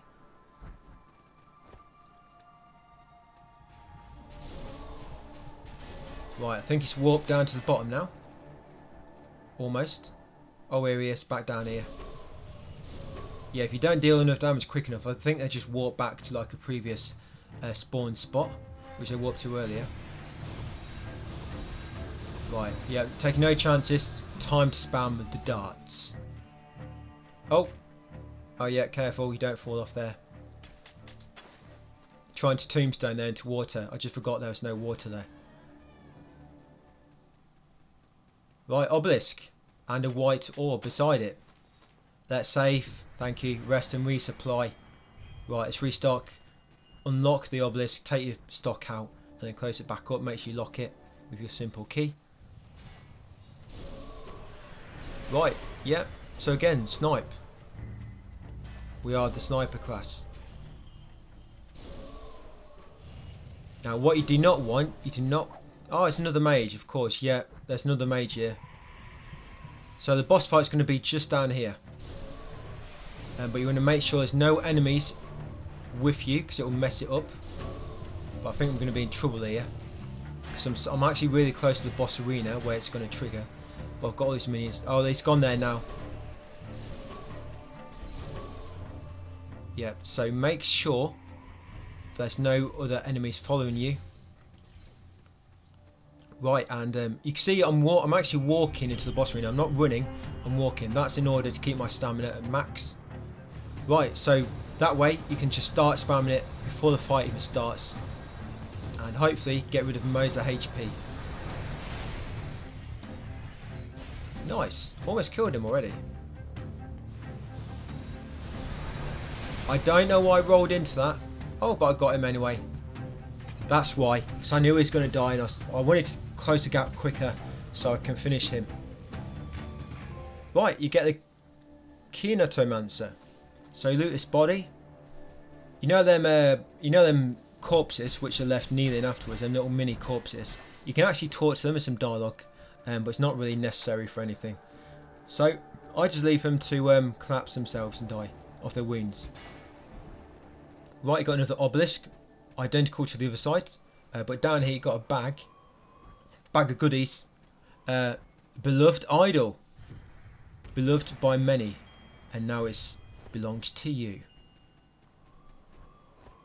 Congratulations, you are now the proud owner of the beloved idol, passed down by generation to generation, from co-op player to another co-op player, online pretty much. I'm making my way up now, and looting the yellow ore on the way up. Yeah, so plenty of yellow ore on this one, so if you didn't have the item you needed to get last decoction, don't worry, you'll be getting it now. So there it is, last mage, the Mage of Page. Yeah, the last mage. There's pages as an attack. It's created with the page. Right, so first he'll spawn at the top, so I'm going to make a way up to him.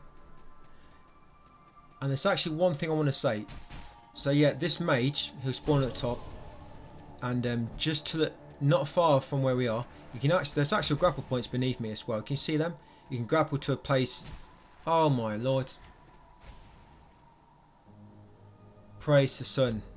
I don't think so. Okay, I was obliterated.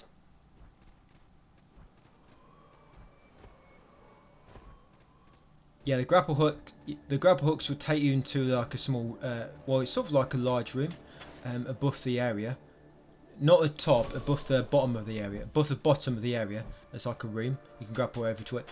Do you know the boss? I don't know if you skip the prologue, but if you don't skip the prologue, there's like a very strong boss you have right at the very start. Quite difficult to beat, and it takes a long time. It's like 5 minutes. But that boss actually spawns in this area twice. And there'll be one. You know where we fought that first mage boss? At the bottom there, as long as you're not following any mage hunts, you know, no mage hunts is currently being followed, he'll spawn at the very bottom. He'll spawn at the very bottom, one of them bosses. It's called the Empyrean Warden, and also one is in this room I'm talking about, which is just above the bottom, just above the top of the bottom part of the area, which you have to grapple to. But the one in that room, he's got one of them floating eye enemies, which give him like a shield, so you can't damage him until you kill that eye enemy. Excuse me, guys. But if you kill the warden, it gives you 50,000, 40,000. Shortcut here, guys. Pull that shortcut grapple. Very important. Yeah, shortcut grapple. Yeah, if you kill the Empyrean Warden, you get 40,000 salt, and that's for each. So there's two. If you kill them both, you get 40,000 for each of them. They do have a hell of a lot of HP, similar to, probably more than a normal boss actually, more than a normal boss.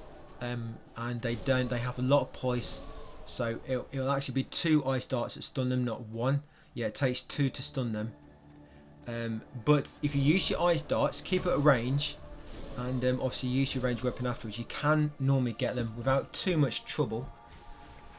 But yeah, if you wanna get loads of salt at the bottom of the area, go down there at the very bottom when you're not on a mage hunt. If you're on a mage hunt, it will not spawn. Kill him, and also you can kill a one in the middle there. Them other vents actually lead to it as well, but they lead to a locked door which you have to open to the other side. On that ledge we're on now, it's actual grapple point on the bottom right of it. And that's how you get over to them other vents. Yeah, it also, when you kill it, it also gives you a brick. Yes, you also, I think you get a void per brick and a ash per brick from killing them, I think, as well. Right, so once you're getting back down here, this fight will be back down where you face the other mage. So I'm just gonna rest of that obelisk. Right, and let's go and face him. And once you've done this, we're gonna go back to the main menu, guys. Close game.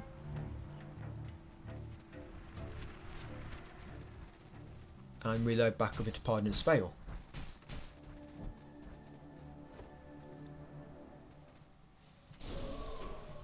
Yeah, so once in Pardon's Veil, if you haven't already, go over to Trista and give her the last materials she needs in exchange for the last decoction to get that stocked up trophy, I think it is. Or is it well stocked? I forget what one.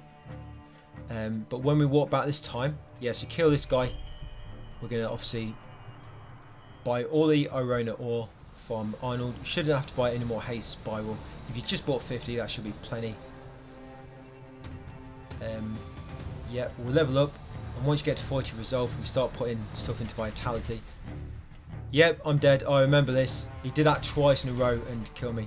Yeah, when he does that attack, you need to get behind him. Otherwise, it's quite difficult to dodge all of it, just because it's quite a long stream of letters, I guess. He's attacking you with words. Yeah, I know they say sticks and bones may break your bones, but words will never hurt me. Yeah, that is wrong here. The words will hurt you in this game. So yeah, if you see any letters, run away. Yeah, but when he does that, you need to get behind him. So just try and be ready. You know, always try to have stamina, always. Yeah, I did make a mistake there.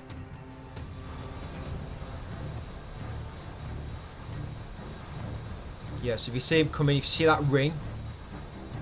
that ring, get ready. There it is. Go and dodge behind him. There you go.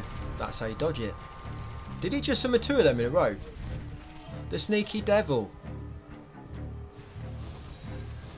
I don't know. He's so small. He's so slow, isn't he?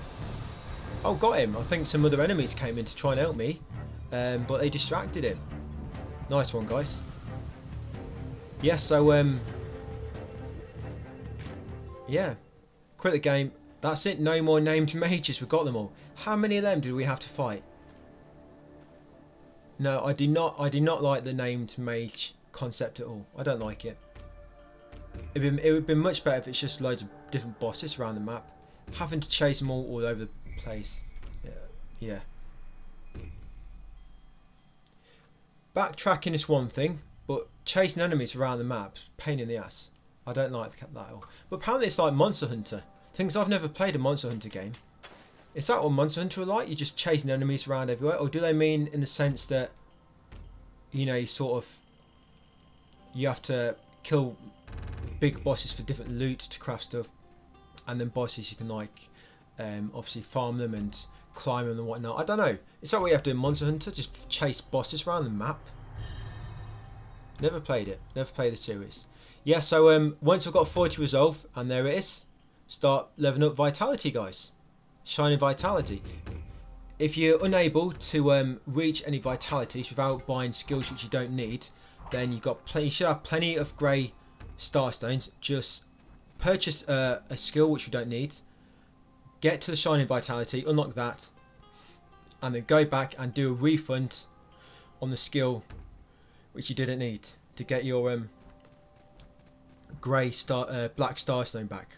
Yeah, so if you didn't already, come over to Trista and get them last decoction, guys. Right, and once you're ready, yeah, let's do it. Let's head back in.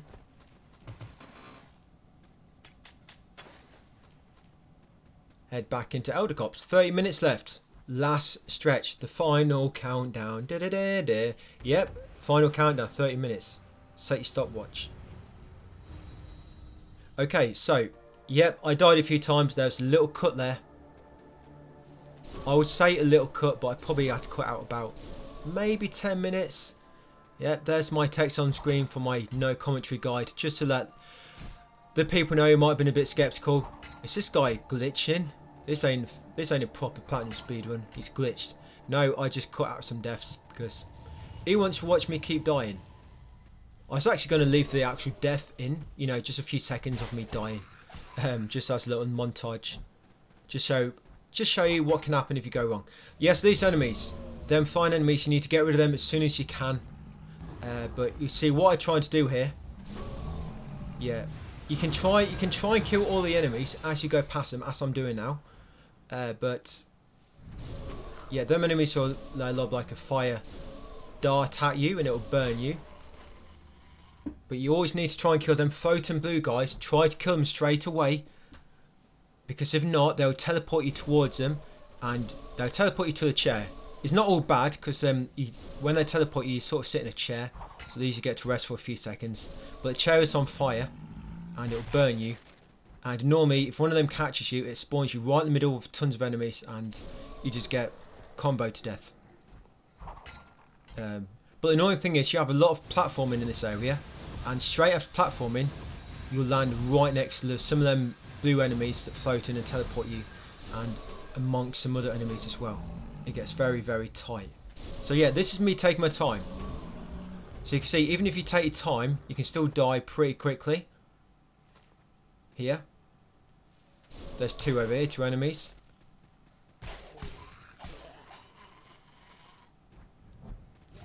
Yep, so... Idiots. You can see there's one of them blue enemies that teleport you over there. Got him.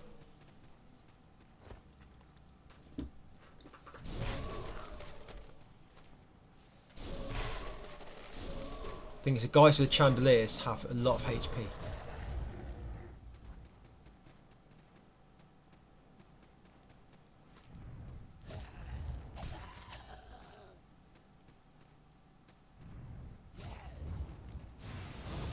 Yeah, I've got no that's because I've got no ammunition left.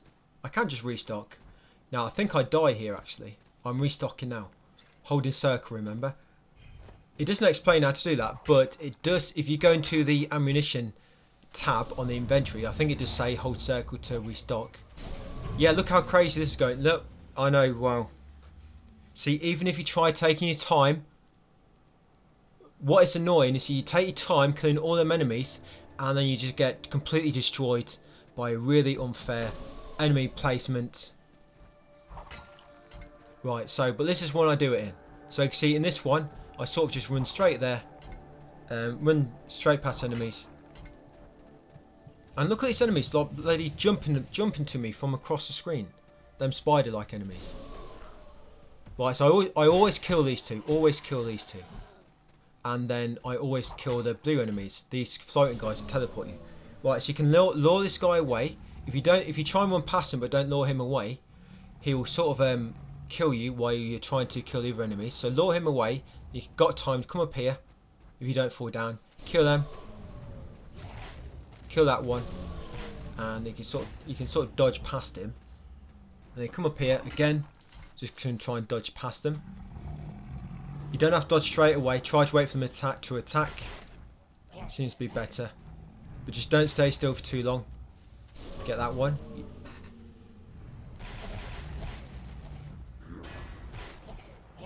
Yeah, get my assault back.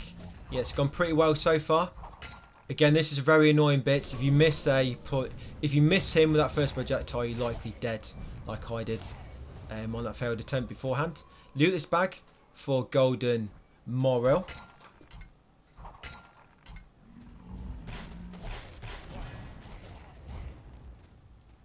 Yeah, then come into here.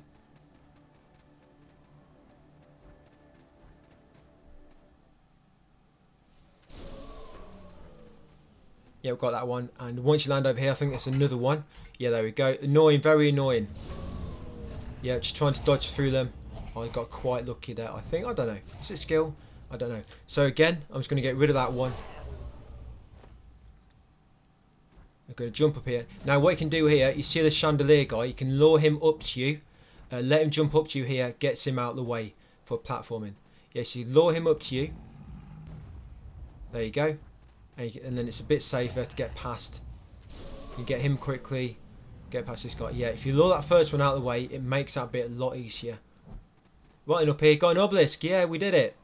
Obelisk. That's probably the last really tricky area in the game. Right, so you've got junk. You're going to have two bosses up here now. Yeah, this guy's very annoying as well, because he's like, he'll protect the ledge, but you can lure him down to you. There you go, like so. Just lure him down so you can get by easier. Easy. Right, so here it is, the boss with the weirdest name ever. The worm that does not die. But do not believe it, it's a lie. He will die. I've killed him countless times. I've defied all logic to beat him here. And I'm sure you can do the same.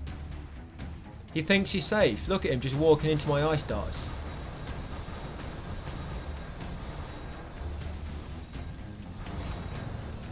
Right. Almost there, come on. Is this it? Yeah, see how much better it is, guys, when you've got lots of resolve. So how many decoctions did I have used then? 2? Yeah, so you get that trophy, and then you come in here, guys, loot the bag for the Essence of Fire. That's a key item you need to progress and reach the end boss, the Essence of Fire. Yep, kill this guy. And somehow I missed at point blank, and that's what happened. Yeah, you get to sit down, but yeah, you'll sit down in the hot seat and you'll get burned. So in here is going to be a boss. Loot them. I don't know why it's two obelisks literally right beside each other. And there you got Blaze per brick. Up here, talk to Inquisitor Amben, and you'll get a salty, and he'll transform. There you go. He learnt that just from reading all them books. So this guy, he's sort of like a mage type. Oh yeah, he killed me. Yeah, I did not see that coming. Yeah, so watch out for that. Yeah, he's like a mage type boss. You can grapple him, I think, and when you kill him, he kneels down as well for you to finish him. So let's have another word. No, he's still salty. Thought he would have forgiven me by now. So again, yeah, so you can grapple this dude. Yeah, so watch out for them attacks where it rains whatever they are. Don't know what they are.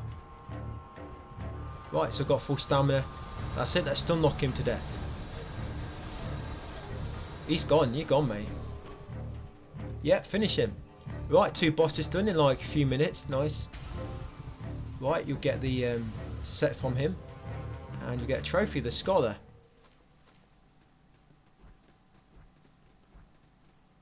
Right, afterwards, back to the obelisk to restock if you want to. Come over here, kill that guy. He respawned because I died, remember? Very first time. Oh shit, I didn't cut the depths, did I? You know I'm lying. I've died a few times. Yes, you got a salt chunk there. You got a zip line to come down as well. Come down here, down this ladder, get this red tree. Use this zip line. It should take you down to a chest with a shimmering bud. You have another zip line to activate. Another red tree and another zip line and a shortcut ladder. And I'm going to walk back to Pardon's Vale. Right, let's head back there, guys.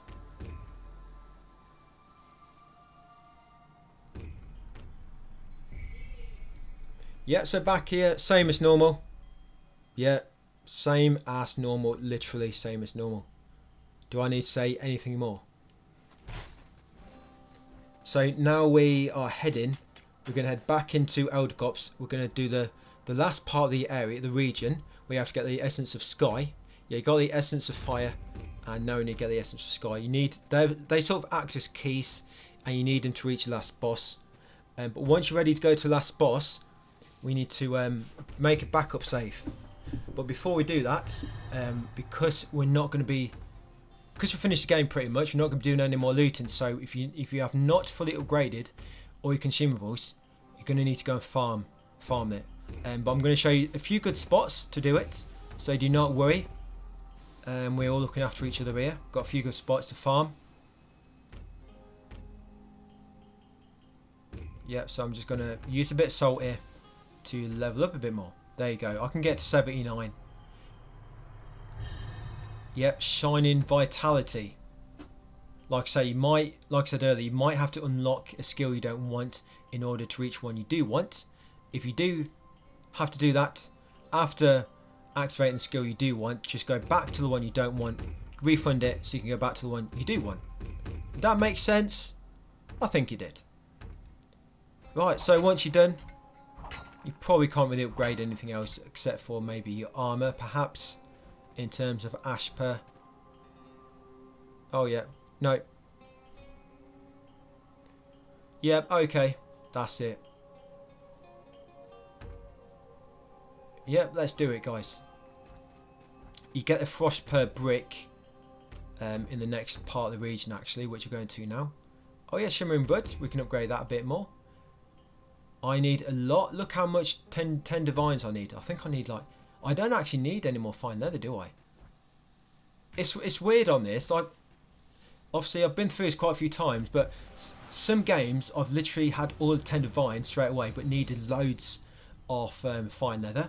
In other games I've had I mean, like this one for example, I've got all my fine leather already, but I need loads of tender vine. So yeah, just it's just RNG for you, isn't it? Yeah, so I'm just looting that red tree because obviously I need my tender vine, and then make our way to the top left. The door will now unlock, so we've killed all the mages. Citadel of Sky. Yeah, make your way past this knight. There's a badge just past him containing mosh per cluster times 3. And make your way to the far right here. There'll be a door you can unlock. Or no, it's no door, just a doorway. That's the one. It's, doorway is pretty much a door with a way. A door at least somewhere. Yeah, get that obelisk, up here some junk. And talk to the guy in pink. Talk to him a few times, you'll get the elixir. And that'll pop the trophy of the king. So to make them appear there, you have to talk to them in all the previous areas, like we have been doing.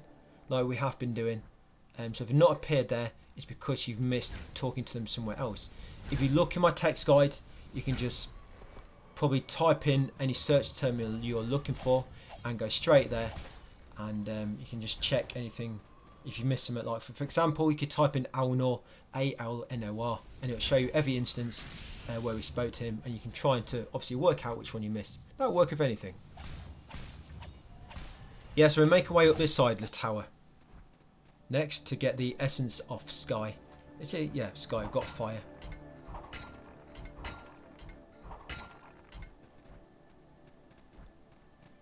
Yep, junk. Back into Citadel of Sky.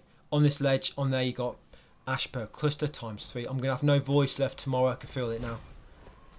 You got a zipline shortcut. Up here, go right. Watch out for them blue dragons. I know they look cute, but kill them. They look nice and bright, don't they? And colourful. But it's all part of their evolution. It's to draw you close so they can kill you.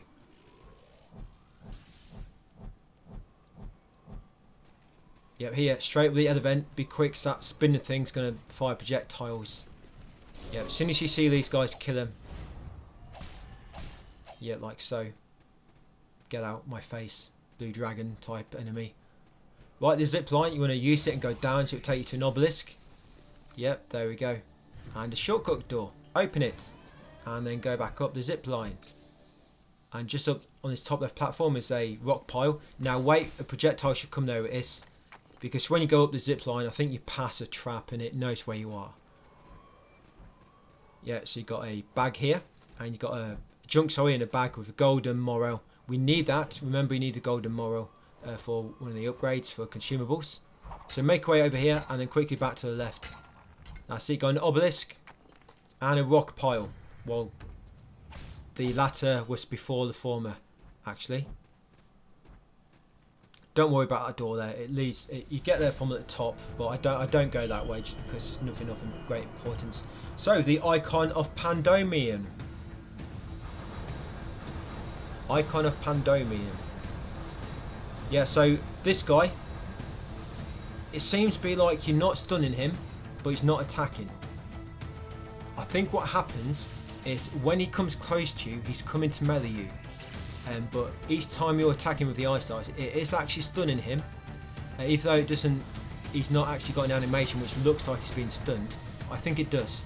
And when he flies to you, to melee you, I think it knocks him out of the animation. And it sort of makes him go back to the ranged attack.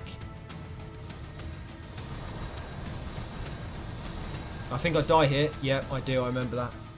Yeah, if he summons them bolts of electric above your head, roll out of the way. You might think they're going to miss you, like I was thinking then they're all going to miss me. Because they did for a first second or two, so I stayed there. How wrong was I? Again, oh hello, icon of Pandemonium. Pandemonium. Oh that's it, Pandemonium. Couldn't remember how to pronounce it. I remember a game on PlayStation 1 where Pandemonium, there's a game for it. Right, so what is that? It's like an upside down head. Yeah, it's an upside down head, isn't it? With an eye on the top. Weird. Yeah, I didn't notice that before. You see it, it's like an upside down face. You see its eyes and the nose, and the hole at the top is actually a mouth. But obviously he's not been to the dentist in a while because he's got no teeth.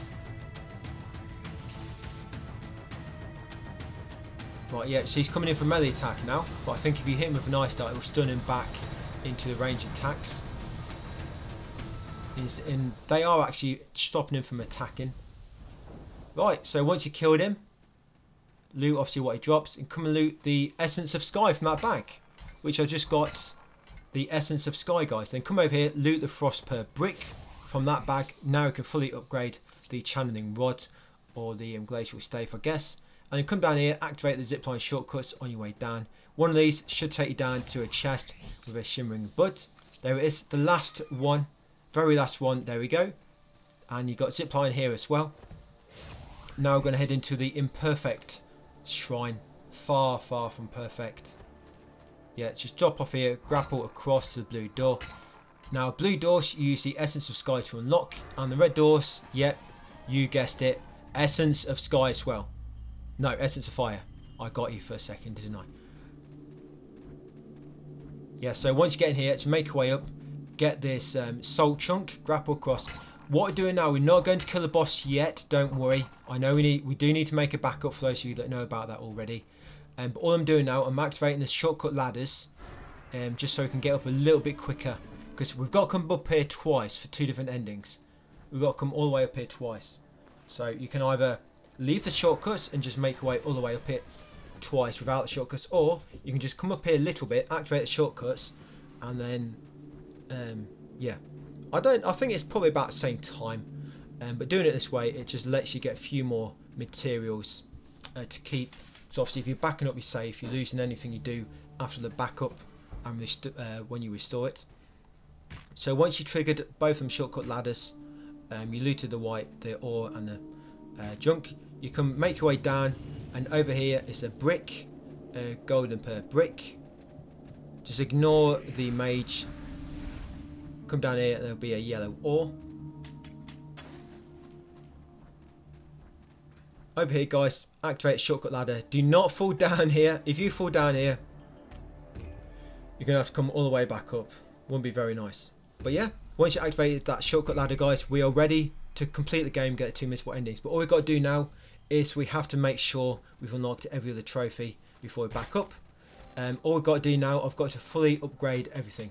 So what I'm going to do here, I'm going to use all the silver and all the salt, and then we're going to go and level up. Yep, level up, and then we're going to go do some farming. So I think I'll level up. So we ended up at level 80, not too bad. Yeah, I wish there was a better way to farm in this game, but it's not. It's so time consuming to farm in this game. The game it wants you to obviously like play online, or yeah, because playing online can get quite a bit, or running around killing mages. And me personally, no, I do not want to be running around spending hours farming. No, not for me. But we don't need to anyway. We've managed it. Oh, level 81 we got to, did we? So yeah, finish game on level 81.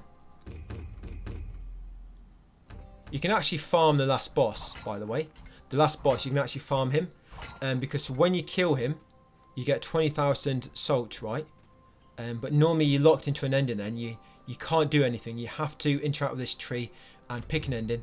I'm actually going to upgrade my armor now, and also upgrade the channeling rod to maximum. Yeah, there we go. Channeling rod is maximum now. Upgrade. Yeah, you can actually, you fight the last boss and then you have to interact with the tree. You can't do anything else, can't leave. But if you end the game and then, you know, when you quit the main menu and then reload the save, if you do that, then it brings you back to the hub, but you still got the salt from beating him, but he respawns as well. So I guess you could farm, the boss at the end, I guess, in a way. If you want to get 20k salt a piece, yeah, you could. I mean, unless you have a artifact which, you know, gives you more salt, I guess you could equip one of them.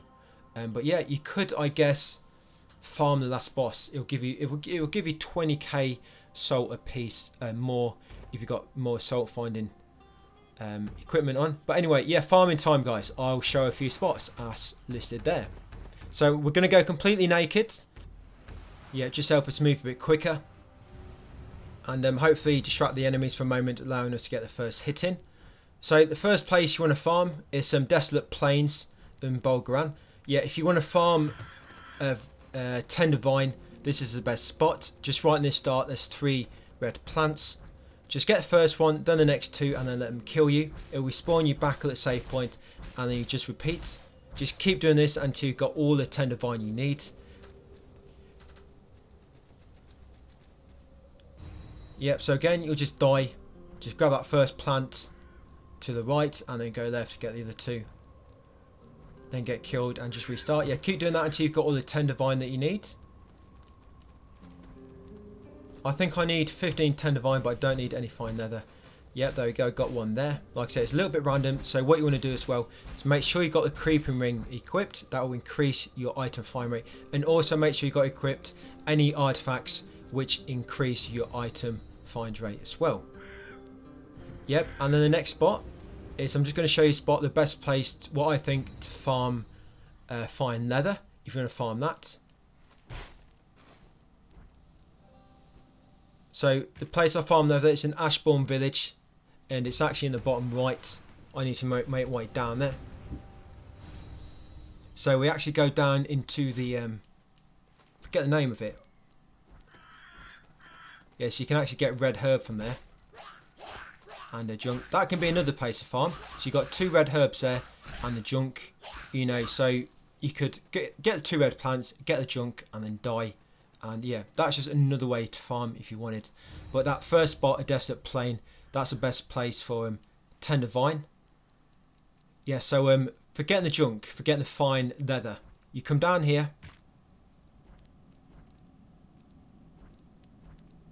We're going into Grey Moss Mire to that obelisk.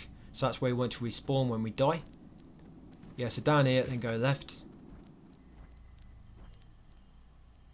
Yep, and this obelisk. Rest there. And then you've got this junk below us. That's 1 junk.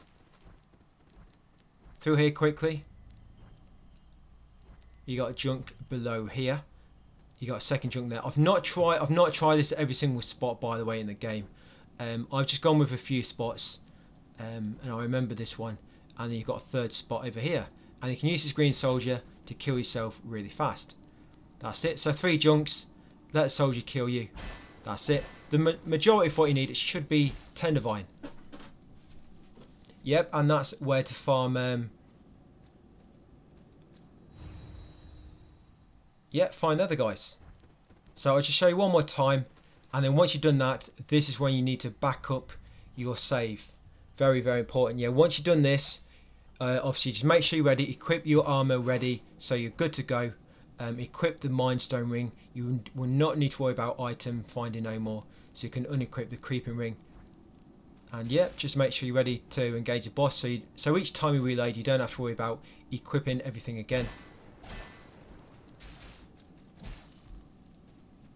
Yep, that's it. I should have enough to upgrade everything. And I actually have a problem here. It's a problem on the PS5 where sometimes it doesn't show trophies auto popping. Sorry, trophies popping. The trophy will pop. Yeah, but you don't actually see it. It's like you get the trophy, but the trophy's not actually shown on screen for some reason. It's similar with the PS5 and the way the online server works. But I had it on Alan Wake. If any of you watched my walkthrough on that, the trophy didn't pop. But what you can do, sometimes you can go offline and then they show up and then it's updated on the actual online server after a day. So it's sometimes some sort of delay that happens. But what seems to happen here is the trophy has actually registered, it just didn't show a pop on screen, so no idea why. And actually no other trophies pop except for platinum. For some reason the other trophies don't pop but the platinum does. So I don't know why. You see them all in my I do show my trophy list and you can actually see the timings, and I'll show the video. You actually see the boss fights exactly the same when the trophy pop, but you don't see it on screen. I don't know, it's just some sort of PS5 weird error. But it's very, very worrying because on some games, if you don't know about it, you can think like trophies are glitched up and you might get a bit ahead of yourself and start deleting stuff and that, only to realise that, you know, after a bit of research, that it's a normal thing that can happen. So yeah, just be very, very careful about that. But what we're doing now, guys, we're actually making a backup. Yeah, backup time, very important, as you can see. So yeah, if you're on PS4, obviously you can use a USB dongle, just plug it into your console and copy your save to USB. Or if you have PS Plus, you can back it up to the PS Plus cloud. Do either way, and then once you've done that, you probably saw as well, what I did first is I equipped my armor and that ready, so each time we load back in, I don't have to worry about re-equipping everything. Because we've got a trophy for fully upgrading everything, we don't need to worry about item farm rate now. So you can equip the Mind Stone ring, which will give you an extra 10 focus. Obviously make sure you've got leather ring equipped, make sure you've got the divine amulet, your ice dagger, which gives you increased cold attack, and obviously your normal build, glacial stave, windstorm rod, and your high blade armor. And yeah, after that you're good to go, guys. So all you got to do is make your way to the top of the area and fight the last boss. And what I will do, after I beat him once, rather than showing me climb up all over again, I cut it out. You'll see me restore the save, but what I do, I cut it out, so once we get up to the last, to do the boss again, I'll just cut it to when we fight him again, just to remove this climb. Yeah, so all we're doing now is pretty much climbing to the top of the imperfect shrine in Elder Copse. Yeah, did I mention that secret area to you? Yeah, there's a secret area. You have to put like a secret code in. I can't remember off the top of my head, but if you Google it, you'll find it. It's called Hallowed Hill, I believe, to access it. You have to access it, you have to put in the code yourself on the room reader. If you Google it, you'll find it. But there's not really anything of great importance there, by the way. I've been in there, I've 100% the area, but yeah, it's nothing great. It's not like anything game breaking, but I don't think you can actually access it until you've unlocked Elder Copse anyway, because you need some of the letters, and I think the last letter you get that you need is the one for when you unlock Elder Copse. So yeah, nothing much great there if you're just curious. But yeah, once you get up here, guys, so we're just going to unlock him now. What's the obelisk just down there? An obelisk. So yeah, the undone sacrifice. Yeah, that's nice of him, volunteering to sacrifice himself. Oh no, actually I did. Obliterated. Yeah, so be very careful with this guy. He can kill you quick, but once you get stun lock going, you can almost kill him just with one like flat out stun lock. But obviously, just as always, watch your stamina. You always watch your stamina. And he covers a lot of ground with his attacks. It will do one attack sometimes where he summons branches from the floor. If he does that, just keep rolling out of the way until the stop. And when he summons the sticks above his head, he's going to lob them at you. So when he does that, just be ready to dodge out of the way. But other than that, as long as you keep a lot of distance between you, most of his attacks, you know, should be sort of not be able to reach you that well. But one ice dart will stun him. So you get your stun lock going, like so. Yeah, just like that, he's lost half his HP.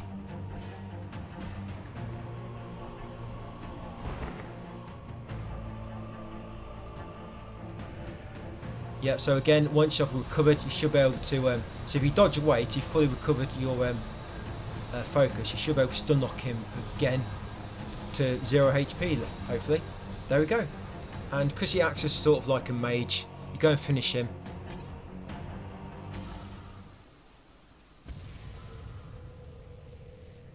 Yeah, and once you finish him, you have to interact with the sort of tree he was attached to.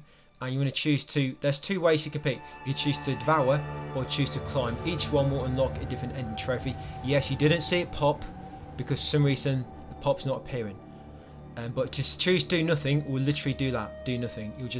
Nothing will happen. It doesn't respawn you back in the hub. It just does nothing. So you do have to pick something to progress. But when you killed him, you did get 20k salt. And if you quit game, if you close. If you end game, back to main menu from the options, so go back to the title screen and reload, it will respawn that boss, it will reset, but you get to keep the salt. So you can use him in a way to farm salt if you wanted. If you didn't want to be running around after mages, you could just keep coming up to him, kill him, quick reload, run up to him, kill him, quick reload, and keep doing that. And yeah, once you're ready, guys, once you killed him, got that first trophy, either devour or climb, whichever one you pick first. Restore your save, so download your save back, and now just reload that save back up and make your way up to him again, guys. Yeah, so I'm just having a look at my trophies now.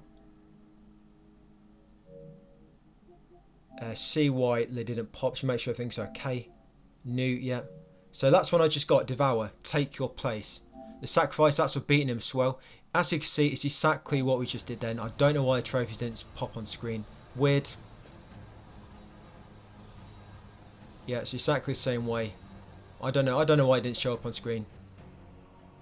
Maybe been playing it too long, memory leak, I don't know, no idea. But thing is, platinum pops. Yeah. So yeah, make way up to him again, guys, and defeat him again, and I'm just going to cut it to when I've beat him. Here we go. Right. Take 2. Undone Sacrifice. So just the same again, guys. Just unlock him first of all with your ice darts. See, I've gone way into negative stamina. So if you're going to do this, just make sure you know what you're doing. Because once he recovers, you're going to have no stamina left. Just make sure if you do that, you're far away. That's it. Just give yourself a chance to obviously recover stamina before he attacks. But just one batch of my ice darts, it took most of his health down. Look at that. So that's the one you need to make sure you dodge away from. But yeah. As long as once you get far enough away and you've got full focus, you're ready to stun him. Just 2 rounds of your full focus ice darts will be enough to kill him. There you go. So now I'm just going to kill him and pick the opposite ending. I picked Devour the first time, so this time I'm going to pick Climb. It's a shame he only gives you 20k. 40k would have been nice. Yeah, so Climb. Yeah, so it's going to completely skip the trophy for choosing Climb and skip straight to Platinum. There we go, devoured. And that's it, guys. Yeah, Platinum trophy in Salt&Sacrifice under 5 hours. I'm quite surprised I got under 5 hours actually. Because the last time I platinumed before recording, it was 7 hours 30, I think. So it just goes to show, you know, when you do learn a game, how quick you can get through it. You know, you go through it again, keep practicing, get through it even quicker. You can actually make so much time, you know, when you've obviously optimised a game and you keep practicing and stuff. But yeah, that'll be it, guys. Thank you for watching, and I'll see you on the next video.